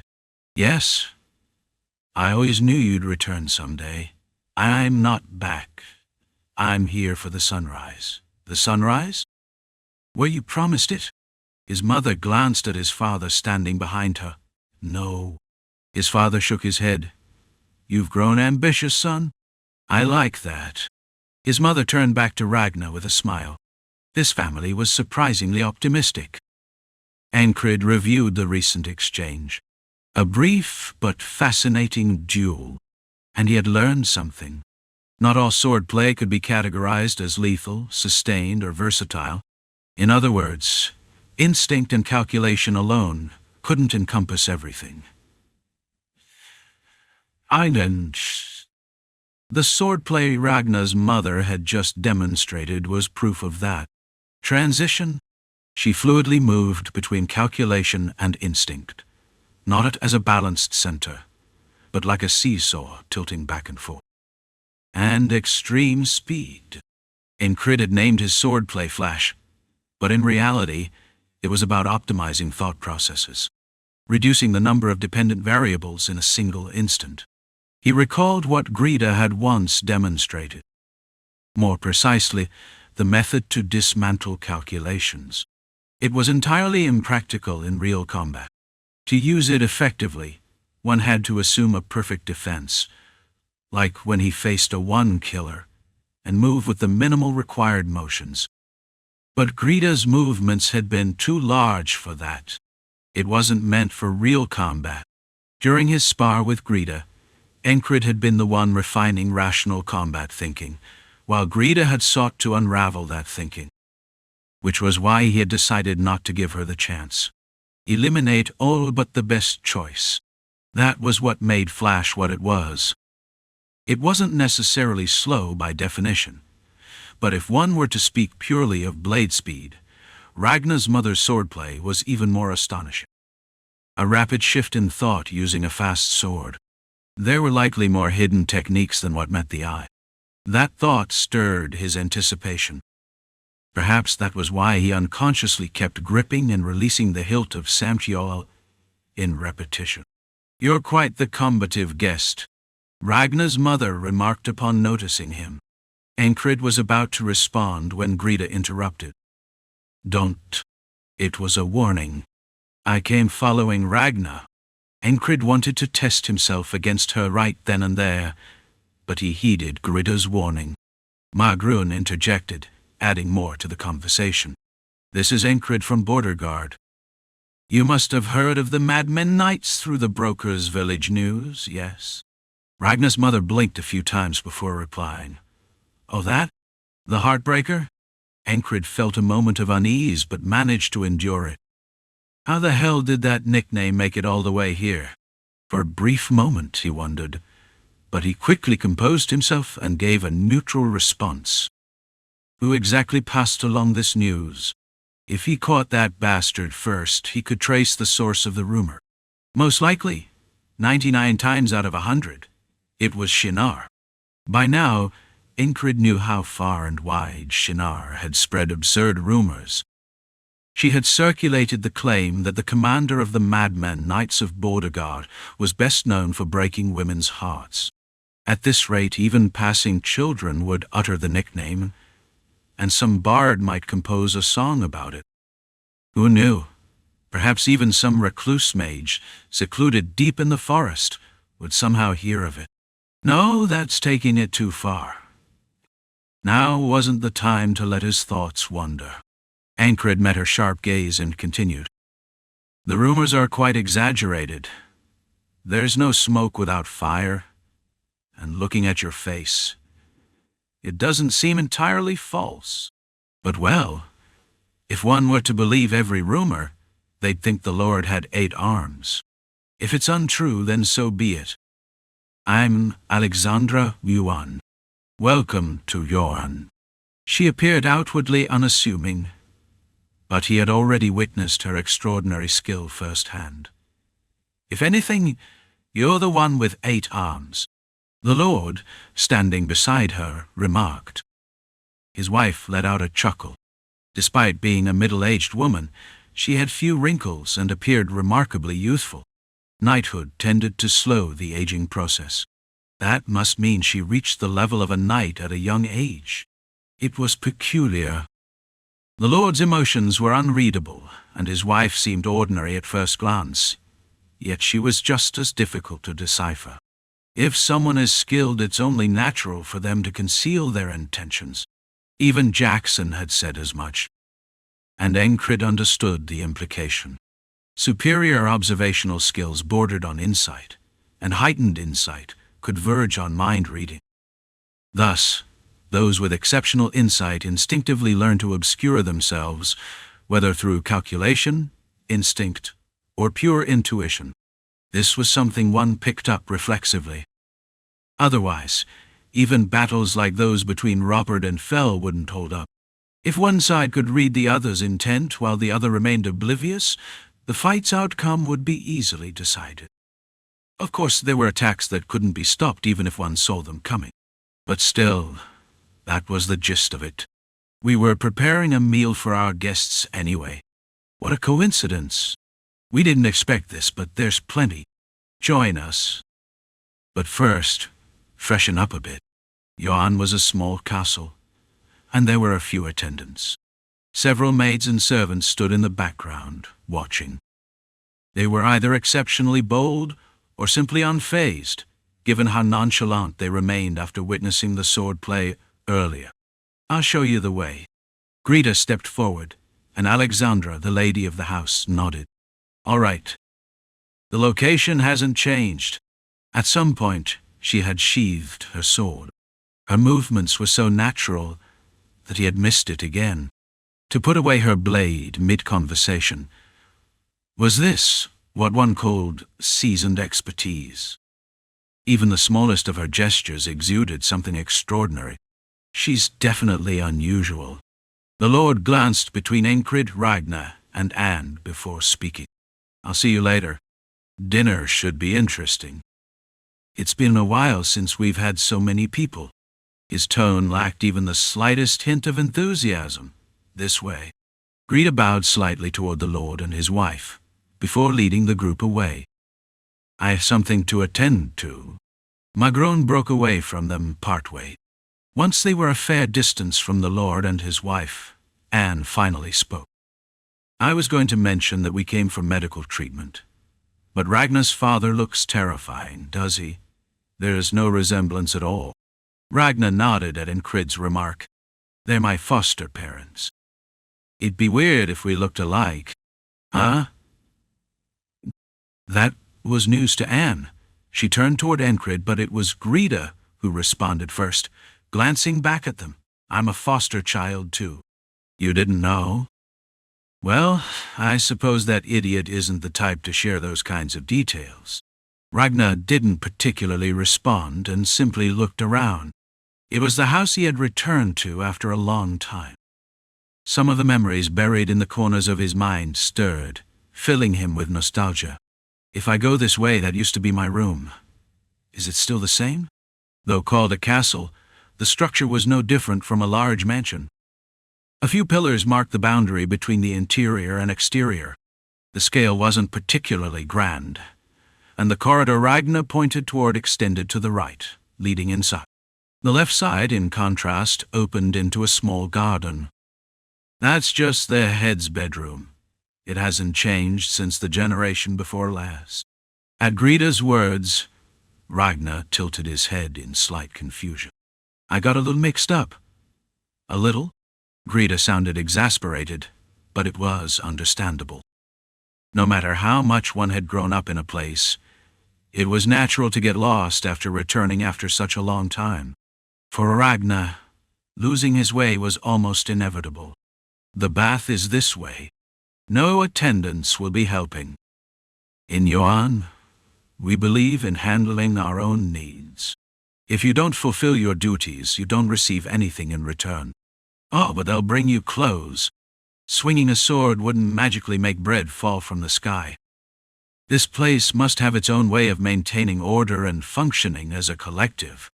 It seemed they kept only the minimal necessary staff, with the rest expected to handle things themselves. It'll be nice to finally bathe in peace. Anne commented. You're coming with me. Grida pulled Anne along to the other bath, separated by a wall. Enkrid also stepped inside and found a large wooden tub filled with drawn water.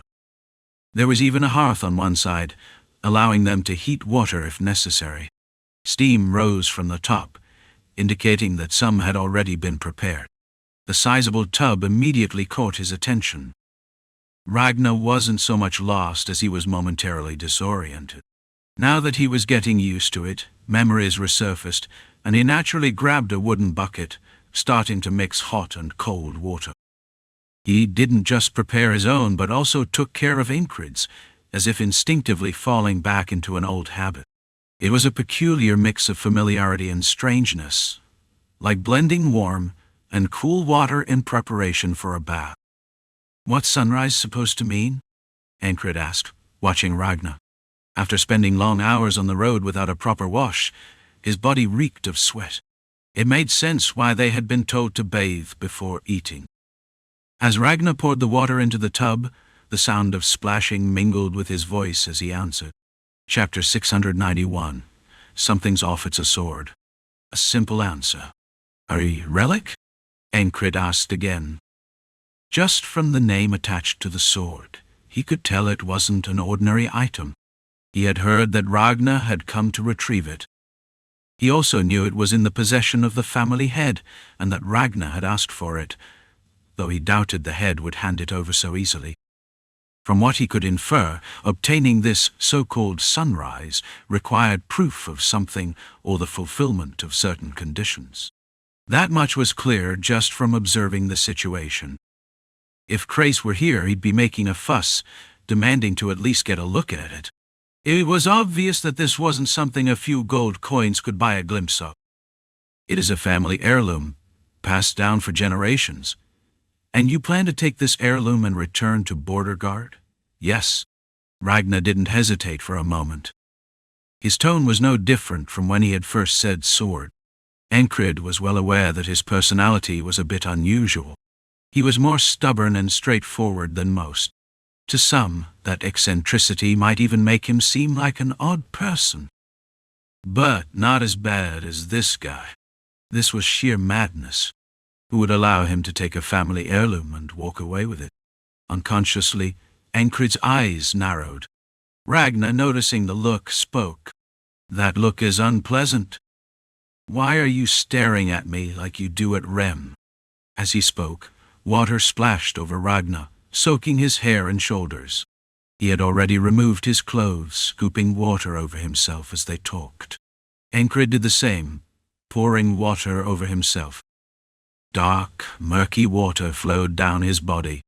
It had been too long since he last washed properly, and the refreshing sensation was welcome. "Think about what you just said," Ragnar responded immediately. "I don't see any problem with it." Enkrid started to shake his head but stopped and muttered wryly. "A madmen's order filled with madmen." The old Ragnar might have let such remarks slide out of sheer indifference, but the current Ragnar was searching for what he would leave behind. He couldn't let mistaken words pass unchallenged. Even when he didn't care about anything, there were still things he couldn't ignore. Words that stuck in his mind, gnawed at his thoughts, and refused to be let go. And what Ankrid had just said was exactly that. So Ragnar did what he had learned to do, he provoked. "Isn't that named because our commander goes around breaking women's hearts?" Ankrid's gaze shifted to the weapon propped against the side. A light warm-up after a bath would be just right. Ragnar leaned against the edge of the large wooden tub, tilting his chin upward in mock arrogance as he continued. "At least our commander has left behind one legendary tale, shattering the hearts of countless women." Even though he wasn't Ragnar's mother, Enkrid found himself somewhat impressed by his growth. He's gotten better at provoking people, but that didn't mean his sword skills had improved. Would Ragnar remain unscathed before waves and flashes of steel? Was now a good time to test what he had realized on this journey? Yes, Ankrid decided. There was no particular reason. He just felt like it. Objectively, it was madness. He had told them to wash up before dinner, so he should restrain himself. But then again, hadn't he just been reminded of Ragnar's father and mother? To put it crudely, his blood was boiling. Splash. Enkrid lifted his submerged hand from the water. He made the water his sheath and his hand his blade. His fingers straightened, tensing, forming the shape of a sword. Droplets scattered. Heavy steam pressed down the air. A cool current slipped through. Enkrid slashed downward with his hand, carving a line from top to bottom. "You crazy bastard!" Ragnar muttered part of his thoughts aloud as he raised his hands to meet him. Smack! Water splashed in all directions from the impact. Ragnar saw Enkrid's burning blue eyes. Why attack suddenly? He neither wanted to ask nor cared to know. Enkrid had always done things like this. It was precisely why Ragnar liked him. Nothing had changed now. Enkrid lived each day as if he might die tomorrow. That way of looking at life was one of the things Ragnar had learned the most from him. A day not wasted, no matter the situation. That was the kind of life he sought now. What do I want? He didn't know. He couldn't find the answer. But should he stop just because he didn't have an answer? If you don't know, then just keep moving forward. Do what you can do now. That was what Enkrid always said. Not with words, but through his actions, his attitude. Ragnar accepted that message and responded. "Let's paint this bath crimson." Ankrid smirked and replied, "With your blood." Ragnar, expressionless, denied it. No. Ah. A loud and chaotic bath time came to an end. After washing up, Ragnar shook out his dust-covered clothes and set them aside. An attendant placed clean clothes before them. "You were told to wash up. What exactly did you two do in there?" As Grida wrung the water from her damp hair, she made a comment.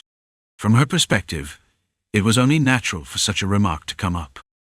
Ragnar's forehead hair had been cut as if torn, and Enkrid had taken a bad hit to the cheek, leaving a bluish bruise. Conversation, splashing around. Their answers were different, but there was no need to ask further. Enkrid gave a vague response while checking the clothes he had on. He wore grey trousers made with a firm outer fabric and a softer lining, along with a stiff beige shirt. The rest of his equipment, his gauntlets, gambeson, and a green vest crafted by a druid artisan of the fairy race, he had packed separately. He also carried his sword belt and weapons as usual. Since he never parted from them, Grida had no reason to comment. Furthermore, carrying swords in Yuan was commonplace. No one would think twice about it. Even when cooking, the people here carried twin swords. Wouldn't it be only natural for a guest to wear one? Anne too had changed into a loose-fitting dress-like outfit, carrying only a single bag that reached her waist. Unable to tie up her wet hair, she shook it out and let it fall to her shoulders. Running her fingers through it a few times, she took a steadying breath. She had come here with a purpose. That purpose would be brought up at the dinner table, which made her nervous. Let's go. Grida once again led the group. As they headed toward the dining area, the rich and slightly tangy aroma filled their noses. Having gone without a proper meal for some time, they were looking forward to it. Upon entering, Enkrid tilted his head. Among the people seated at the large oval table, one familiar face stood out. It had been so long that he had forgotten the name, but the face was unmistakable. Enkrid racked his brain for the name. Ray? The man also recognized Enkrid. His eyes widened momentarily before he furrowed his brows and replied, I never told you my name, border guard Enkrid. Though he was initially startled, the absurdity of the statement made him respond instinctively. Brown eyes, an ordinary appearance. This was the man who had once visited the border guard wielding a rapier. He had even told Enkrid to follow him back then. The sharp, slanted eyes were memorable. They gave him a fierce look, yet overall, he had a strangely gentle impression. As Enkrid recalled his face, he also remembered the man's long arms and swift swordplay. Enkrid casually raised his right hand in greeting. I don't recall us being close enough for such a cheerful greeting. From the man's perspective, it had been a long time as well, so the fact that Enkrid even remembered him was remarkable. Really? My memory's a bit fuzzy. Enkrid spoke honestly, causing the man to purse his lips for a moment before responding. Well, I suppose one could forget. The man had already heard news about Enkrid, so he was only surprised to run into him here. Why are you here? That question crossed his mind, but he already knew about Enkrid's rise to knighthood and his accomplishments afterward. I thought half of it was exaggerated. Yet seeing him in person now, he realized otherwise. That in itself was fascinating. Not that he had anything to say about it.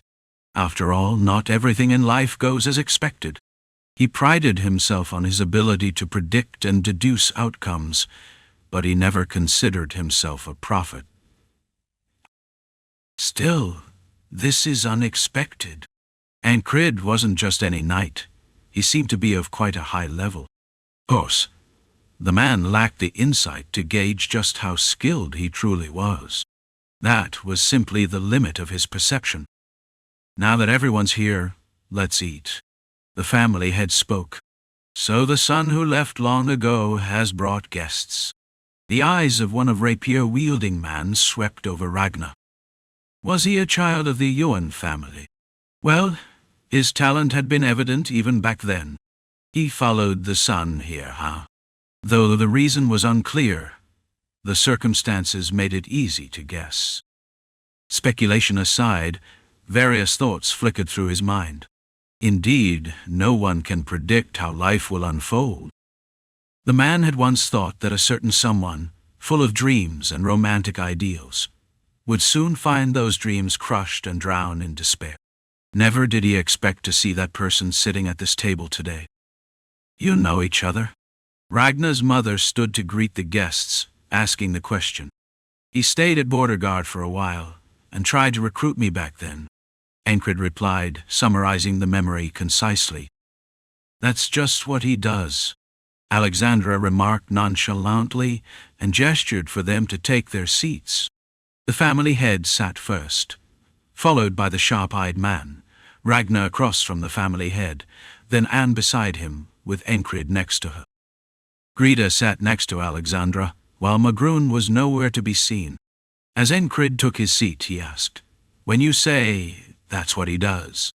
The man had no reason to hide his identity here, nor did he see a point in doing so. I'm a recruitment officer for the Empire. A recruitment officer? I travel the continent scouting those with exceptional talent and offering them special opportunities. Ankrid recalled the moment when this man had once asked him to come along. Sensing possible misunderstandings, the Imperial recruitment officer spoke first. The offer I made to you wasn't for your combat skills. It was to be my successor. I saw that you had a sharp mind and a talent for handling people.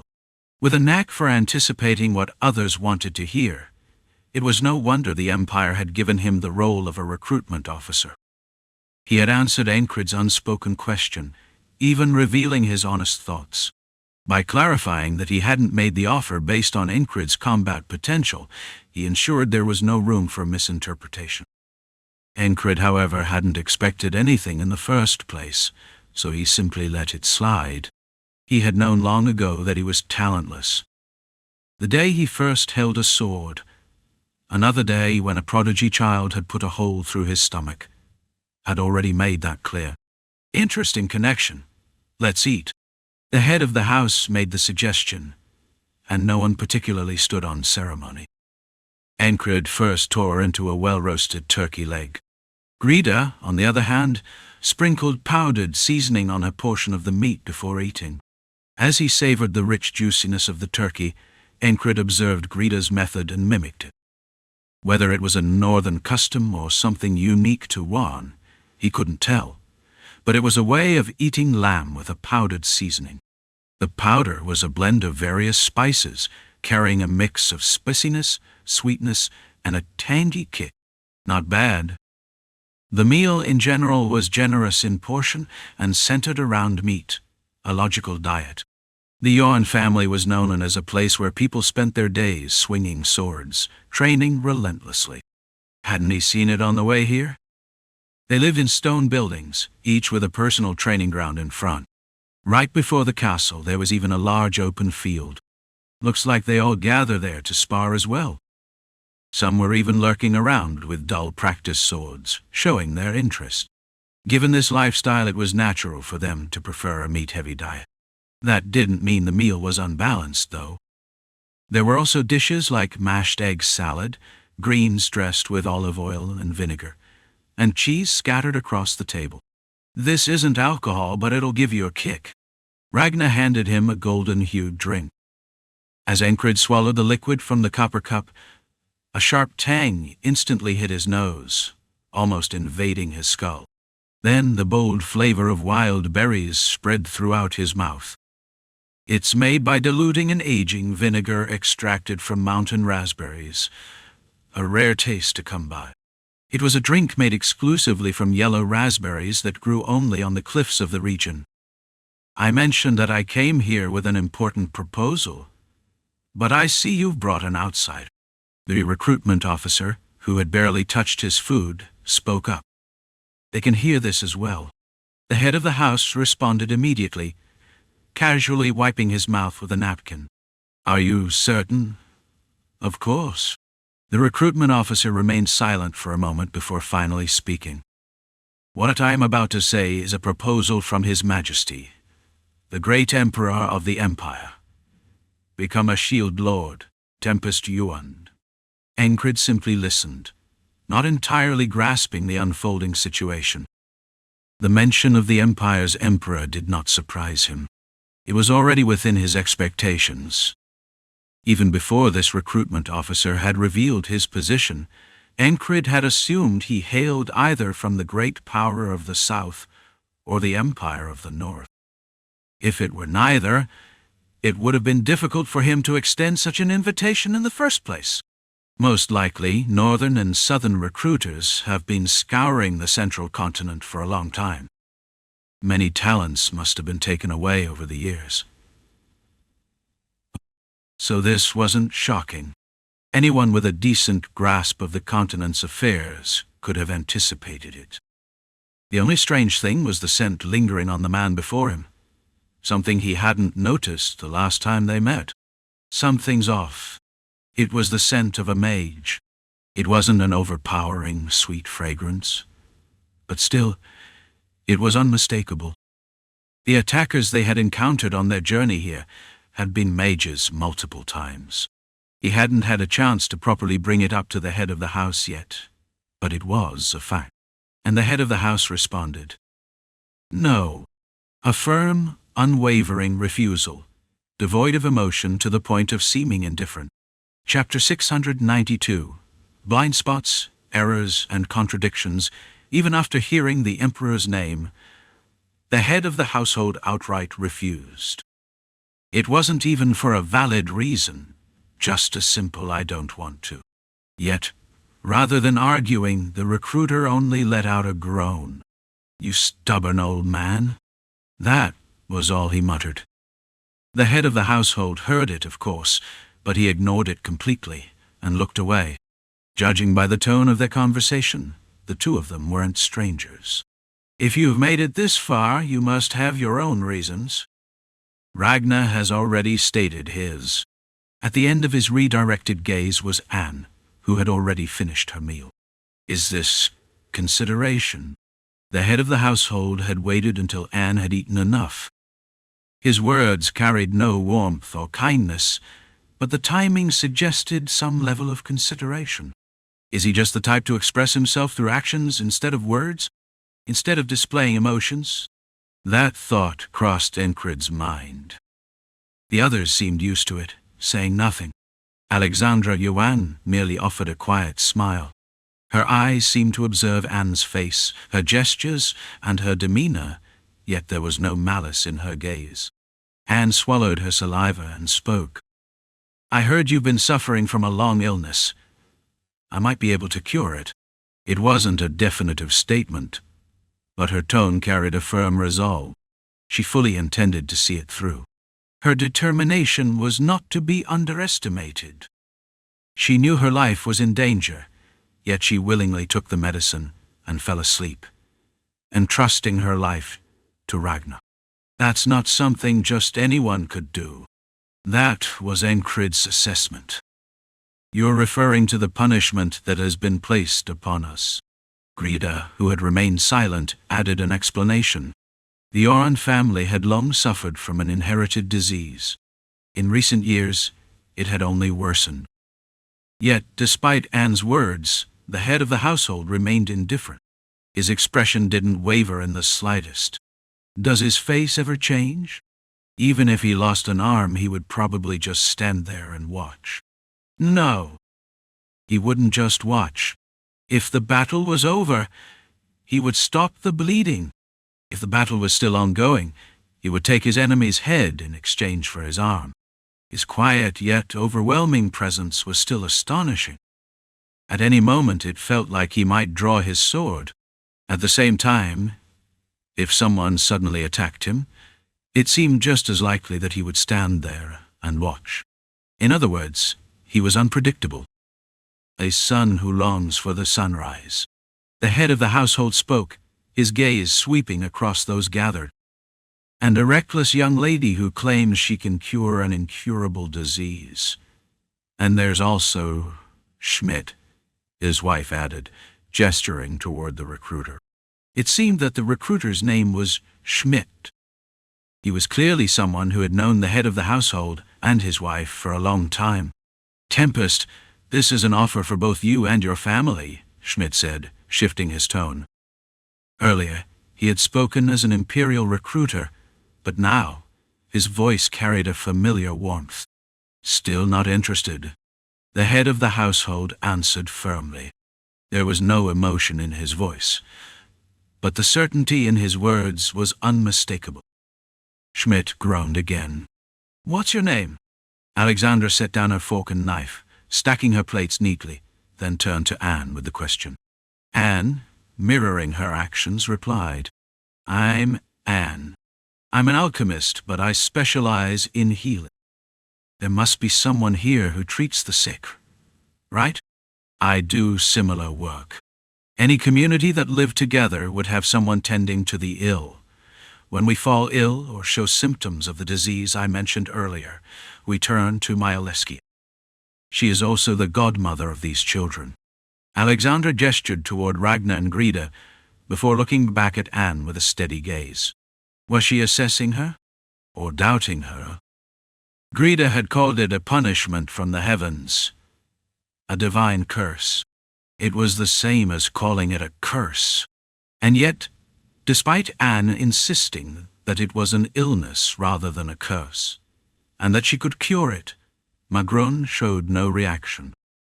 He neither entrusted himself to her, nor displayed any hope.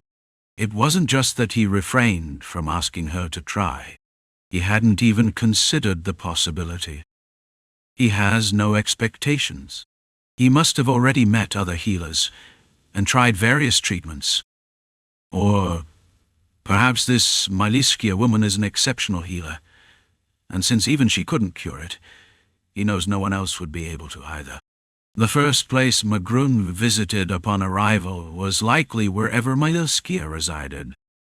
After all, his health had been abnormal the entire journey. Alchemy is a field where age reflects skill.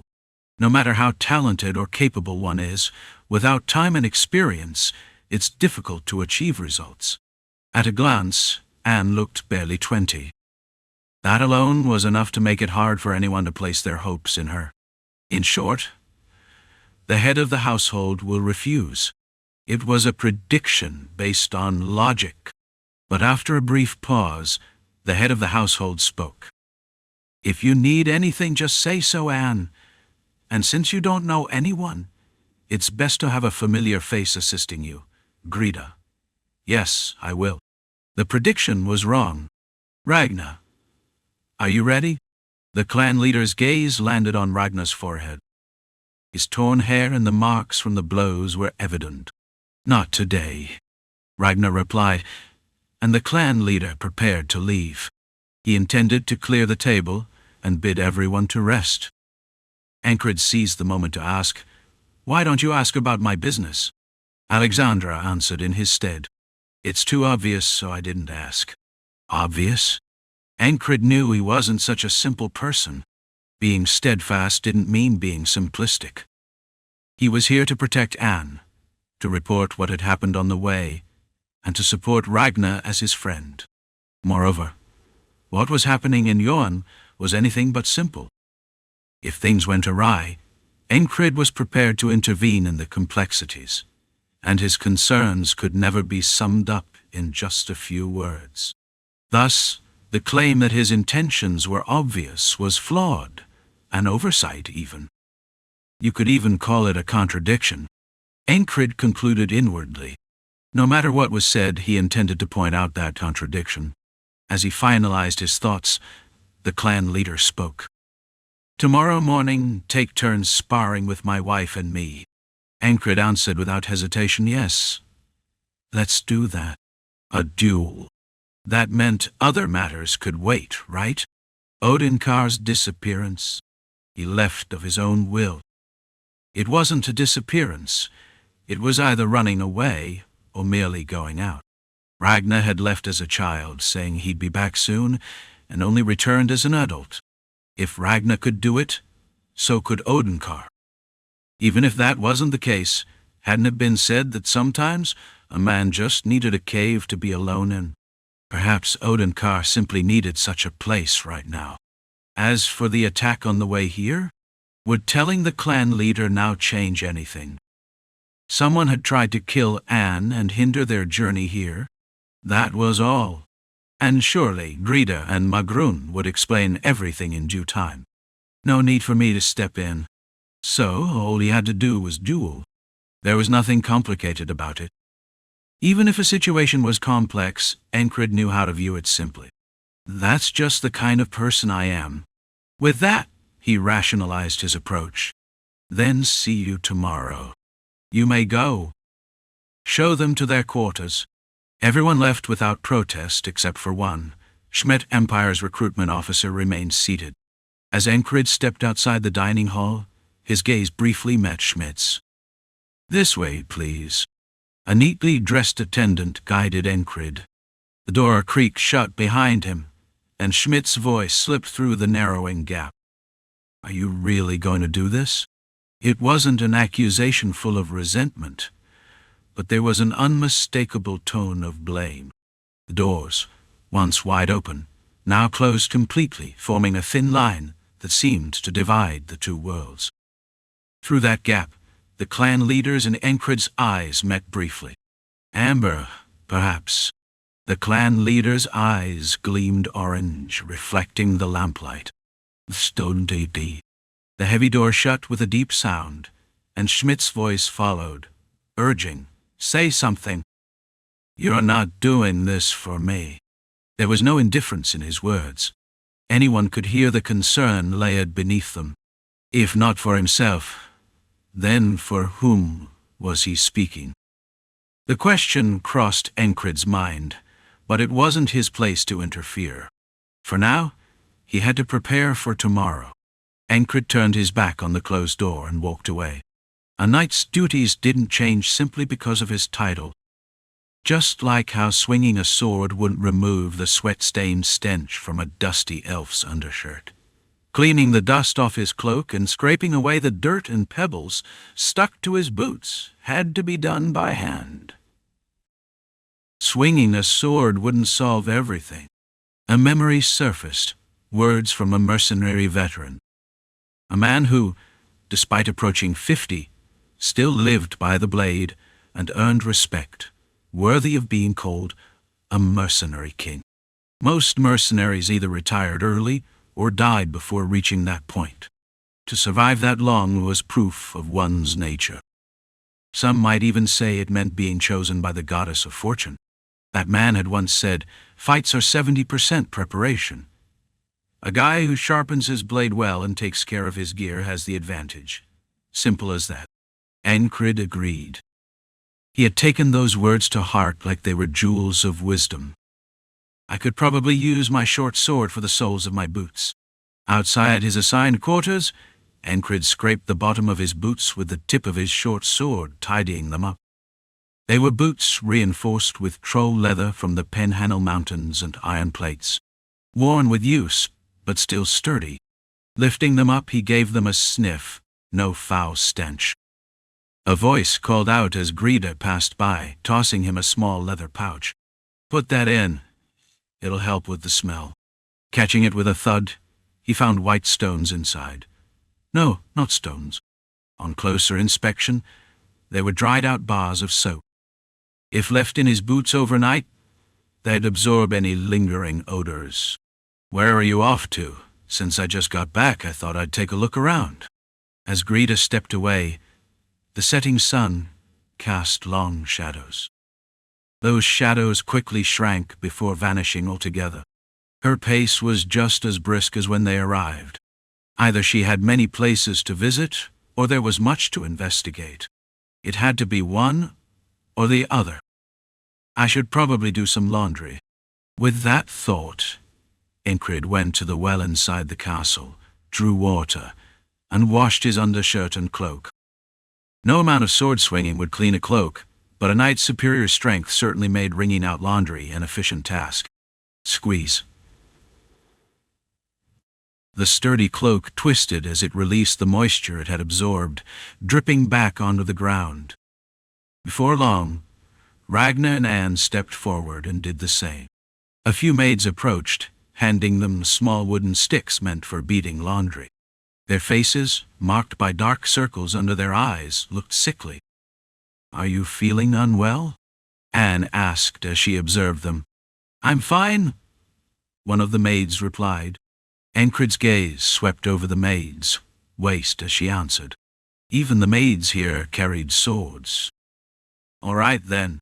After checking their equipment, including overdue laundry, short swords, and horn trumpet daggers, night had already fallen.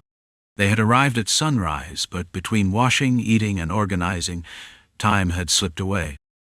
As Ankrid lay down on a bed, stuffed with feathers and wool, drowsiness quickly overtook him. A knight couldn't wield his sword for laundry, nor did he have limitless stamina. Rest was necessary when needed, and Enkrid deemed this one of those times. Ragnar occupied the room to the left, and beside him was Anne's room. His thoughts were fleeting. Soon he fell asleep. Then, as Ankrid opened his eyes, he caught a glimpse of a boatman passing by.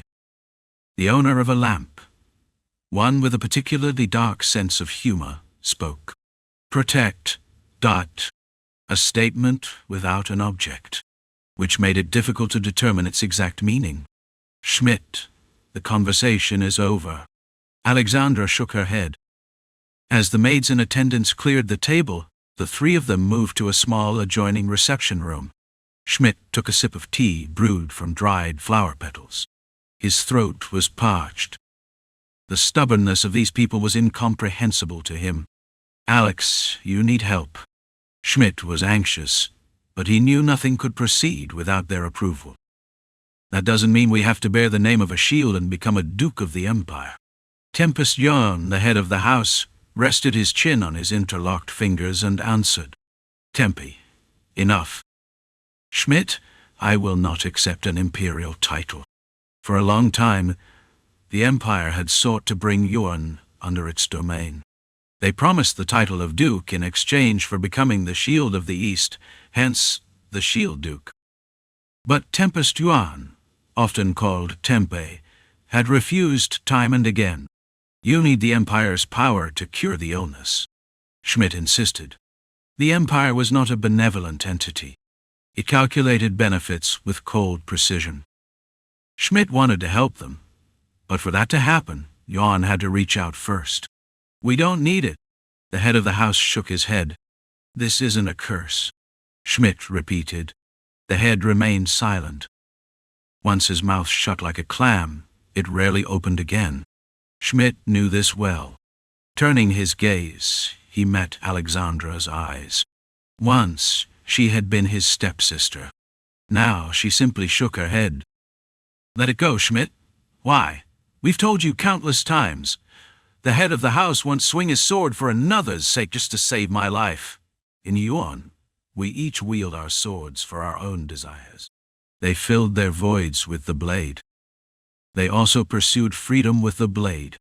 That was what Yuan was, why they would not become the Empire's shield. If the head of the house decided to become the Empire's shield, then they would no longer be Yuan. They would become just another part of the Empire, wielding swords against the enemies the Emperor pointed at. Yuan did not seek such a life, and so it was impossible. If you die, what does any of this matter? Schmidt was frustrated, but he knew he would not get his way this time either. There were things in the world more precious than life itself. Some called them dreams. Others called them stubbornness or pride. The head of the house had something similar. Chapter 693. Outstanding the next day arrived. Ankrid deliberately woke up late and slowly stretched his body with care. The fatigue in his body had almost completely faded. The bruises he had received from Ragnar had likely disappeared as well. He didn't need a mirror to know that.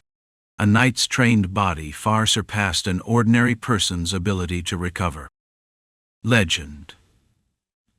Legend. It was a title that always preceded Yuan's name. A name that only those who had reached a certain level could hear. Something not even the ballads of wandering minstrels dared to sing of. Those known as Yuan were the ones who embodied the very essence of legend, and among them, the head of the family. A thrilling sensation shot through him, from the tips of his toes to the top of his head, making his fine hairs stand on end. How exciting! His anticipation soared. The weather is nice. Ankrid spoke while looking at the sky. Next to him, Anne, who had just rubbed the sleep from her eyes, glanced up and asked, "The weather is nice?" The sky was covered with dark clouds. What exactly was his standard for good weather? Yeah, very, Enkrid replied. Right behind Anne, Ragnar added, "He won't hear anything. He gets like this sometimes." Anne had never seen this side of him before, but she wasn't particularly surprised. She just thought, this is why they call him a madman. Looks like I'll have a busy day too. Anne had come here to find the root of the illness, not to idly visit Ragnar's family estate. Before long, a squire arrived with a sword at his hip, announcing the head of the family's summons. It was still just after dawn, a very early hour, but Ankrid had been ready for some time, and so he followed the summons. At the center of the spacious training grounds, the head of the family and his spouse awaited him. Was there any need for meaningless pleasantries like, "Did you sleep well?" The moment Ankrid took a step forward from about 10 paces away, he immediately knew who would make the first move in their duel. The head of the family, the man who represented Yuan, Ragnar's father. This pressure was unlike anything he had ever experienced before. It wasn't merely a weight pressing down on his entire body. It had shape. A massive sword stood before him. It was an illusion, yet not an illusion, because the presence before him felt real and alive. It feels like it truly exists. This was presence. The pressure, which should have been intangible, took the form of a great sword, its size dwarfing a human body. The blade was at least 3 times larger than the head of the family himself. But strangely, it wasn't filled with killing intent. Why? The answer came immediately. His instincts, sharpened by experience, provided clarity. This pressure isn't directed at me. It was merely a sign that the battle had begun. Perhaps the bare minimum requirement to fight the head of the family was to withstand the force he exuded. Enkrid was almost certain, and he was right. Ragnar, too, observed the familiar manifestation of his father's pressure. It's even bigger. Beyond wielding a sword, he crushed his opponents before the fight even began. It was his father's specialty. Before the massive presence, Enkrid looked as frail as a reed swaying in the wind, a twig ready to snap at any moment. The difference in sheer momentum was overwhelming. Before even clashing swords, the enemy grew larger in one's mind, and eventually, that looming presence crushed the opponent's will. The sheer weight of the massive sword's presence created a suffocating sense of oppression, enough to shake even a hardened warrior's heart. And yet in that moment, Enkrid's energy changed completely. Ragnar, standing behind him, couldn't see his face. But he didn't need to. He's smiling. Now it was just the kind of person he was. And indeed, he was. Ankrid felt a shuddering thrill of joy and excitement ripple through his body. This momentum was unlike anything he had ever encountered, and that made it all the more exhilarating. For a fleeting moment, a face came to mind. The King of the East, Anu. Perhaps Anu was on a similar level. When I was at Border Guard, he was just playing with me. Back then, Enkrid had failed to draw out the true power of the mercenary king. But now, his lips twisted into a grin, revealing sharp canines. Across from him, Alexandra's right eyebrow twitched slightly. He's smiling? Her expression seemed to ask that very question. Of course, Enkrid didn't notice. His eyes were locked solely on the head of the family. In the midst of training, Teresa suddenly spoke. Brother Odin, Sister Shinar. The two, who had been assisting her, turned their heads at the same time. Shinar retrieved the daggers floating around her with aura, while Odin removed the shattered steel gauntlet from his hand. What's the most troublesome thing about fighting Commander Enkrid? It wasn't a deeply thought-out question, just something that came to mind. A topic well suited for a short break. Odin and Shinar answered in unison. Stubbornness. Rejection. Their words were different, but their meaning was the same. Stubbornness was Shinar's answer.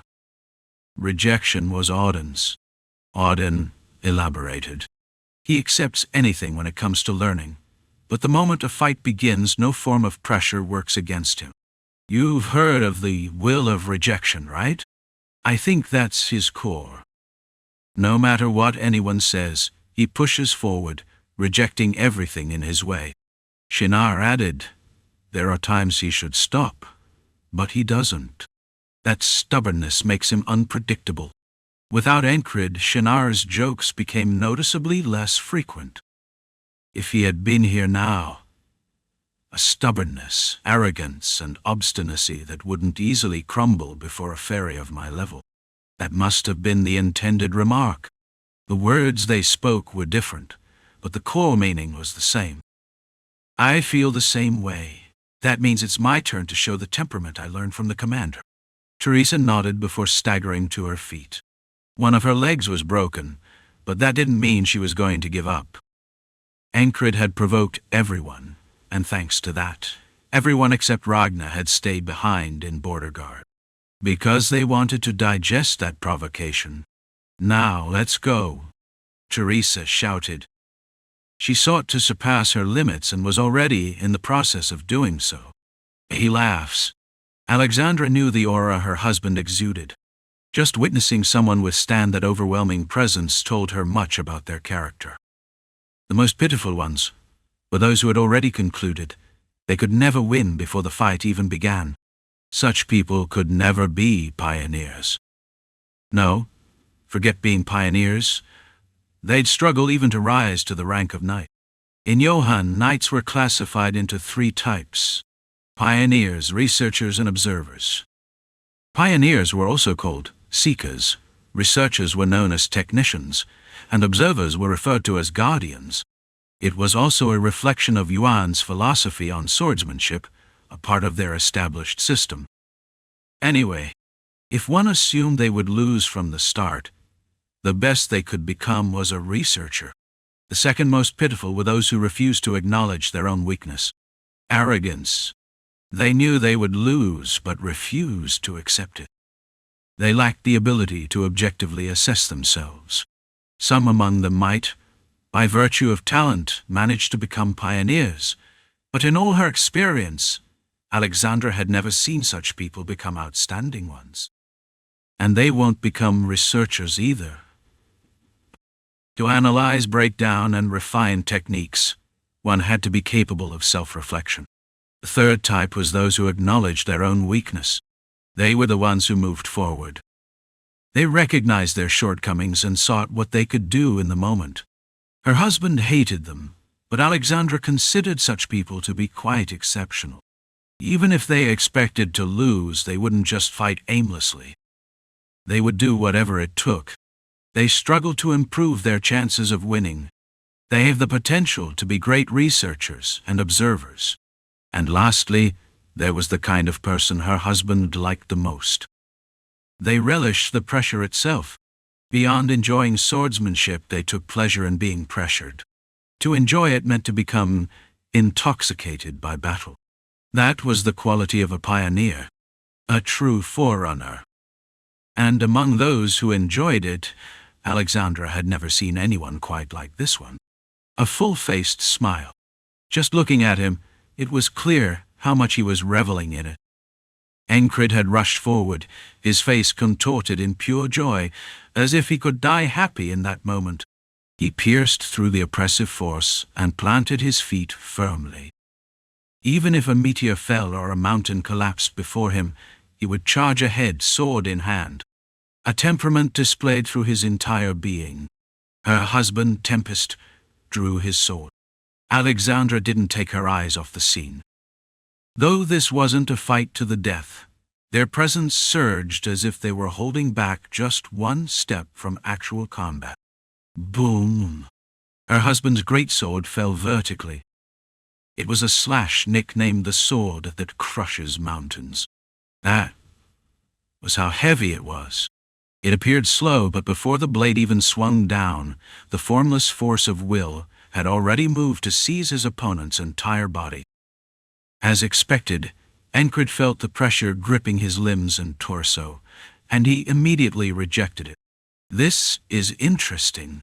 Odenkar was also excellent, but he wasn't on the level of the family head. Still, as a mountain when motionless, a raging storm when in motion, that presence ignited the will that coursed through his entire body. Ankrid thrust forward with Samkyo. Was he trying to block that massive blade head-on? That's how it looked. But the dark golden edge of Samkiol twisted subtly, redirecting the force within the family head's sword to the side. Boom! Even so, the collision between the two created a shockwave. Ragnar stepped in front of Anne, while Alexandra simply crossed her arms and watched. What is this? Anne couldn't even see what was happening. We need to step back, Ragnar said, shielding her. If they remained where they were, a stray rock could split their foreheads open. Whoosh! The moment the swords clashed, Enkrid released his grip on Samchiol and rushed in. It was madness, an utterly unpredictable move. A variation of Valen-style mercenary swordsmanship, the result of precise, instantaneous calculations. His first move was reckless, beyond belief. Enkrid clenched his fist and swung it straight at the family head's face. If the punch connected with his jaw, knight or not, he would lose balance and momentarily black out. The family head tucked his chin and intercepted the punch with his forehead. Boom! The second explosion rang out at the same time. The family head struck Enkrid in the face with his fist, still gripping his sword. Enkrid quickly ducked to evade the punch, crossing his arms in front of his chest to block. Wave-blocking sword, techniques that blocked all incoming attacks. A decision made through high-speed thought processing. Thud! Before he realized it, the family head's knee struck the center of his crossed arms. Enkrid deliberately made his body lighter and let himself be pushed back. At the same time, he stretched out his left hand and grabbed Samchiol once more. The sword, embedded in the ground, naturally came free, rising as if it had been waiting for him. The family head, seeing that, used the recoil from withdrawing his knee to thrust his greatsword forward. He's skillful, both in battle and in duels. He excelled at both. Ankrid felt a faint numbness in his right hand from the knee strike earlier. He had struck precisely along the grain of the muscle. By blocking Enkrid's punch with his forehead and then targeting his hand with his knee, he had momentarily deprived him of control over his right arm. Beyond swordplay, he was a born fighter. Ankrid was ambidextrous, so wielding his sword with his left hand did not reduce his power. On the contrary, he demonstrated the ability to switch the positions of his hands, using his momentarily numb right hand as support. Now, the technique had become second nature to him. This was the Valen-style mercenary sword technique for switching hands. Keeping his left hand on top, he supported the grip from below with his right and attempted to break the incoming thrusting blade. A tree. There's tree. The sword he had forged himself. It wouldn't break so easily. Yet the head of the house did not stop his thrust. Clang! The tip of Samchiol curved through the air, striking the middle of the incoming blade. The point of the head's sword shifted as its target was thrown off. It was Enkrid's raw strength that had forced it astray. His will surged, the exhilaration and fervor rising within him, burned like an erupting volcano. Ha! With a sharp battle cry, Enkrid planted his weight on his right foot, twisted his waist, and extended his left leg. His kick struck the flat of the head's blade. Boom! First, he altered the sword's trajectory with his own blade, then disrupted the attack completely with a kick. In response, the head of the house released his sword and clenched his fist, swinging it toward Enkrid. His indifferent amber eyes gleamed, leaving after images like the tail of a meteor as he closed the distance in an instant. Did I subconsciously assume that because he wielded a heavy sword, his attacks would be slow? Yes. His sword was not particularly fast, but his feet were exceptionally fast. Calculations merged with the assessments, yielding an answer, a conclusion drawn from rapid, high-speed thought. I can't dodge this. Ankrid clenched his teeth, grinning as he let go of Samchiol. Instead, he raised 3 fingers on his left hand, aiming for the man's eyes. There was no hesitation. His movements flowed naturally, seamlessly. If evasion was impossible, then he would counter with an attack of his own. Such was the doctrine of the wave-breaker style. The head of the house closed his eyes and delivered a punch to Enkrid's stomach. Boom! With a resounding impact, Ankrid experienced a long-forgotten sensation, weightlessness. He was sent flying, his body lifted into the air. At the end of that floating sensation, he thumped against the ground, landing on his back. He immediately flipped onto his feet like a cat, but the fact remained, he had been struck. Had the head of the house immediately pursued him with his greatsword, Ankrid might have suffered a fatal wound. But instead, the man stood still, blood trailing from the corner of his eye. The blow had not damaged his eyeball. Enkrid's fingers had only torn the skin around his eye. Despite the numbing ache in his back, Ankrid had already drawn his dagger. Though seated, he was poised, ready to throw the dagger or spring into action at any moment. Impressive. The head of the house spoke. The duel was over. A quiet huff of breath sounded from someone in the watching crowd before the head continued. Desperation in the moment is always a step too late. He added a few more words. Only prior effort can answer present desperation. That is why you are impressive. He was not a man who spoke much, neither during nor after a match. Ankrid himself might not have realized it, but those who had gathered to watch knew well. The head of the house was thrilled. Normally, after a duel, he would barely speak a word. And yet, here he was, beginning his remarks with praise. It was shocking. A rare guest, muttered a middle-aged man with deep golden hair. He doesn't seem particularly talented, remarked another. This one with light brown hair, 6 swords strapped across his back, waist and thighs. Amid the murmurs of the astonished onlookers, Enkrid spoke. One more round? It was exactly the kind of thing he would say. But this time, there was something different in his expression. His grin remained, yet within it, a new emotion flickered. It was as if he was staking everything on those words. His will spilled out like perfume overturned, uncontainable. Even those who could not wield will could feel it. A raw, unmistakable emotion. Desperation. Chapter 694. React. The man armed with 6 swords watched Enkrid throughout the fight, noting how he kept smiling. Inwardly, he nodded. He's got an exceptional temperament. It wasn't just that he was smiling as he attacked. The way he welcomed the pressure from the family head was something rarely seen, even among the children, such as Odinkar or other Rohan members. It was rare, peculiar, and captivating, but it wasn't unheard of within Yuan. So, he left it at that. But Enkrid's words immediately after his defeat were different. One more round? The emotions carried in those words sent a tingling sensation through his heart. The owner of the 6 swords didn't even know exactly who this man was, yet he found himself hoping the family head would grant his request. Look at those blue eyes beneath the black hair, filled with such desperation. Family head, isn't this exactly what you always emphasize? Hadn't he just said it moments ago? Desperation in the present is always a step behind, and only the efforts accumulated before can respond to the urgency of now. And yet, even while being praised for his skills, this black-haired man poured out an overwhelming sense of urgency.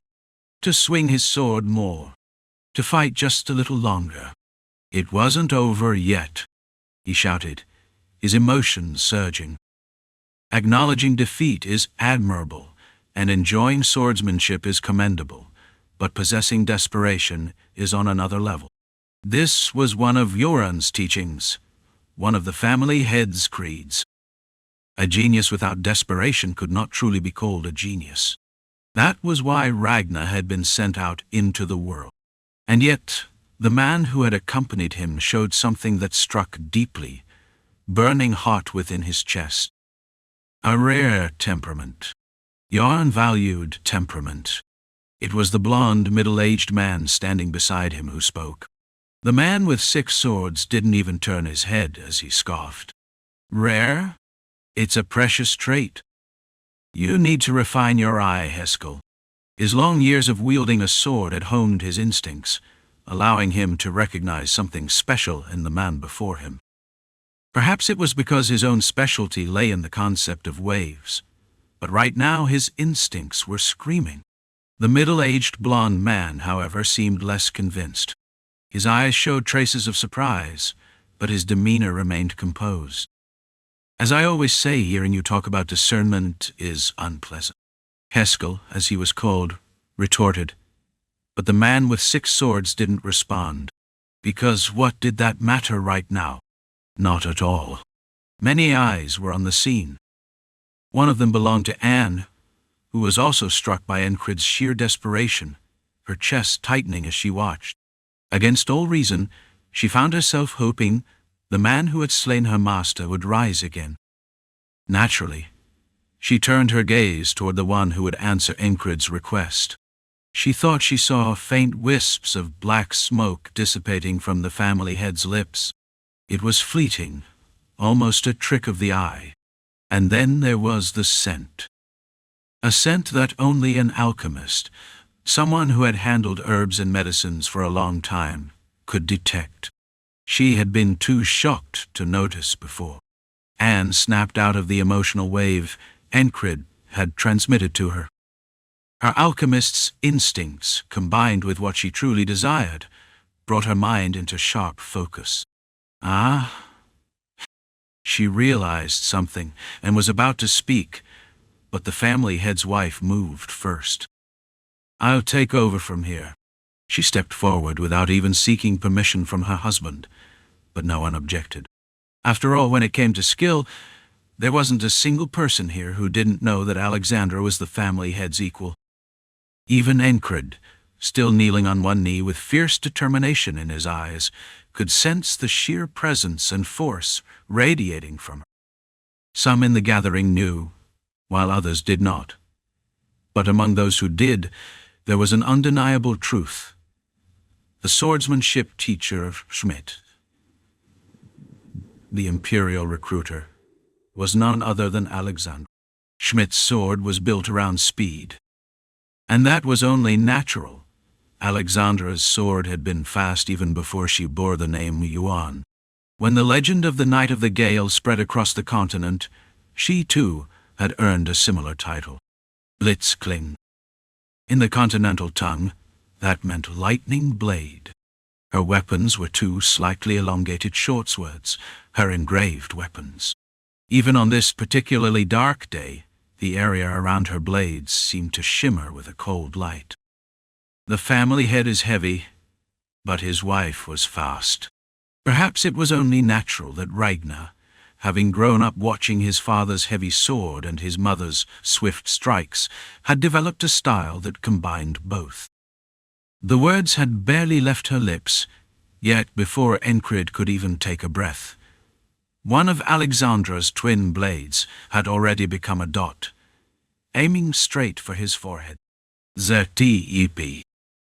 A sound like lightning being drawn in followed the tiny dot, the sword slicing forward at incredible speed. Enkrid, fully focused, tilted his head at the last possible moment. Flick! His cheek was cut.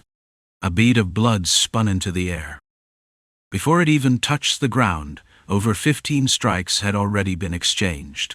Ta-ta-ta-ta-tunk!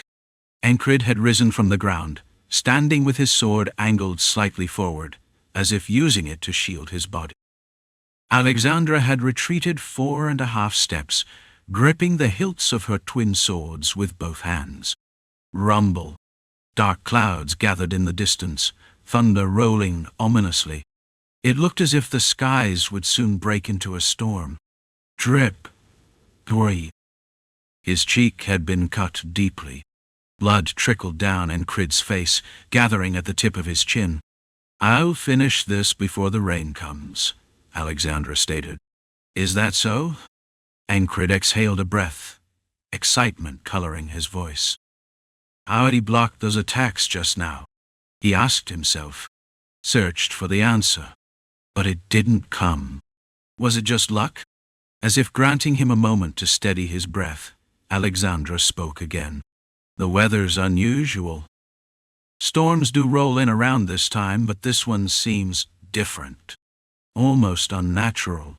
I don't know which god is playing tricks today, but it's definitely not the god of swords. That one only cares about blade work. Is that so? Alexandra smirked. This brat. You're not even listening to me? No one in the world is perfect. Ragnar knew his mother's shortcomings. She was generally gentle, but the moment a certain line was crossed, the honorifics in her speech would vanish.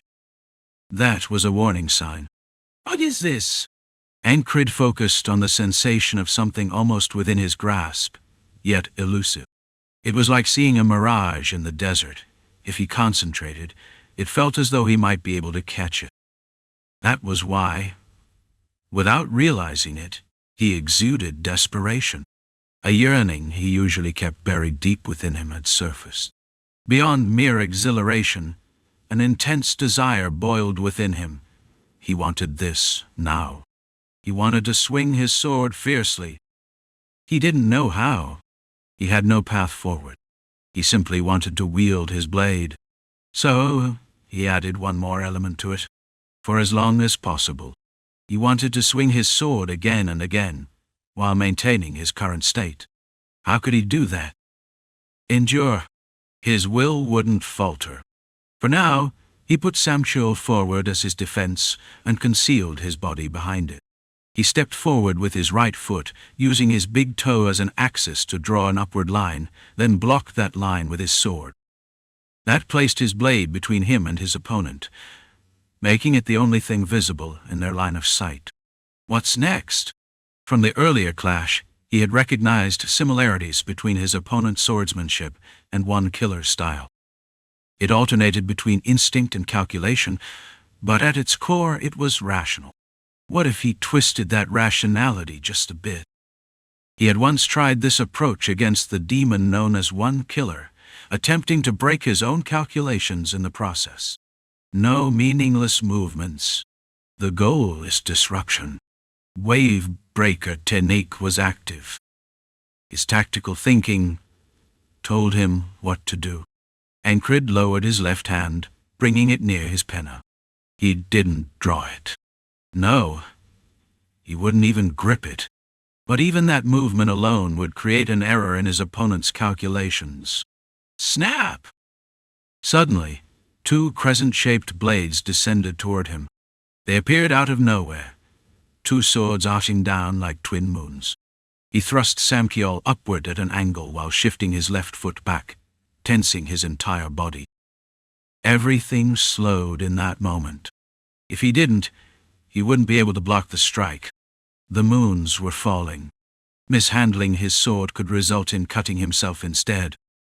If he lost to the crescent slash, he might end up performing the absurd feat of slicing his own body with his own blade. Clang! Kang!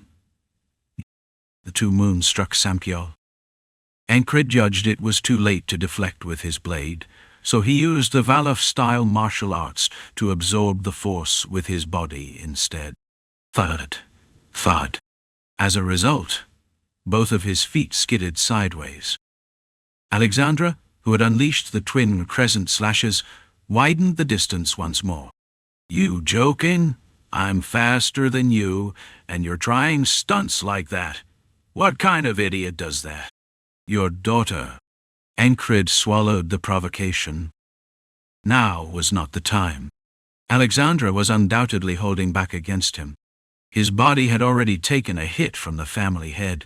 It was hard to argue he was in peak condition. Was she going easy on him because of that? No. Ragnar knew that his mother's bad habit had surfaced. A cornered rat would bite a cat. But what if its opponent was a tiger? In sparring, Alexandra Waran enjoyed cornering her opponent. Her lips curled in a twisted smile, revealing her delight. Hey, keep that up and you'll die. Enkrid could feel the truth in her words. The killing intent she radiated was no joke. The oppressive force she exuded had taken shape, just as his own had.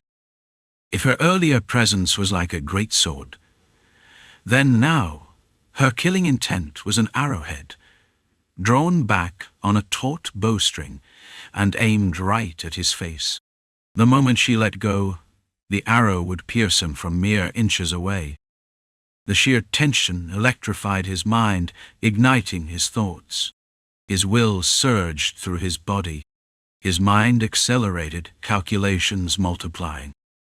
If I keep making movements that disrupt her calculations, I'll have to expose that many openings in return. Which meant that against someone with hands as fast as hers, it was suicide. That was a stupid move. Acknowledged. Ankrid concluded his brief review. It had taken only an instant. Alexandra pushed off the ground again. Thunk! The moment her foot struck the dirt, her body blurred. She was moving so fast that she seemed to disappear. React! Ankrid commanded his body.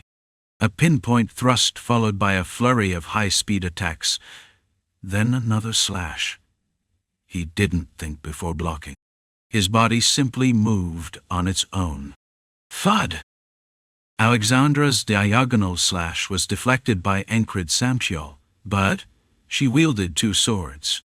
The blade in her other hand let out a sharp hiss as it stabbed toward the top of his right thigh, right at the gap his armor couldn't fully protect. Enkrid used the momentum from his deflection to spin his body halfway around.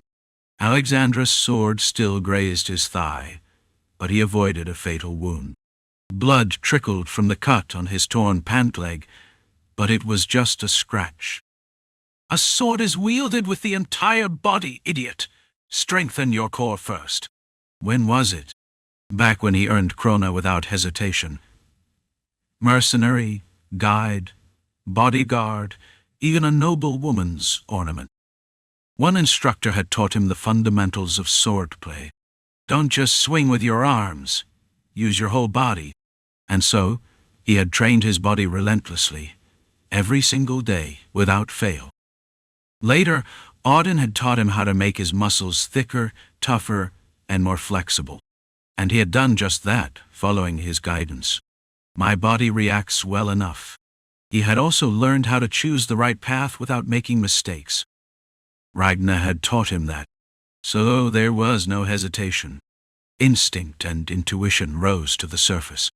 Alexandra's sword moved outside the bounds of perception and calculation. That was why his senses opened up first, responding instinctively. A chill brushed past his ear. Every fiber of his being stood on edge, even the fine hairs on his skin reading her movements. Alexandra's body now held a faint glow, as did her sword. She hid her left hand behind her, raising only the sword in her right hand at an angle. React. Ankrid spoke to his body once more. Something hazy settled into his grasp, taking form. His senses reacted first, moving before he could consciously perceive it. In that process, his will was naturally invoked. Even though he had performed this motion hundreds, maybe thousands of times, it felt as if someone had pulled his strings, making his body move in his stead. Boom! With a deafening crash, Ankrid was sent flying once again, like a puppet with its strings cut. This time, however, he did not roll across the ground. Thud! Someone caught him mid-air, stopping his motion. Thanks to that, instead of tumbling disgracefully, Ankrid ended up sitting at an angle on the ground, one knee down, just as before. Ironically, he had landed in the same stance as he had during his sparring sessions with the family head. What did you just do? It was Ragnar. His eyes clearly reflected his shock, a rare sight. I don't know, Ankrid answered. Alex, were you trying to kill him in a sparring match? Someone called out to Enkrid's opponent, a swordsman carrying 6 blades. I really almost did. You okay? Alexandra, who had now regained her composure, asked. Oh, but you seemed fine. You blocked it pretty well, she quickly added with a grin. Ankrid nodded and said, Yes, I blocked it, and it was fun. His words were filled with genuine excitement. Ragnar observed Enkrid, replaying the moment he had just witnessed. It was hard to believe. He coated his sword with will. For a brief moment, that was what it had seemed like. Will was an intangible force. Ragnar had internally defined his next step as materializing that intangible force into a tangible form. In essence, manifestation. He had even demonstrated it when breaking through Enkrid's wave-breaking style. To add to that, the foundation of this technique came from his father's sword. Ragnar had used his father's overwhelming pressure as a basis to grasp the concept of manifestation. That was why he wielded a greatsword. All that remained was to compress it and release a more refined will. And just now the captain did it. For a fleeting moment, Ankrid had taken a step ahead of Ragnar in his own path by receiving the sword of his mother. Try it again. Huh? I don't think I can. At Ragnar's words, Ankrid shook his head. Then he added, There's always another time. Talent was cruel. For some, a single stroke of luck was enough to grasp it, while for others, dozens of similar moments were necessary. Even when faced with such cruelty, this is fun. Few would still smile like that. Truly, they were rare. Ragnar, who had briefly supported his captain's back with his palm, thought so. When did it start? Anne, who had remained an observer through all of this, suddenly approached the family head and asked. The family head silently gazed at her. Her expression carried the weight of her seriousness. Tell me. She was bold, even speaking as if ordering the family head. But to Anne, it was only natural. No matter who the person was, if they were a patient suffering from a serious illness and death loomed over them, she would do whatever was necessary to save them. That was the conviction of one who called themselves a healer. Let's talk inside. The family head finally spoke, and Alexandra gestured to dismiss the gathered onlookers. If the show's over, go on your way. If you saw something good, train hard to make it yours. Chapter 695. Ankrid brought a woman into the room. Ragnar was surprised, but he felt neither jealousy nor resentment. He had witnessed Enkrid's beginning, and had been with him until now. What was there to be jealous of? You drew out a formless force into a tangible one. Ragnar concisely explained what he had seen. Ankrid understood, but if someone asked him to do it again, he wasn't sure he could. I don't have a grasp on it. To be honest, he had no idea how he had done it just moments ago. It felt like a dream. Was this what people called luck? A fleeting moment of fortune that came after tens of thousands of swings. There was an old saying across the continent. Luck was like a goddess riding the wind, impossible to hold on to. Luck never stayed, only brushed past. Though it had felt like luck, Enkrid immediately rejected that thought. No, there was never such a thing as luck. It wasn't luck. The years he had accumulated, the countless days spent swinging his sword, told him otherwise. What he needed to do now was recall and analyze. As he had said earlier, today was not the only day. As he replayed the exchange in his mind, he realized something. Alexandra had accelerated in the middle of the fight. She sped up midway, adding variation to her attack speed. It had been an unexpected movement. The Wavebreaker relied on perceiving an opponent's actions, analyzing them, and calculating a response. But when the already extreme speed of her sword increased even further, it turned into a truly unforeseen strike. I never even considered that someone could swing a sword at that speed. If there had been even a bit more wasted motion. If the angle of the blade had been slightly off. If his decision-making had been just a little slower. If his body's reaction had been even slightly duller. I would be dead. Death had brushed past him. And yet, Within it all, he recognized her intent, one filled with care and gratitude. It was like forcing me into movement. Alexandra's specialty was overwhelming opponents with speed. But now he realized it wasn't just about forcing movement. Even talking to me before the strike was the same. She had spoken to him to heighten his concentration. When Enkrid wielded his desperation as a weapon and responded with conviction, she layered killing intent into her strikes, pushing his tension even further. With just a few words, she had gauged his focus. "This brat. You're not even listening to me." That was what she had said. The first stab that grazed his cheek had been the same. She had tested how his body reacted in a dire situation. She had been the one to teach him that half-hearted movements meant death. She had told him that if he wasn't fast enough, he shouldn't try anything clumsy. That he needed to focus solely on a single, honed strike.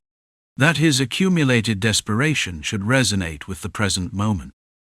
She had guided him, no, forced him, to unleash that one decisive swing. Of course, even in her consideration, his life had still hung in the balance. If I couldn't keep up, I would have died. That was an undeniable truth. How many have died during her sparring sessions? You mean my mother? Ragnar repeated the question before shaking his head. As far as I know, none. Ragnar had left home at an early age. Ankrid turned to find Rita. If anyone knew, it would be her. But she wasn't among the spectators. Only his own group and the family head were there. Ankrid's gaze lingered on Anne's back before shifting away. He saw the family head and Anne disappearing behind the brick wall at the back of the training grounds. Alexandra glanced over her shoulder at them but said nothing. Ragnar, follow Anne, sure. At Enkrid's words, Ragnar followed her without hesitation. This was foreign territory. Whatever she was seeking, having at least one familiar face beside her would be better. Well, there were other reasons too, but this was about keeping all possibilities open. As he continued his thoughts, the sound of approaching footsteps reached his ears. Hey, guest. A man approached, 6 swords strapped to his body, his excitement evident. His hands were wrapped in worn cloth, and his forehead was bound with a thick band of the same material. His waist and shins were also wrapped in the same tattered, yet clean, crimson cloth. With 6 swords he might have looked ragged, but he didn't seem unkempt. His straight posture, the readiness in his stance to draw any of the 6 swords at any moment, and the underlying composure in his movements gave him an air of refinement. He prefers precise movements. That was the impression Enkrid got from observing him approach. You've got it. I can see it all. The man spoke suddenly. Behind him, an older man, at least 10 years senior to Enkrid, shook his head. Take his words with caution. His instincts are rarely correct. A deep, measured voice. The first thing that caught Enkrid's eye was the finely engraved patterns on his scabbard. Next, with the thick calluses in his grip, the way his stance remained subtly poised to move at any moment, and the fact that his breathing was barely audible. Neither of them are ordinary. That was his first impression. Of course, the outcome of a real fight was never predictable. Even if he had just sparred against Alexandra or the family head, once in actual combat, things could play out differently. A fight to the death was always unpredictable. Likewise, he couldn't easily claim that his own chances of winning were higher. I'm Heskel. And this guy, the older man, started to introduce himself. I'll do my own introduction, you icy bastard. The younger man cut him off. My name is Rhinox. Are you looking for the best fighter in the Yorn family? That's not me. But I am the most romantic man. The one wielding 6 swords continued speaking. Though it wasn't exactly normal to call oneself a romantic, it wasn't enough to truly unsettle Enkrid. After all, he spent years maintaining his sanity while surrounded by madmen. Ankrid of Border Guard. At his response, the man named Heskel extended his hand. Enkrid took it. I apologize for the delayed greeting. Welcome to one. Rhinox smirked and added, Welcome, my ass. Pull yourself together. You still want to keep going, right? Alex enjoys pushing people to their limits, but I don't. It won't be a bad experience.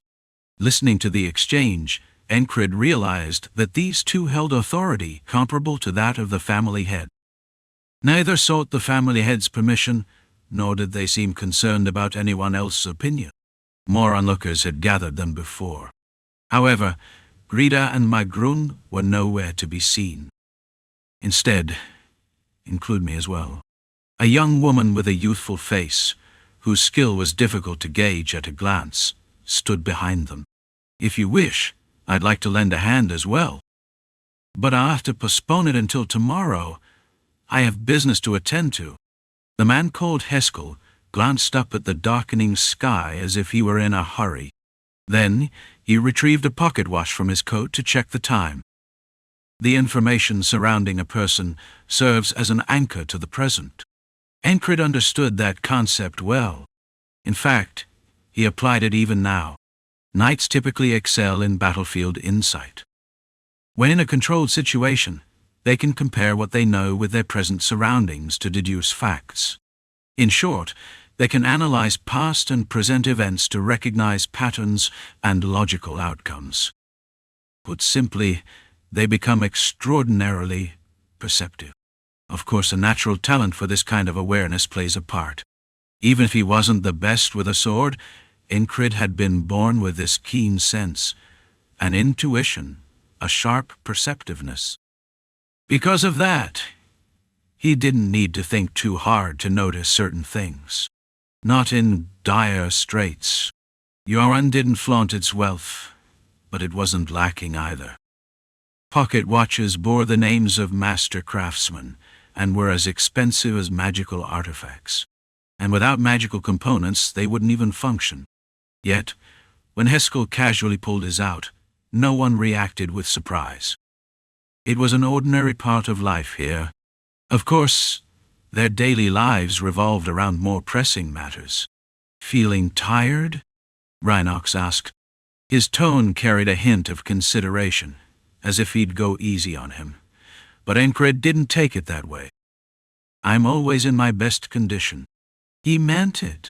His personal philosophy was that his current self was always his peak self.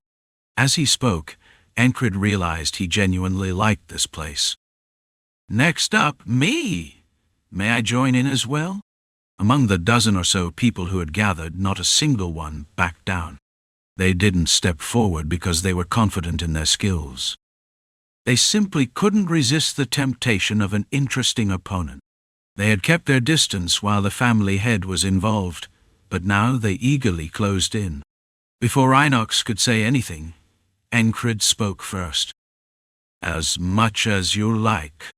At that, Rhinox said, Hey, after fighting me, you'll be exhausted. I doubt it. You have that much will left. Even if one conserved physical strength, will was bound to deplete first. That was common knowledge. I have plenty. Since his opponent spoke so directly, Ankrid did the same. Rhinox opened and closed his mouth a few times before finally speaking. This bastard's good at provoking people. It wasn't a provocation, but if it came across that way, so be it. All right, let's have some fun. Rhinox might have looked under 50, but he was certainly much older. Those who awakened will aged more slowly. And this was Yoran. If they are called legends, it meant they had the power to back it up. The family head and his wife likely possessed such strength, and the man before him was surely another pillar of it. That thought thrilled him. You're smiling? Smiling? Rhinox smirked as well. They both looked like they were having the time of their lives. And the spectators seemed to feel the same way. His condition is serious, isn't it? How long has it been? Inside, the walls were made of alternating gray and brown stones. 2 swords hung side by side on one side of the room, while the opposite wall displayed the pelt of an unknown beast.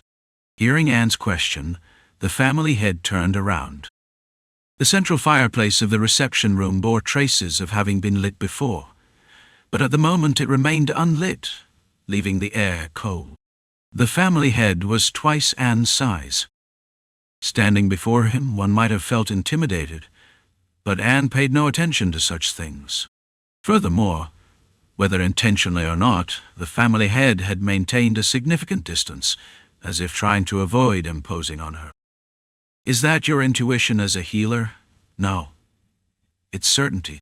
Alexandra, who had followed them in, asked the question, and Anne answered without hesitation. Her gaze never wavered from the family head. Alexandra wasn't particularly skilled at making jokes, so she didn't add anything else. But if Enkrid had been present, he might have teased her, saying, "You're staring at him like you've fallen for him. Tell me. Do you know the cause?" Anne's speech halted briefly when she uttered the word cause, but her stance remained firm. The family head said nothing. Anne knew this affliction could take many different forms. I need to see what caused it. Only then can we treat it. That's the priority. The family head's attitude, though not soft by any measure, was clear and firm, but he answered without any trace of intimidation. Not now. Despite the lack of pressure, this wasn't the answer Anne had expected. What? My husband has said everything that needs to be said. Alexandra responded in place of the family head, and before long Ragnar, who had entered silently, stood behind Anne and spoke. Let's go. Ragnar could tell from his father's expression that he had no intention of offering any further explanation. If there was something to say, the family head would speak fluently. If not, he would remain silent. He knew that nothing said here would change anything. Anne, now flustered, found herself in a position where she couldn't get the answers she sought. The family head knows the seriousness of the illness. If she mentioned the curse, there would be countless responses. And if asked about treatment, there would be 50 different ways to prove it. But none of that was spoken. Instead, the only words that came out were, "Not now." Anne couldn't understand. After his sparring match with the family head, Enkrid spent 3 more days in Yuan. The sky, which seemed ready to burst with rain, only grew darker with more clouds. Yet, the faces of those who sought him out were filled with nothing but joy. The sunshine that wasn't visible in the sky seemed to shine through their expressions. Can I join too? Among the visitors, there was even a servant running errands. Here, everyone wore swords and talked about them. That alone made everyone happy. Of course. Ankrid punched the servant in the face and kicked him aside. Back. Ein Stugedukaus. Thud. Anyone who saw it might think he was killing a child, but the servant swung his sword, using both his hands and feet. To block it, this was the best method. Il Karas? Enkrid felt something familiar in the servant's movements and spoke. Enkrid, like Grida, had a tendency to remember the names of martial arts and techniques, even if he forgot people's names. Il Karas, known as the King of the Dirt Ground, was a martial art developed by a prison warden in a notorious prison. The servant had mixed that martial art with his swordplay. While swinging his sword, he incorporated joint locks. It was said that no one had taught him, and yet he was walking his own path. In any case, this was yet another interesting thing to observe. Throughout his interactions, Enkrid began to feel the unique qualities of Yuan that he had heard about from Odinkar, Magrun, and Grida. They compete, teach each other, push one another forward, and learn without hesitation. There was some stubbornness in the more skilled individuals, but that kind of pride and determination, it's better to have it than not. With that thought in mind, Enkrid could say that everyone was enjoying themselves. As the day was nearing its end, Enkrid was about to sleep when he heard the sound of raindrops outside. Even in his drowsy state, he could hear a different sound mixed with the rain. As he grabbed the sword he had set aside, the window in the room suddenly opened. Creak. It was a window on the first floor, and it hadn't been locked, so anyone could open it. Through that window, a familiar face appeared. The gloomy face that hadn't changed in 3 days was the only one that matched the dreary weather, standing out in stark contrast to the cheerful faces of everyone else. "I have something to say, Enkrid." The familiar face spoke. "Grida?" The outside was too dark for him to make out Grida's face, but with his night vision, Ankrid recognized her. He confirmed it and spoke again. "What is it you need to say?" Instead of answering immediately, Grida bit her lip. "The family head is acting strange." It was a blunt statement, but one that Ankrid agreed with. If there was anyone strange in Yuan, it would be the family head. "Come inside." Ankrid invited her into the room. Chapter 696. Already knew or intended the sky looked as if it might collapse at any moment, yet the rain had stopped once more. It felt as if a giant larger than the city itself had filled its mouth with water, puffing out its cheeks while gazing down at the ground. After days of witnessing this same weather, it seemed preferable for the rain to just pour down all at once. Ankrid struck the flint, lighting the lamp.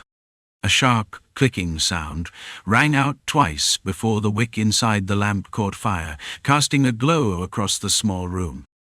There was no fireplace, only a table beside the bed and a single wardrobe for storing clothes and other belongings, an austere space. "You've been gone for a few days." Ankrid spoke as he sat on the edge of the bed. Samkyo remained leaning against the corner at an angle. Grida, still standing, took off her soaked cloak. Though the rain hadn't yet intensified, even a steady drizzle could soak one's underclothes if exposed long enough. As she removed the cloak, droplets of water dripped down, mixing with dust, little different from muddy water. "Looks like you've been wandering quite a bit," Ankrid observed, reading as much from Grida's attire and demeanor. "Yeah." Something felt off. Grida finally spoke, standing tall. She seemed to ponder where to begin before suddenly saying, "You know the saying, 'A great guide is also a good hunter.'" It was a phrase known among guides. Not quite slang, but an acknowledgement that a capable guide naturally possessed the skills to track a target. It was only logical. Guides were not simply those who walked the path. They needed keen senses to navigate and assess their surroundings. However, being a good guide did not necessarily mean one could become a great hunter. It was more of a wordplay, yet it was a distinction well understood in their field. Breaking it down, Grida's words carried a double meaning. Just as there were bad, good, and great guides, the same categorization applied to hunters. What he was implying was that, while she was skilled enough as a guide to take on a hunter's role, she was not at the level of a true hunter. It was based on the premise that great ranked higher than good. He had said it knowing that Ankrid had experience as a guide as well. Though brief, the core of his message was clear. He had been surveying the area like a guide and had discovered something like a hunter. And by extension, it also implied that he had lost track of whatever he had found. "What did you find?" "If it's monster tracks, this place must be full of them." Beyond this area lay Imperial territory, with the Penhanel mountain range stretching southward, flanked by 3 villages. A region like this was expected to be teeming with monsters. It's not like there's a force like the Border Guard to conduct large-scale monster eradication. While some knights might use fights against monsters as practical training, they lacked the manpower to wipe out every creature in the area. A knight might have the endurance to cut down 1,000 men, but that didn't mean they could replace 1,000 soldiers. Against monsters, even cutting down 1,000 wouldn't be feasible. Monsters didn't charge in clustered formations, and slaying 1,000 enemies in a day was a scenario limited to the battlefield. Besides, the people here didn't seem to have any intention of attempting such a thing. Lost in thought, Enkrid listened. "It's not just ordinary monsters. What I saw were traces of a large-scale migration. A colony? Shit, yeah. You could call it that. I even spotted a few four-legged lizards. Lizards, those beasts that often moved alongside scalers. Given their sheer size and strength, they might have been even more dangerous than scalers in pure combat ability. Now slightly more composed, Greta caught her breath before nudging her discarded cloak away with his foot. But that's not the real problem. Colonies like that are just part of daily life around here. Daily life? Yes, for these people that was their reality. They competed, taught, supported, and learned from one another, sharpening their skills in an atmosphere that naturally pushed them to improve. The geographical conditions also forced them to grow stronger. In Yuan, monsters constantly roamed, and powerful individuals frequently arrived to test their abilities. Though it wasn't a secret, this was one of the less visible reasons behind Yuan's strength. The ever-present monster threat aids their swordsmanship development. While Enkrid was focused purely on refining his technical skills, Yuan provided an environment that nurtured every aspect of a knight's training. It wasn't a matter of which was better. Each simply pursued their own path. Have you ever heard of named monsters in demonic domains, aside from demon gods? Greta asked. She perched on the edge of the small table, her toned muscles showing through as she settled into a relaxed posture. Unique specimens. When an unusual monster survives long enough and grows powerful, it becomes known by name. That's what a named monster is. Having traveled from the demonic domain's borders to the south, Greta knew the dangers such creatures posed. Monsters that exceeded conventional strength were called named monsters, or named for short. It was the same principle as skilled individuals earning reputations for their prowess, except in this case, monsters had survived so long and fought so well that people had given them names. The demonic domain was often called the graveyard of knights. Among the creatures dwelling within, some were known as night hunters, monsters that specifically preyed on knights. If humans could surpass their limits, so too could monsters. It started as a small snake, but then it grew horns and began using magic. I found traces of its gradual evolution. It was a story Ankrid had heard before. A creature with the face of a human and the lower body of a snake. A lamia, a snake-type monster that had evolved into a more advanced form, with a human upper body and a serpentine lower body. Rumored to use charm magic? Though sexless, its appearance bore a resemblance to a woman, and it was said to attempt clumsy seductions of human men. There were even stronger variations within the demonic domains. Greta shook her head. No, a Medusa, a monster with countless snakes writhing on its head instead of hair, capable of turning people to stone with just a glance. As she spoke, the lamplight reflected in her eyes, but there was no fear in them. Whistle. Ankrid let out a low whistle. Not many would react this way upon hearing of such a monster's presence. Greta, however, was not surprised by his reaction. It was the same attitude she'd expect in Yuan. A rare monster appeared. Then the first thought would be, let's go hunt it down. The problem was, despite tracking its traces, she had ultimately lost it. There were clear traces of sorcery. That meant the interference had been caused by sorcery. It was the same kind of sorcery they had encountered several times on their way here. What did you mean by the head being strange? This was precisely why Greta had no choice but to seek out Enkrid. She turned the question back on him. Why is he doing nothing in a situation like this? Hearing Greta's question, Enkrid gave a slight nod, barely perceptible. There had been more than a few oddities from the moment they set out until now. Schmidt reeks of spells. Moreover, despite having concluded his business, he had been lingering unnecessarily. And on our way here, an attacker targeting Anne was exposed. Yet, once they arrived, nothing had happened. Was it because the enemy's reach didn't extend here? Or were they waiting for the perfect opportunity? If it was one of the two, which was more likely. That was why Ragnar hadn't left Anne's side. Meanwhile, Anne had been busy wandering around Owain's inner quarters. Ankrid pieced together what he already knew with what he had seen, heard, and gathered since arriving here. Was Owain really oblivious to external events? Did they have no interactions with the outside world? That wasn't the case.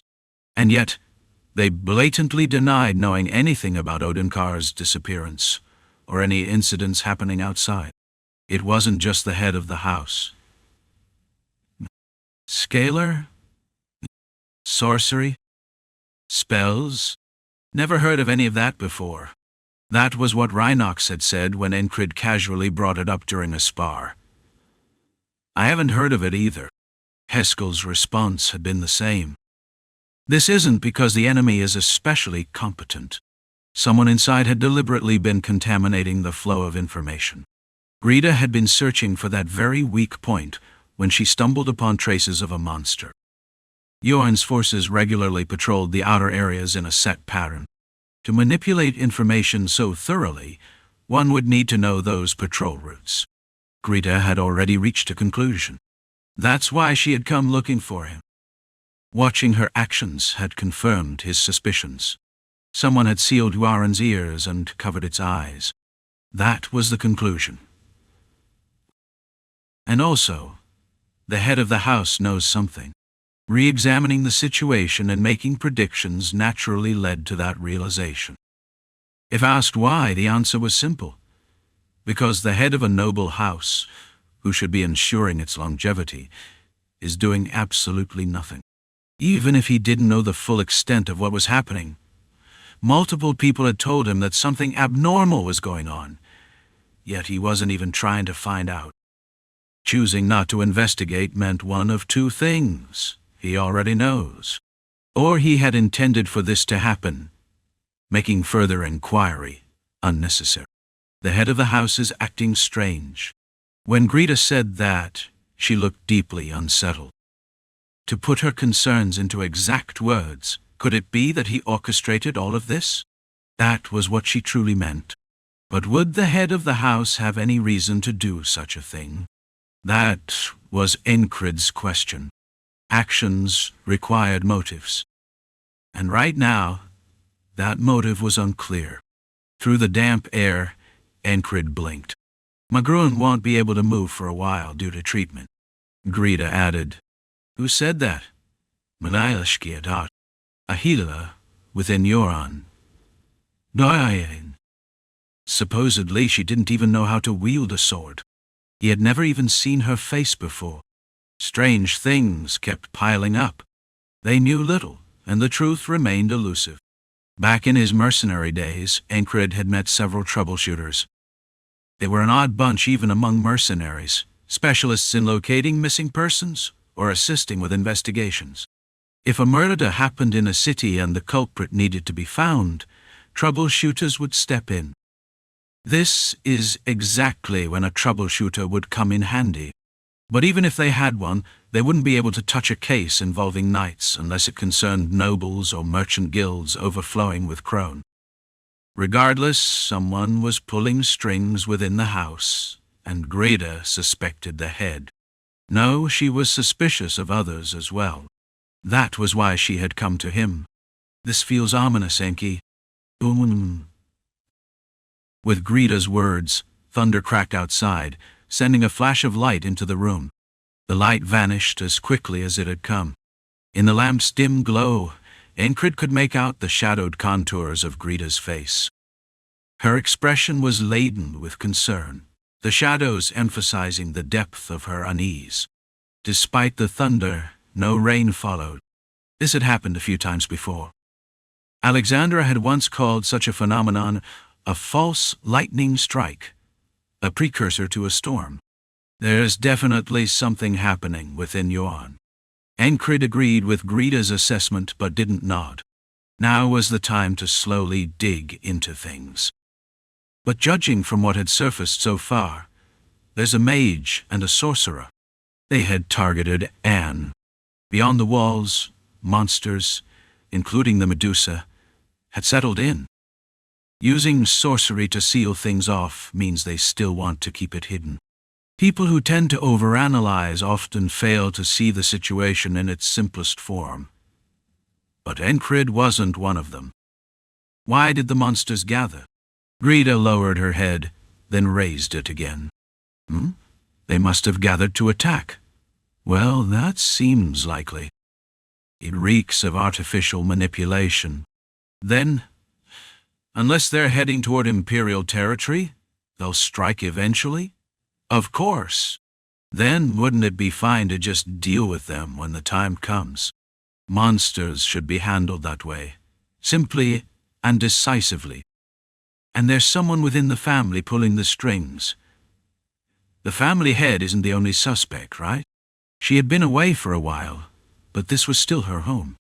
Minor details might change, but the fundamental essence of the place shouldn't. She had stepped forward because something that shouldn't have happened was happening. And that something was the certainty that someone was sabotaging the family. That was Enkrid's conclusion. I even doubted myself over the past few days, wondering if I had fallen for an illusion spell. That was how cautiously she had assessed the situation. 3 days wasn't much, but she had already arranged her thoughts.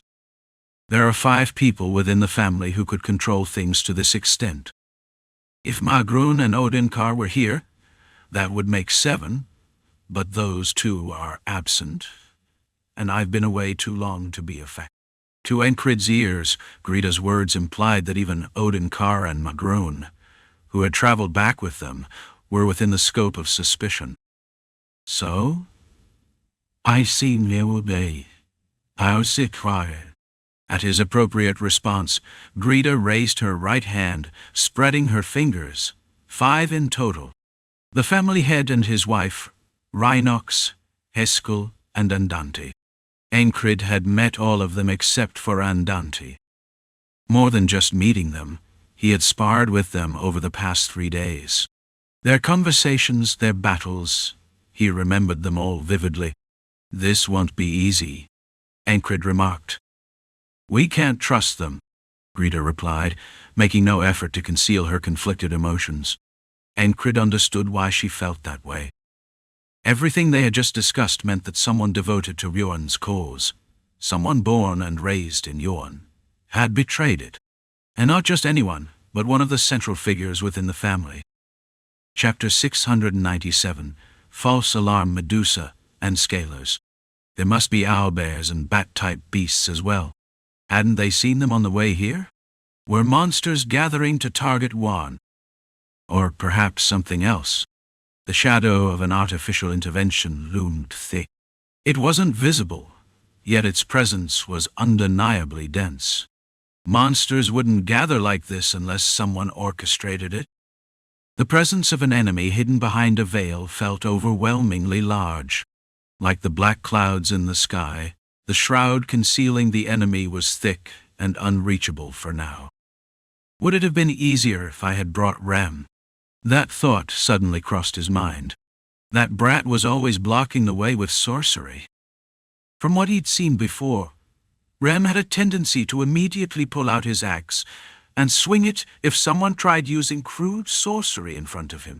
Once, out of curiosity, he had asked why Rem reacted so violently to sorcery. Violent reaction? When did I ever? Shouldn't you call it righteous fury instead? I asked why you do it. Because it's all so crude.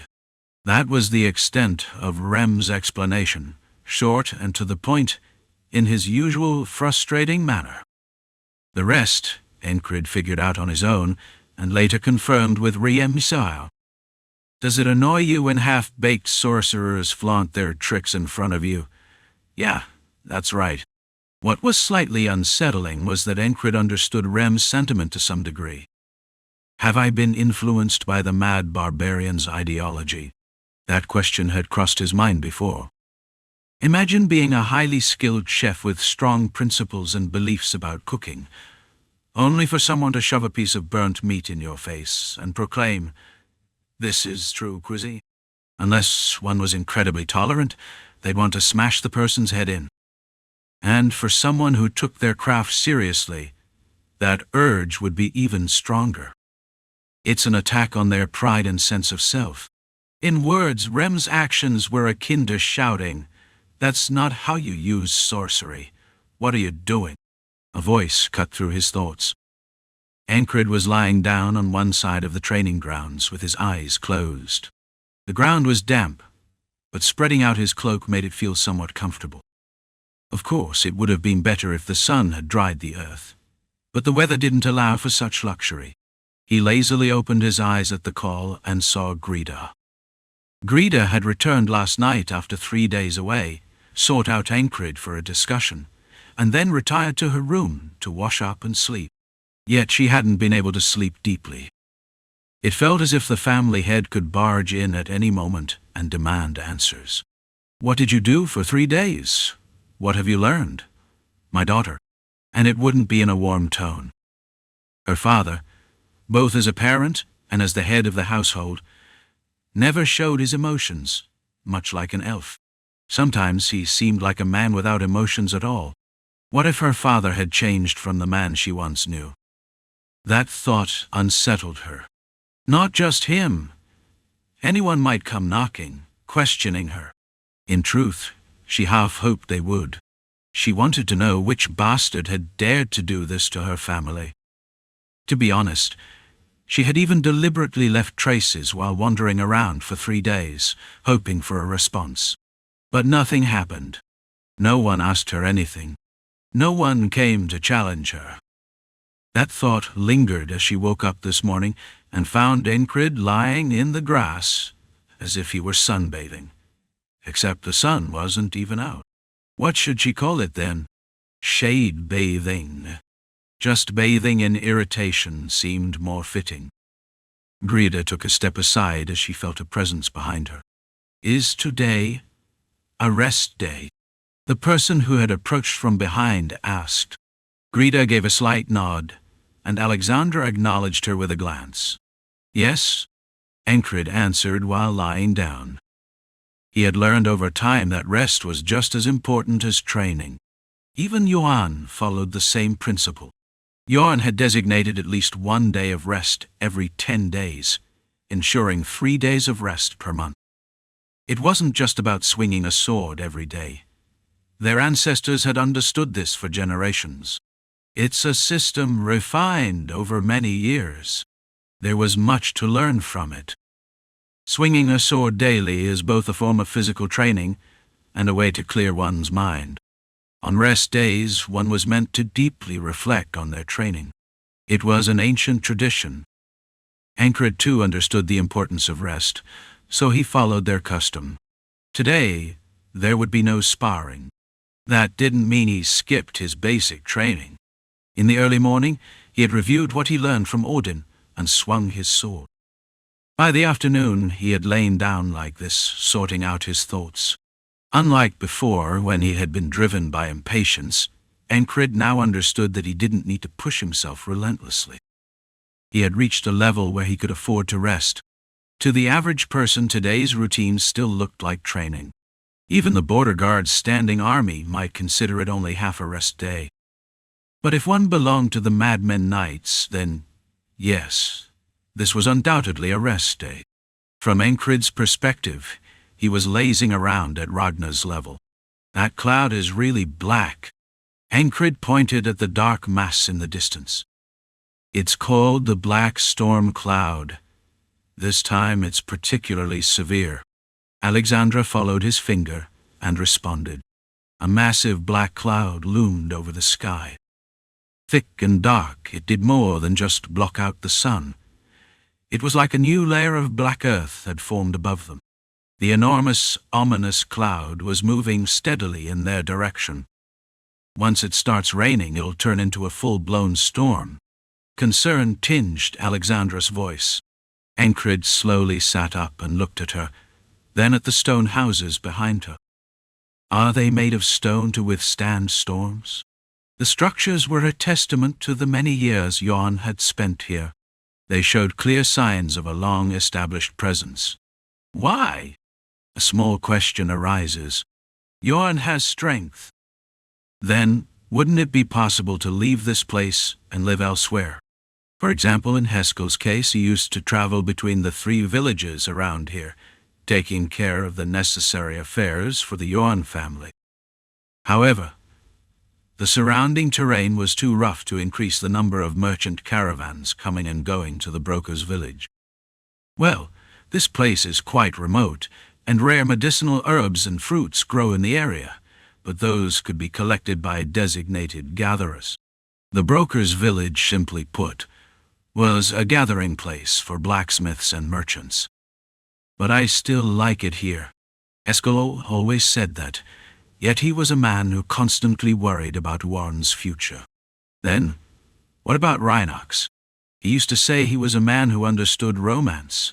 No food? Then live without it. If you need something, just get it when the time comes. His opinion was the opposite of Heskel's.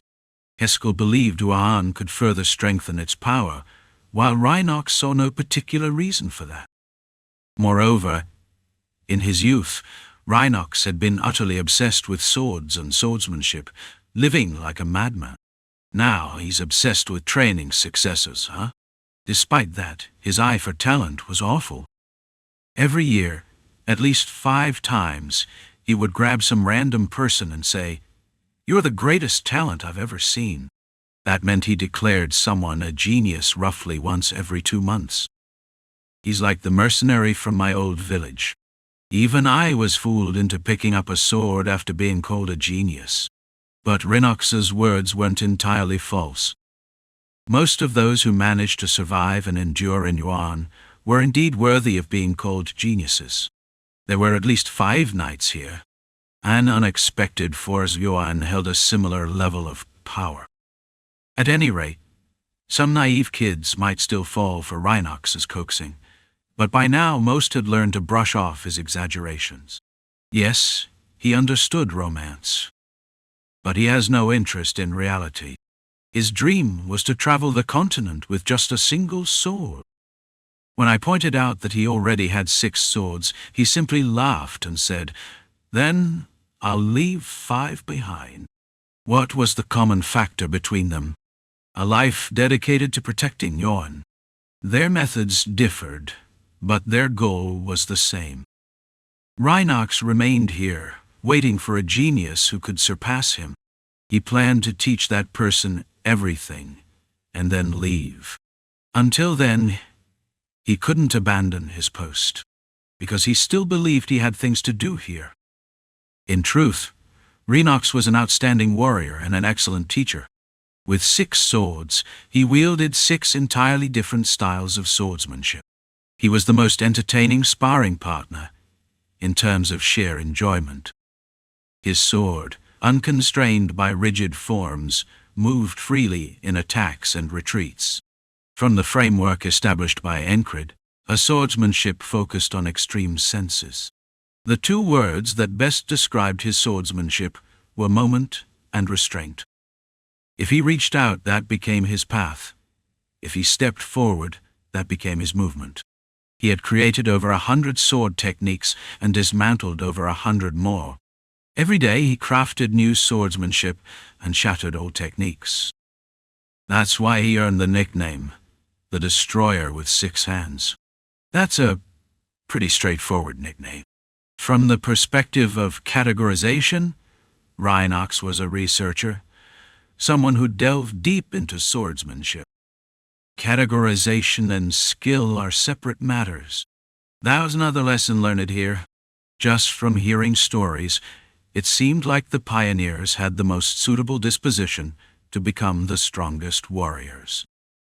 No matter what one desires, consistent effort in any field will lead to a high level of mastery.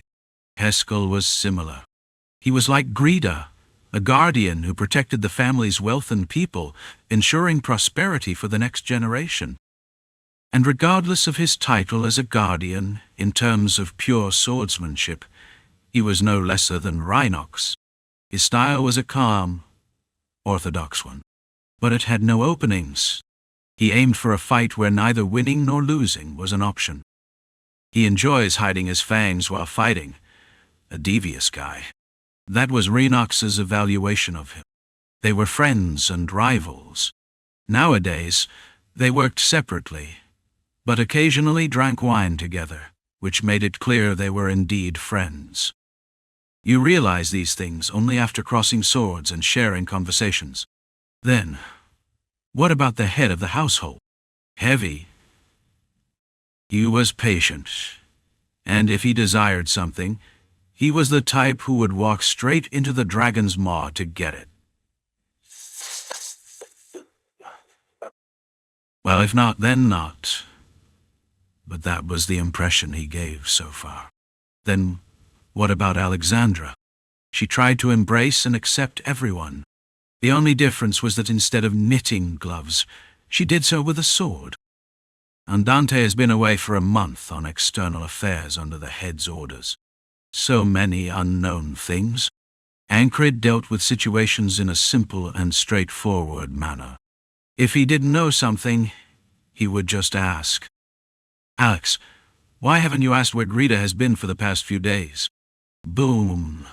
A bolt of lightning struck once more. The dark clouds turned midday into night, briefly illuminating the surroundings. The flash of lightning took a glance at the gathered people, and then disappeared. This crazy bastard? Greta thought that to herself, but only sent a look that asked, "What kind of nonsense are you spouting?" She barely managed to maintain his expression. That's an interesting question.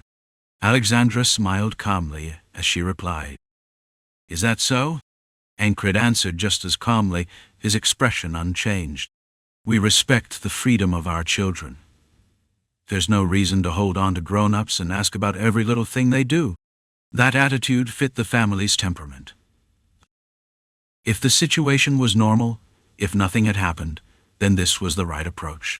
During the conversation, a few swordsmen of the Yuan family peeked over. Most of them were young. Though it was a day of rest, they were at an age where they felt restless when not training. I've thought up a new technique. One of them cautiously approached and spoke. Enkrid replied indifferently. Aren't you supposed to rest, kid? They don't listen, no matter how many times we tell them. Alexandra smiled as she ruffled the child's hair. I told you today was a rest day. But if everyone else moves ahead while I stay still, I'll just rust. And besides, if I fall sick like this, I won't even get to try anything before collapsing. Curse. And a disease. Everyone in Yuan knew it wasn't a curse. They all worked hard to cure the disease. Even the old healer Mileskia was doing her best. Yet, Enkrid's daily life remained unchanged. Rest or training, it was always one or the other. Days repeating in an endless cycle. But that wasn't the case for others. While he was active, the others weren't idle either. Especially Anne. Chapter 698. Chance is not left to chance. While Enkrid spent several days training and sparring, disappearing and reappearing, Anne did not stay idle. I should take a look around. She spoke casually, but it wasn't just words. She actually walked around, familiarizing herself with the streets and meeting people. Cough. What? When did you start coughing? I don't know.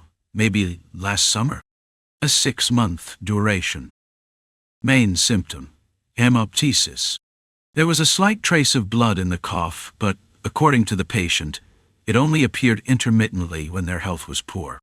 There were 3 people exhibiting similar symptoms. Sometimes my body feels weak, but other than that, I'm not really sick. Oh, Ragnar, you're back. Want to go for a round? Someone even said that. Without hesitation, he immediately sparred with Ragnar. Anne couldn't determine the skill difference between the two just by watching. However, listening to their conversation gave her some clues. You've improved tremendously. The man with wavy brown hair commented as Ragnar retrieved his sword. With a sharp ching, the great sword returned to its place on his back. Train diligently every day. That's all it takes. And you came back as a total lunatic. Yuan was a place where only the talented gathered. Rather, without talent, discipline, and a strong drive for improvement. One simply couldn't stay. Those who couldn't adapt were sent to the hunter's village. Once they grew old and frail, they moved again to the retirement village. The retirement village, in turn, was populated by those who lacked talent. Facilities like forges were centralized in the broker's village, which sustained itself through trade with the empire and visiting merchants. This was how the Aran family operated. It was a place where only those with proven abilities remained, dedicating their days to wielding the sword. For people like them, telling them to just keep training sounded no different than, "You don't have talent, so just quit." The man bristled at the remark, but the skill gap was undeniable. Anne carefully observed him, and then asked Ragnar as well. "What did you think? He's not terrible, but at this rate, I don't know what'll be left of him in the end." "No, not that. I meant his physical condition. Did anything seem off? Did he seem unusually weak? Or anything like that?" "No. He was likely in peak condition. Sparring wasn't a fight to the death, but it was still a conversation through swords. Someone at Ragnar's level could roughly gauge his opponent's condition just by crossing blades." "Intermittent manifestation," Anne murmured. To Ragnar, it seemed like she was up to something, and whatever it was, he was unwittingly assisting her.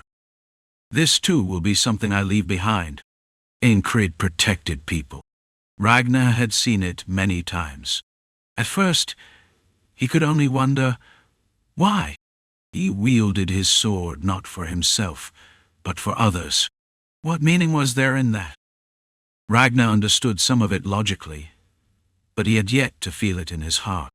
The path of the sword was simple, and because it was, he had never experienced loss.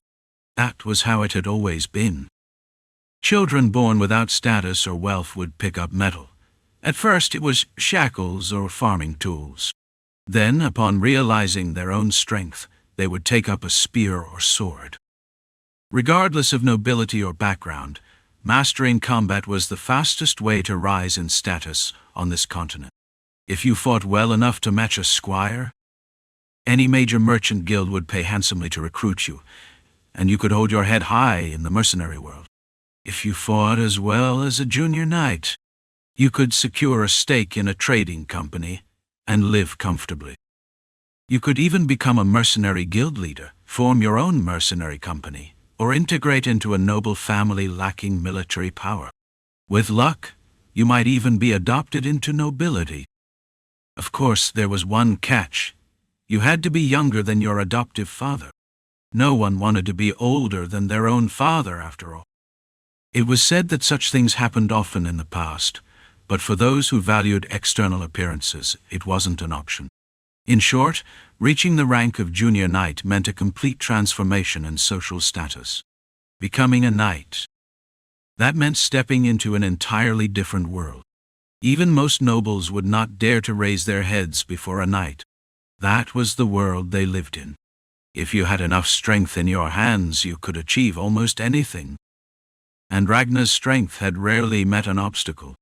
Because of that, he had never known the pain of loss. He had never failed to protect what he wanted to keep. "Why are you working so hard?" As soon as the thought crossed his mind, Ragnar voiced the question.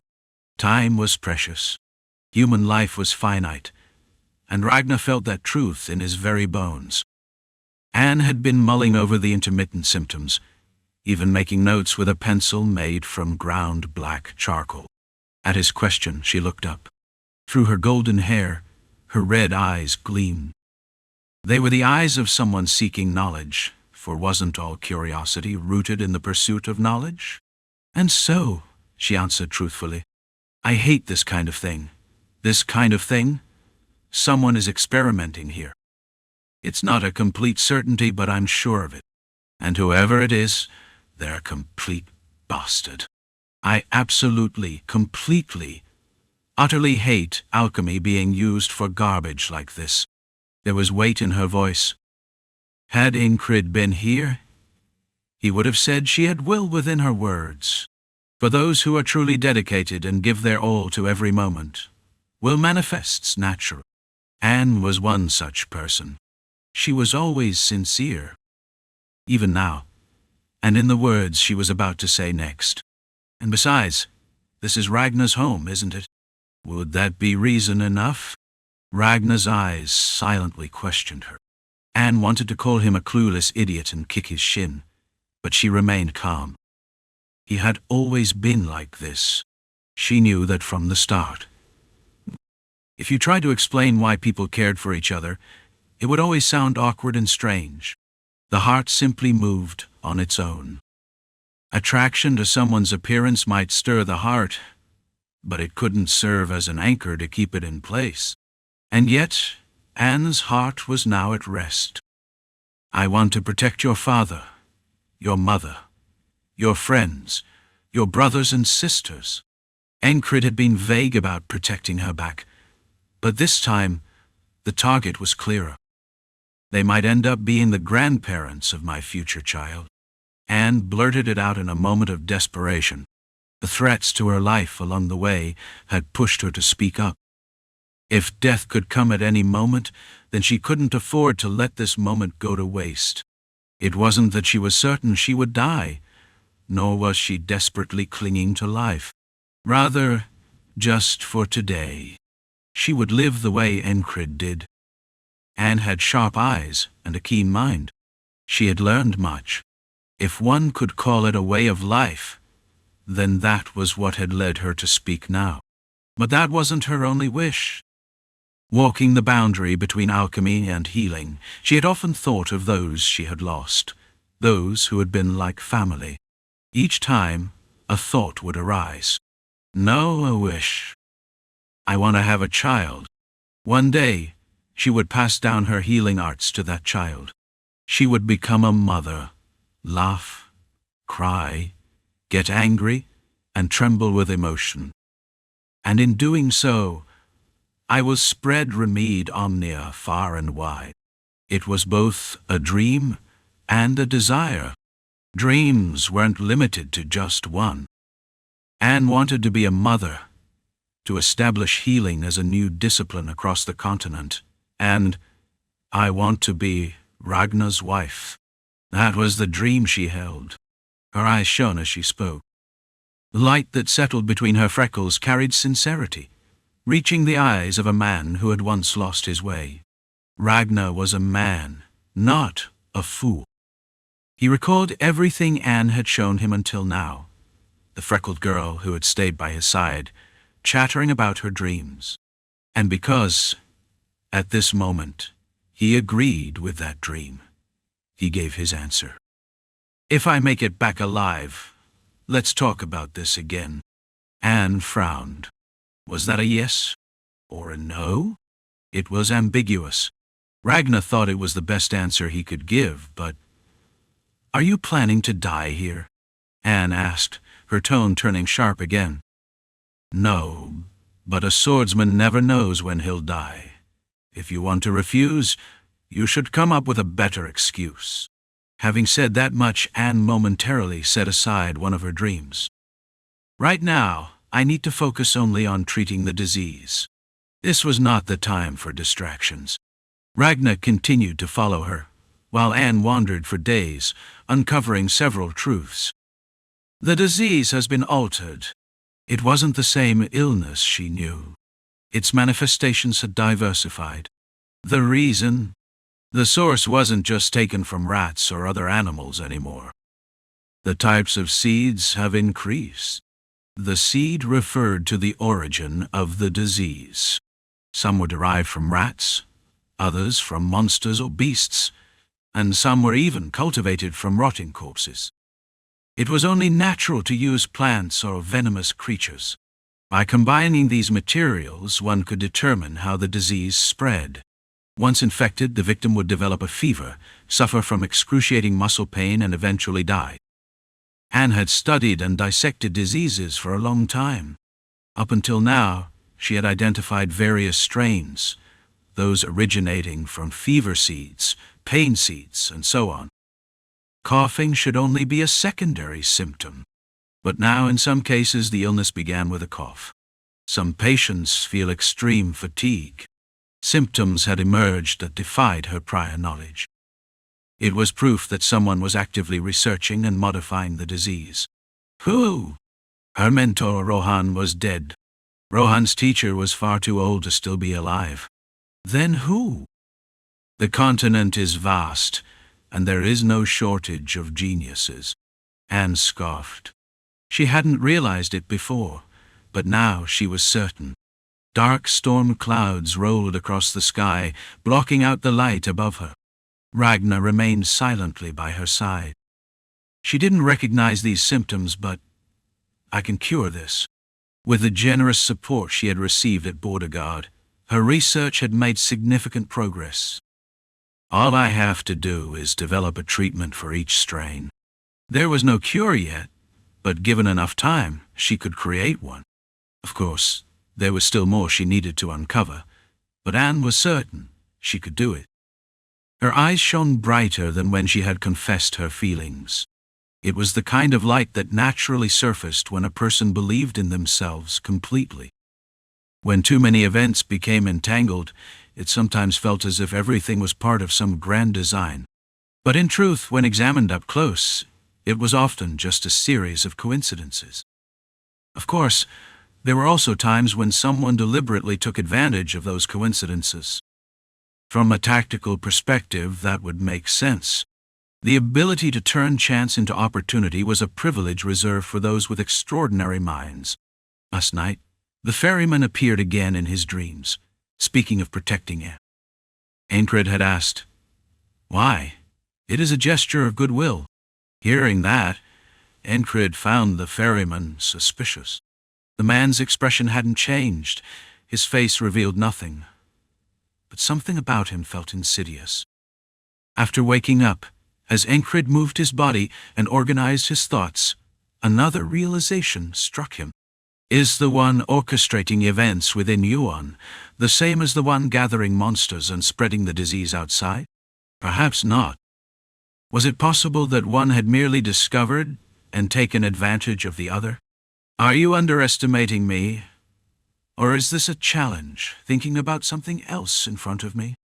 Heskel asked, standing in front of Enkrid. He never left things to chance.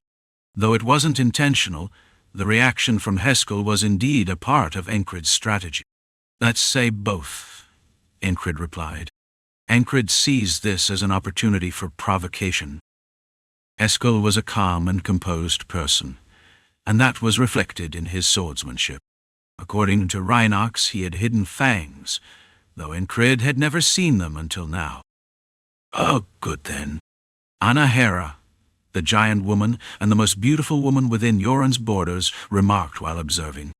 Naturally, she was the only giant in the family. She grinned, showing her sharp fangs. Don't play around and die. I'm next in line for the duel. Her words implied she was next in the challenge for the sparring. Enkrid, who didn't leave things to chance, set aside his thoughts and focused on the duel. Heskel wasn't a simple opponent, even without showing his fangs. Enkrid spoke to Heskel. If you can't show your fangs, at least show your molars. Heskel grinned at that, his light brown hair swaying in the wind. Though the weather was still dark, the sunlight found a gap in the thick black curtain of clouds, spilling through and casting a faint glow. In the dim daylight, with his back to the light, Heskel spoke. It's harder to show molars than fangs. He extended his sword in a straight thrust, a simple thrust. However, Enkrid knew from experience that a straightforward thrust would be predictable. When it came to calculations, it was a stalemate, each of them pushing against each other's shields. It wasn't satisfying, even if it had resulted in a win before. I lost, Heskel acknowledged first. Uske, he remarked, noticing Enkrid's unyielding will. What is instinct? It was about swinging the sword based on intuition. So, how do you train instinct? Both the Breaker sword and flash were techniques learned through conscious training. Even instinctual swordsmanship had to be honed through discipline. Reflecting on the lessons learned helped Enkrid come to terms with it. Clear your mind. Instead of thinking, he simply reacted to the opponent's moves. In other words, movements ingrained in his body would naturally appear. React. Thanks to the help of Alexandra, Ankrid had already experienced this. He understood how precious that one experience was. Walking a path without awareness was different from walking one you've learned about. Don't leave coincidences as coincidences. Suddenly, the words he had tossed aside earlier resurfaced in his mind. Was it natural? He didn't know. For now, he was just following the flow. Ankrid repeated the thought and demonstrated his reactive sword technique. The wave breaker technique was defensive. The flash was offensive, and what he was doing now was essentially a counterattack. Thud! Pick! Ankrid deflected the thrust aimed at him with a clean parry, stepping forward and making a small arc with his sword. The trajectory was like a stone skipping across the water. Blocking and attacking happened simultaneously. Was this an unexpected strike? It might be for an average knight, but not for Heskel. He didn't fall for slower swords, even if they were from Alexandra. Heskel's left hand extended, the gauntlet opening like a wing to form a small shield. Thud! With skill, he used the shield on his left arm to block the sword. If you could hide weapons on your body, why not a shield as well? Wow! Anna Hera gasped in admiration. Both the defense and offense were impressive. Isn't it amazing?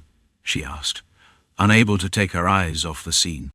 The family head, who had approached unnoticed, answered her. Yeah. For the family head, it was a rare sight. He couldn't remember the last time he saw Heskel spar with such enthusiasm. Chapter 699.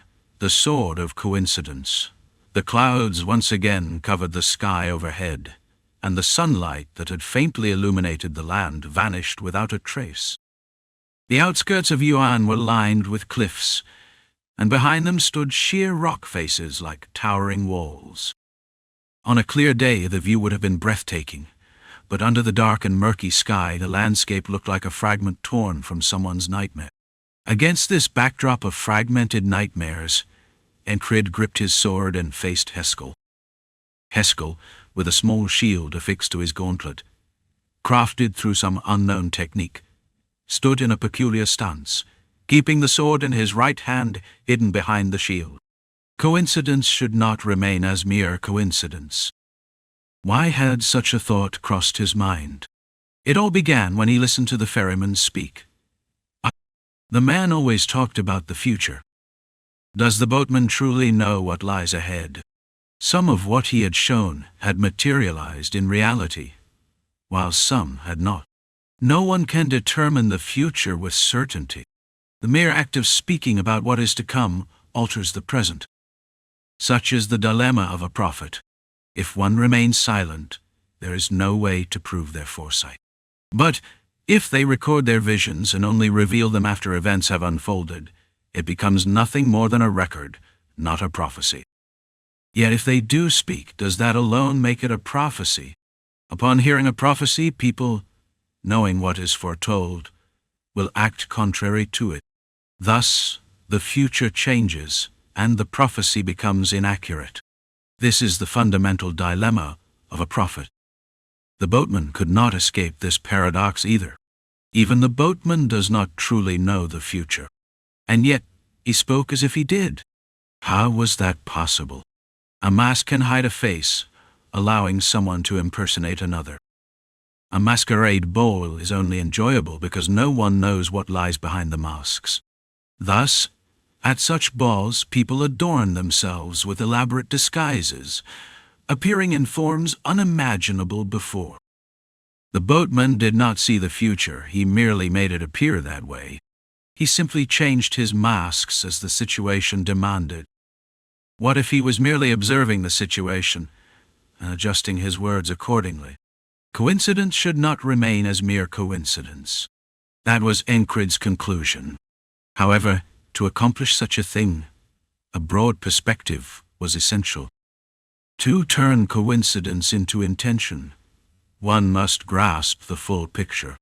His thoughts flowed freely, interwoven like a spider's web, leading him to the very swordsmanship he was now executing. His mind raced toward a single conclusion.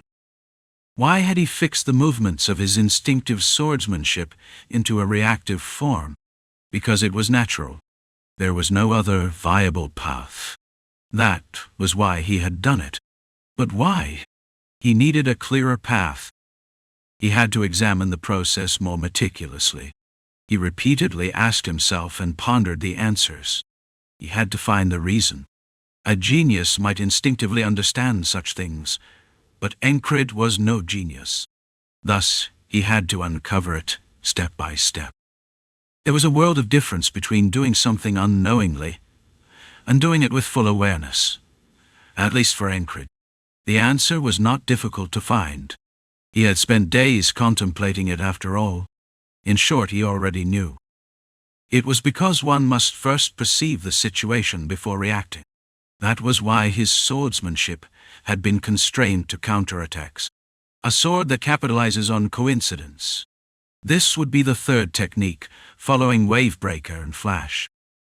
As before, once its meaning, method of execution, and training regimen were established, it would become a fully realized sword technique. Having done this twice before, was it easier this time? Not in the slightest. Creating swordsmanship was akin to opening a new world.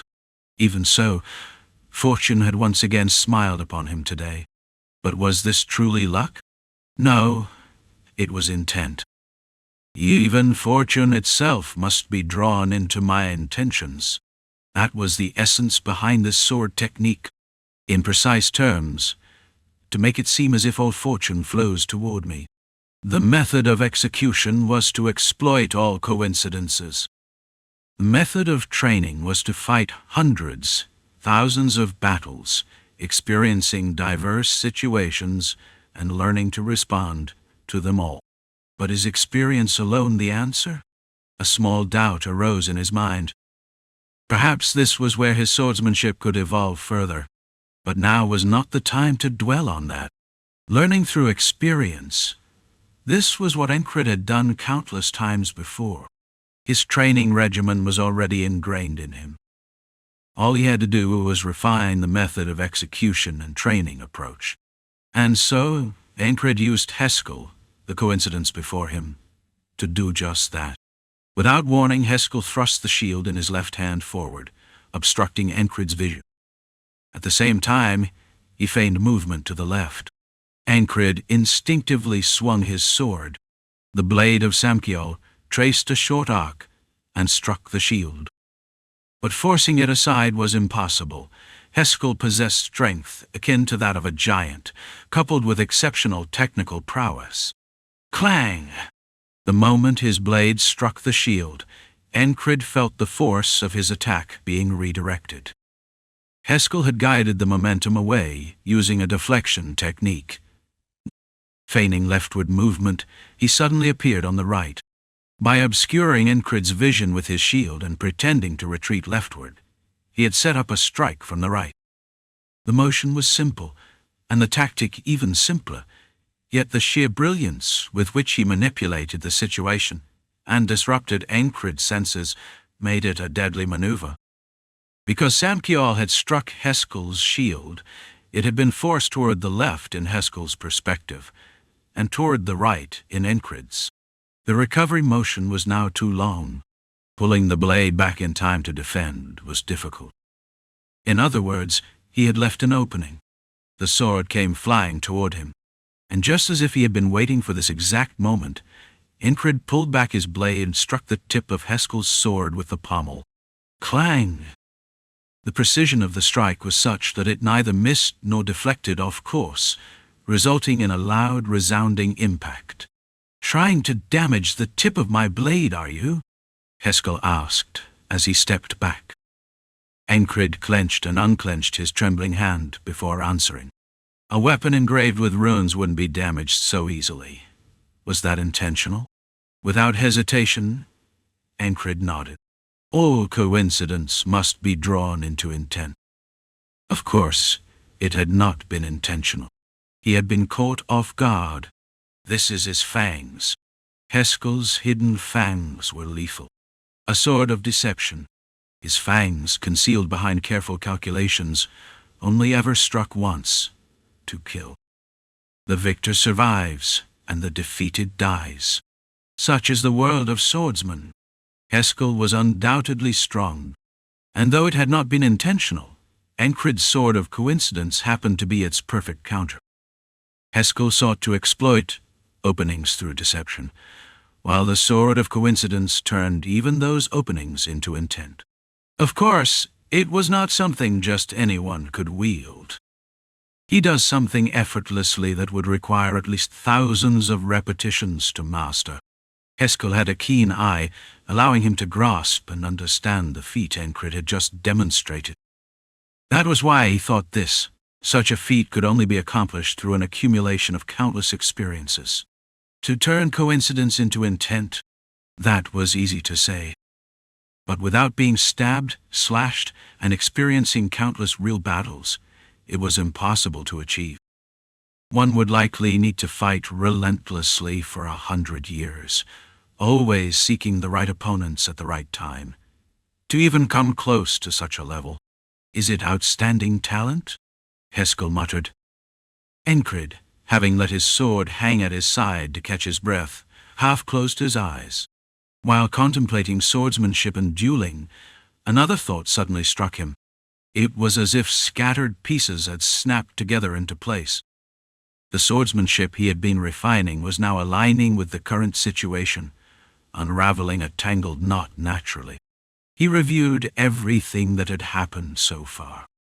He simplified the complicated situation, viewing the tangled mess both as it was and as something to be unraveled. There was nothing difficult about it. Some things became even clearer when viewed from the outside. If this was intent disguised as coincidence, a hypothesis emerged. What if Anne wasn't the intended target? Why did they target Anne? Why did they stall for time? Was Anne a threat? How did they know about Anne? What if the one who stalled for time and the one who attacked Anne were different people?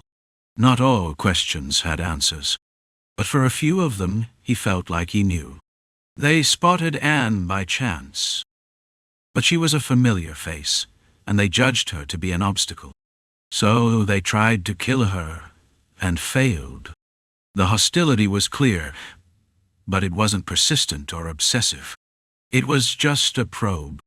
That was the answer that surfaced. Were you watching? Heskel spoke, though not to Enkrid. It's been a while since I've seen someone wield a sword that seriously. It was the head of the household. He stood idly next to Anahera as he spoke. Is that so? It was enjoyable. Ankrid of the border guard. Heskel exchanged a few words with the head and gestured slightly toward Enkrid. He had learned much from him. Enkrid nodded in return, a silent expression of gratitude. There was much to learn here. How's your body? Heskel asked the head again. Set aside your concerns. I'll handle my own body. Heskel worried about the head's condition, but the man remained as emotionless as ever. That was the end of it. The head left, and Anahera charged forward, declaring it was her turn next. Though she was at the level of a junior knight, her sheer strength was comparable to that of a full-fledged knight. Giants were naturally a race capable of crushing hundreds of humans. The nickname Crimson-Blooded Monster wasn't given for no reason. Normally, her boiling battle instinct would have led to incidents, beating people senseless or even to death. But she had adapted to Yuan.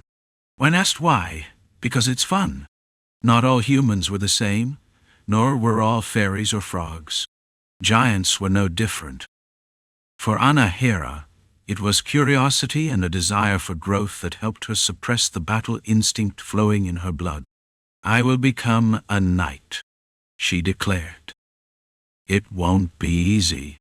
Ankrid replied, giving her a lump on the head with the flat of his blade. Had he cut with either side of his sword, Jorn would have lost a beautiful giant woman today. That's why it's fun. I want to fight better. I want to fight stronger opponents too. A combination of battle instinct and the will to improve. He could now see why she was capable of this. Living and training in Yuan, himself had learned far more than from Grida, Magron, and Odenkar in the Border Guard. Not only because no one here actively hid their knowledge, but also because Enkrid himself was in the process of opening up an entirely new world, broadening his own perspective. Yuan operated under a certain principle, that no one could be confined to a single category.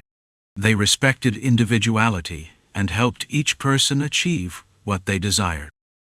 They taught, sparred, instructed in training methods, and even passed down techniques. A system for geniuses. That was the swordsmanship Yuan pursued. Meanwhile, Enkrid was establishing a system for the ordinary. The paths diverge. If he were to only speak of Yuan's system, he could say he had learned all he needed to. Be it techniques or anything else, their foundation was built upon those with talent. That was the key. Once the core was understood, techniques and training methods could be reasoned out naturally. This isn't the right path for me. Of course, talent would always be a factor. But those with less talent must also have a way to rise. That was the path swordsmanship should take, at least in Enkrid's view. Even after defeating Anahera, he did not proclaim himself victorious over Yuan. However, at this point, everyone subtly acknowledged his skill. As he stepped aside, Heskel approached him. "What do you think of Yuan?" "It is good." Heskel was old. Though he wielded will throughout his body like a high-ranking knight, his age was subtly apparent. Strength and agility inevitably declined with time. Even knights could not hold back the passage of time. Slowly but surely, they age. Everyone had a peak period they could maintain. For knights, that peak was long. Even in old age, their strength did not easily fade. But it wouldn't last forever. Heskel seemed older than he appeared. Yet he still traveled between the nearby villages, leading an energetic life. People said he was the kind of man who would do anything for Yuan. It's a fine place, sure. But don't you find the Lord's attitude a bit lacking? You mean because he doesn't spar often? That's not what I meant. Ankrid couldn't tell why Heskel was bringing this up now. Was he talking behind the Lord's back just because they had gotten a little closer? Or was there another reason? Yuan has a structured system for honing its techniques, but it lacks a framework to resist external pressure. That's something the Lord should take charge of, yet he doesn't. Is that really necessary? Ankrid asked in return. Shouldn't someone from the Border Guard know better? Can a place remain still just because it wants to?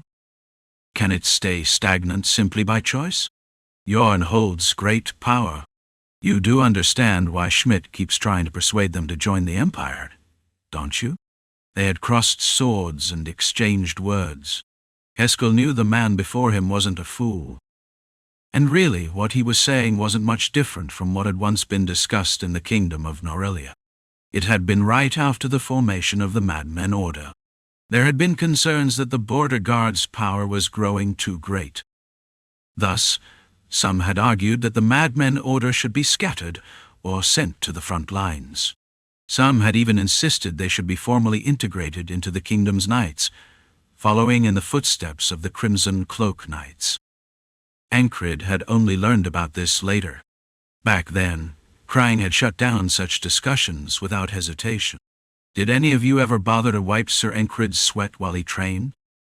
And yet you demand his loyalty to the royal family? That was what he had told the nobles. At the time, some of them still thought the Madmen Order wasn't mad enough.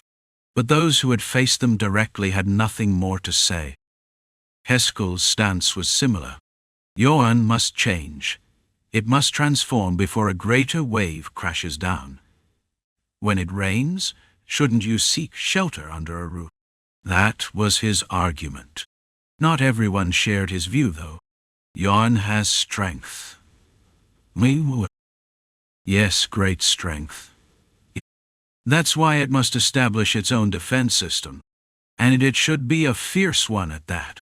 I mean, recruiting talents from outside. The Empire adopted the practice of gathering gifted children and training them after seeing us do it. So why shouldn't we learn from them in return? The Empire draws in talent from across the continent while also sparing no effort in strengthening its military. We should be just as proactive. That was Rhinox's opinion.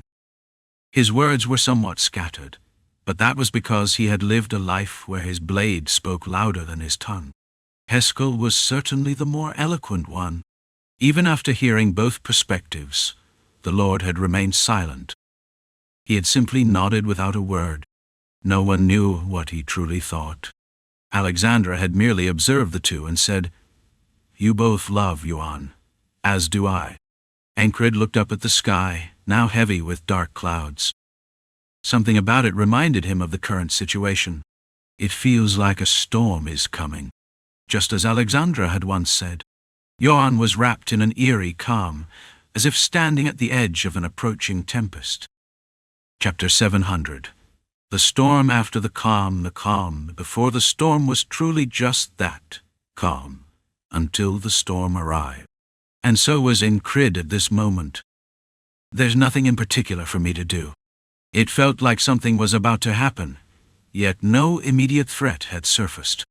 Grida seemed busy, but that didn't mean Ankrid needed to go around stirring things up. So instead, he spent the entire day swinging his sword. He had done the same at Border Guard, but in Yuan, he did it even more. Besides, this was the kind of place where such behavior was encouraged. Rather than finding it strange, the people of Yuan marveled at how hard an outsider was willing to train and simply enjoyed the moment. The things Enkrid taught were also fresh and engaging, leaving no reason for them not to be entertained. After all, everyone in Yuan yearned for new techniques. Rest day is over. The fight begins. A boy shouted as he lunged at Enkrid, who was already stretching before dawn. You want to melt in the embrace of this beauty? A giant, hailed as Yuan's most beautiful woman, at least within Yuan, rushed at him with those words. Beside her stood an elderly swordsman named Rhinox, letting out a raspy chuckle that was difficult to mimic. Hey, this is my home. You won't be able to fight using calculations like last time in my yard. There was also a swordsman who had spent days scouring the area, convinced that something was amiss within Yuan. He suspected the clan leader but feigned nonchalance on the surface. After disappearing for a couple of days, he suddenly reappeared, acting as if nothing had happened. That was Grida. Your eyes have dark circles. Are you getting any sleep? My sleep has been rough lately. Maybe because it's been a while since I came home. It was more likely that tension was gnawing away at her. If you keep a bowstring pulled taut for too long, both the bow and the string will wear out quickly. The same goes for people. Knights may have thicker skin when it comes to stress, but they were human all the same. And in the uneasy atmosphere lingering over Yuan, it would be difficult for even the best of them to rest peacefully. Well, that is if they were normal. Enkrid, however, had been sleeping soundly, eating well, and resting just fine. So had Ragnar. You said you were going to retrieve the sunrise, so why don't you take it already? Enkrid threw the question at Ragnar, who was lazily loitering nearby. Wiping the sweat off his forehead, Ragnar turned his head toward where the clan leader might be. Of course, he got the direction completely wrong. He was looking toward the path leading out of Yuan. Ragnar hesitated for a moment, an unusual sight. Back when he was part of the Madmen unit, the precursor to the so-called Madmen Knights, he had blurted out whatever came to mind. Now he actually thought before he spoke. It was oddly moving in a way. As Ragnar pondered over his words, a younger boy murmured beside them, "My muscles are tensing up. This is working. Oh, this feels great." During his training, Ankrid had introduced the Odin-style physical conditioning techniques to the people of Yuan. Some of the younger ones adapted to it instantly, and this boy was one of those living testaments. He muttered to himself while lifting a stone, his back muscles twitching. His body was already well developed enough that he quickly increased the weight he was training with. Yuan had its own training methods, and Enkrid had learned from them. But when it came to pure physical enhancement, Odin's techniques were unmatched. Odin had refined and restructured the training methods of the Holy City Legion's martial monks, adding his own theories on top. His genius was evident. If Odin were here, he would likely be grinning with satisfaction. "Excellent, brother. You're doing well. Sister, have I mentioned it before? Your strength surpasses most men." He might have shouted something like that. That was how well they had adapted to Odin's so-called torture. And since they were competitive and driven, they pushed themselves harder whenever they saw their peers improving. With that kind of attitude, it was inevitable that they would grow stronger. As Enkrid watched this, Ragnar finally spoke. "I was certain it was urgent, but I can't bring myself to care." "Why?" Enkrid asked, because he genuinely had no idea. But Ragnar himself didn't seem to understand his own feelings either. "Good question." His voice was calm, but to Enkrid he sounded somewhat dissatisfied. "Either that, or he's angry." Having vaguely answered, Ragnar went back to swinging his sword. Enkrid did the same. Meanwhile, Anne was busy with something, fidgeting with her hands as always. Every now and then, Enkrid glanced over to see what she was up to. "Are you extracting poison from a corpse? Or did you keep an infected person alive to harvest the seed? Look. I'm right, aren't I?" She turned to him and asked. "You are."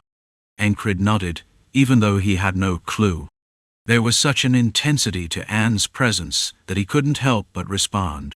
Seated at a table she had dragged over from somewhere, she worked meticulously in a corner of the training yard, mixing liquids, pouring, smelling, and carefully handling substances with greenhide gloves. From behind, all that was visible was her small back, yet her entire being was focused on her task. Even without looking directly at her, it was clear that she was utterly absorbed in whatever she was doing. Enkrid, with his keen senses, could feel the sheer force radiating from her. Will. That meant Anne was a genius too. Enkrid arrived at this conclusion naturally. "This much," Anne muttered, fully engrossed. She didn't even seem to realize Enkrid was watching. "I can do it. I will get rid of this cursed thing," she murmured to herself repeatedly. If someone looked into her eyes now, they would probably see them burning with determination. "How many days has she been at this?" Enkrid asked Ragnar, who was keeping watch outside the lodging. "Since the moment she arrived." Ragnar had been training nearby and rarely left Anne's side. Enkrid nodded and was about to step outside when Ragnar suddenly spoke. "Said she liked me." "Remed did? The mere thought of it disgusts me so much that I want to cut out his tongue. I apologize." Anne said that. Enkrid recalled Anne, whom he had seen at border guard. She frequently entered and exited the knight's training grounds at the slightest excuse, always grumbling about being busy, yet visiting often. She would bring food, drinks, and sometimes even potions good for stamina recovery. But all of it went into Ragnar's mouth first. Moreover, Anne always stayed closest to Ragnar, no matter what she was doing. Christ knew it, Enkrid knew it, and even Rem was aware. Anne liked Ragnar, yet Ragnar was utterly oblivious. That bastard wasn't just bad at finding his way. He was also terrible at noticing people's feelings. Now that I think about it, I was the same. Ragnar muttered in a voice too quiet for Anne to hear. He was acknowledging that he, too, had harbored goodwill toward her kindness, but in a remarkably unromantic way. Not that I expect you to relay that to her. I'm just saying. Some people might wish for their feelings to be understood. Ragnar's thoughts were simple. For some reason, he didn't feel like going to retrieve the sunrise anymore. Maybe that was why his chest felt tight. Or maybe his illness had worsened. Last night he had coughed up blood in his sleep. He had felt fine on the way here, though. Is the end approaching? Perhaps. Maybe that was why he felt this way now, because his heart was fogged with uncertainty, making him want to lay bare other emotions with clarity. That doesn't mean I'm getting any closer to Anne. Then, unless the situation changes, that is, he murmured. Ankrid nodded in response. Do as you will. Saying he harbored goodwill but refusing to get close? Right. That was nonsense. The kind of nonsense a crazy bastard would say, which meant there was no need to understand it.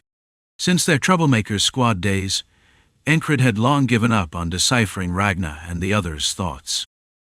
So instead he stepped outside and resumed swinging his sword. Dark storm clouds still loomed above, black as a towering wall. The sky looked as if it had grown a pitch-black ceiling. Could that really be clouds? It seemed impossible. Some people might have commented on it, but Enkrid remained indifferent. Sunshine would be preferable, but he wasn't about to start complaining. He simply continued his sword practice. And so he did. The ferryman never reappeared, yet his words lingered in Enkrid's mind. Protect Anne. Ankrid stripped away the irrelevant parts and relayed the message to Ragnar. Anne might be in danger. Protect her. They had already encountered monsters targeting Anne on their way here. Ragnar didn't question it. He simply followed through. The days of pretending to be ordinary were over. Ankrid had spent some time lost in thought. Who had disrupted the household? Someone had pulled the strings. That much was undeniable.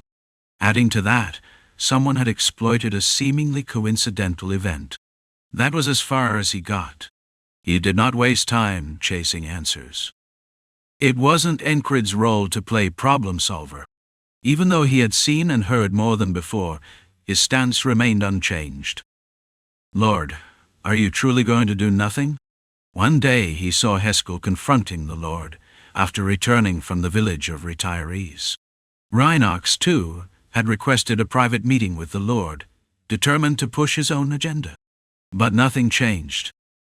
Heskel, while sparring with Enkrid, sighed and muttered, if only the Lord were a bit more proactive. His focus in the duel had wavered, and his sword strikes lacked strength.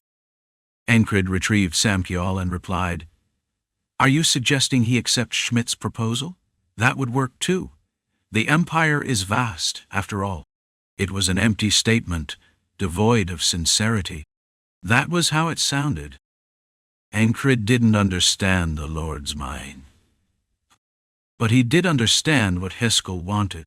His eyes were full of ambition. Can I ask what it is you want to accomplish? Heskel's eyes held dreams and aspirations. I'll tell you later. His words carried a smile, but Enkrid got the sense that whatever Heskel aimed for was nearly impossible to achieve. Yet, he also knew Heskel wouldn't give up. Perhaps it was the recognition of a kindred spirit. Damn it, there's no sign of Odenkar. Even after several days of searching through Yarn, they found nothing. Magrun was nowhere to be seen, nor was Odenkar. Grida seemed restless. That evening, an elderly woman named Mylishkia came to see Anne. She was a healer from Yarn. What is all of this? After listening to a portion of Anne's research, her eyes went wide. She exclaimed that it just might work, her excitement palpable. As time passed, she greeted Enkrid in passing as well. Then, one early morning, Enkrid was forcibly awakened. Boom! A lightning bolt struck, its deafening roar rattling his ears. Quo. Ah! Almost immediately, torrential rain pounded the ground like a relentless drumbeat. He turned to look out the window, and the downpour was so heavy it seemed like sheets of metal were cascading from the sky. It felt as if the ground might cave in under the assault. Ankrid of Border Guard. Then, a voice called his name from beyond the door, someone he hadn't expected at this hour. Ankrid stood up and immediately checked his equipment. Samkiol, penna, a short sword, a horn-handled dagger, fabric gauntlets, an undergarment gifted by the fairies, and over that, leather armor covering his shoulders and torso. I won't have time to put on the celestial armor. The rain would soak through and hinder movement. He knew this from experience, and now he acted on instinct. There was no reason to fully arm himself, but Enkrid carefully secured his gear before calmly opening the door. Standing before him was the head of the household, drenched in rain. "Follow me. My Leshkia is dead." Enkrid had no way of knowing what had happened, but the head of the household looked as if he had come to interrogate him. "So, is this the part where I'm supposed to ask why?" Enkrid asked while standing still. Water pooled at the feet of the drenched head of the household. His voice, devoid of emotion as ever, cut through the downpour. "Just follow quietly." Creak! The door to the adjacent room opened. It was Ragnar. "Who do you think you are ordering around?" In the pitch darkness, the flickering candlelight cast Ragnar's shadow in sharp relief, making it waver like a living thing.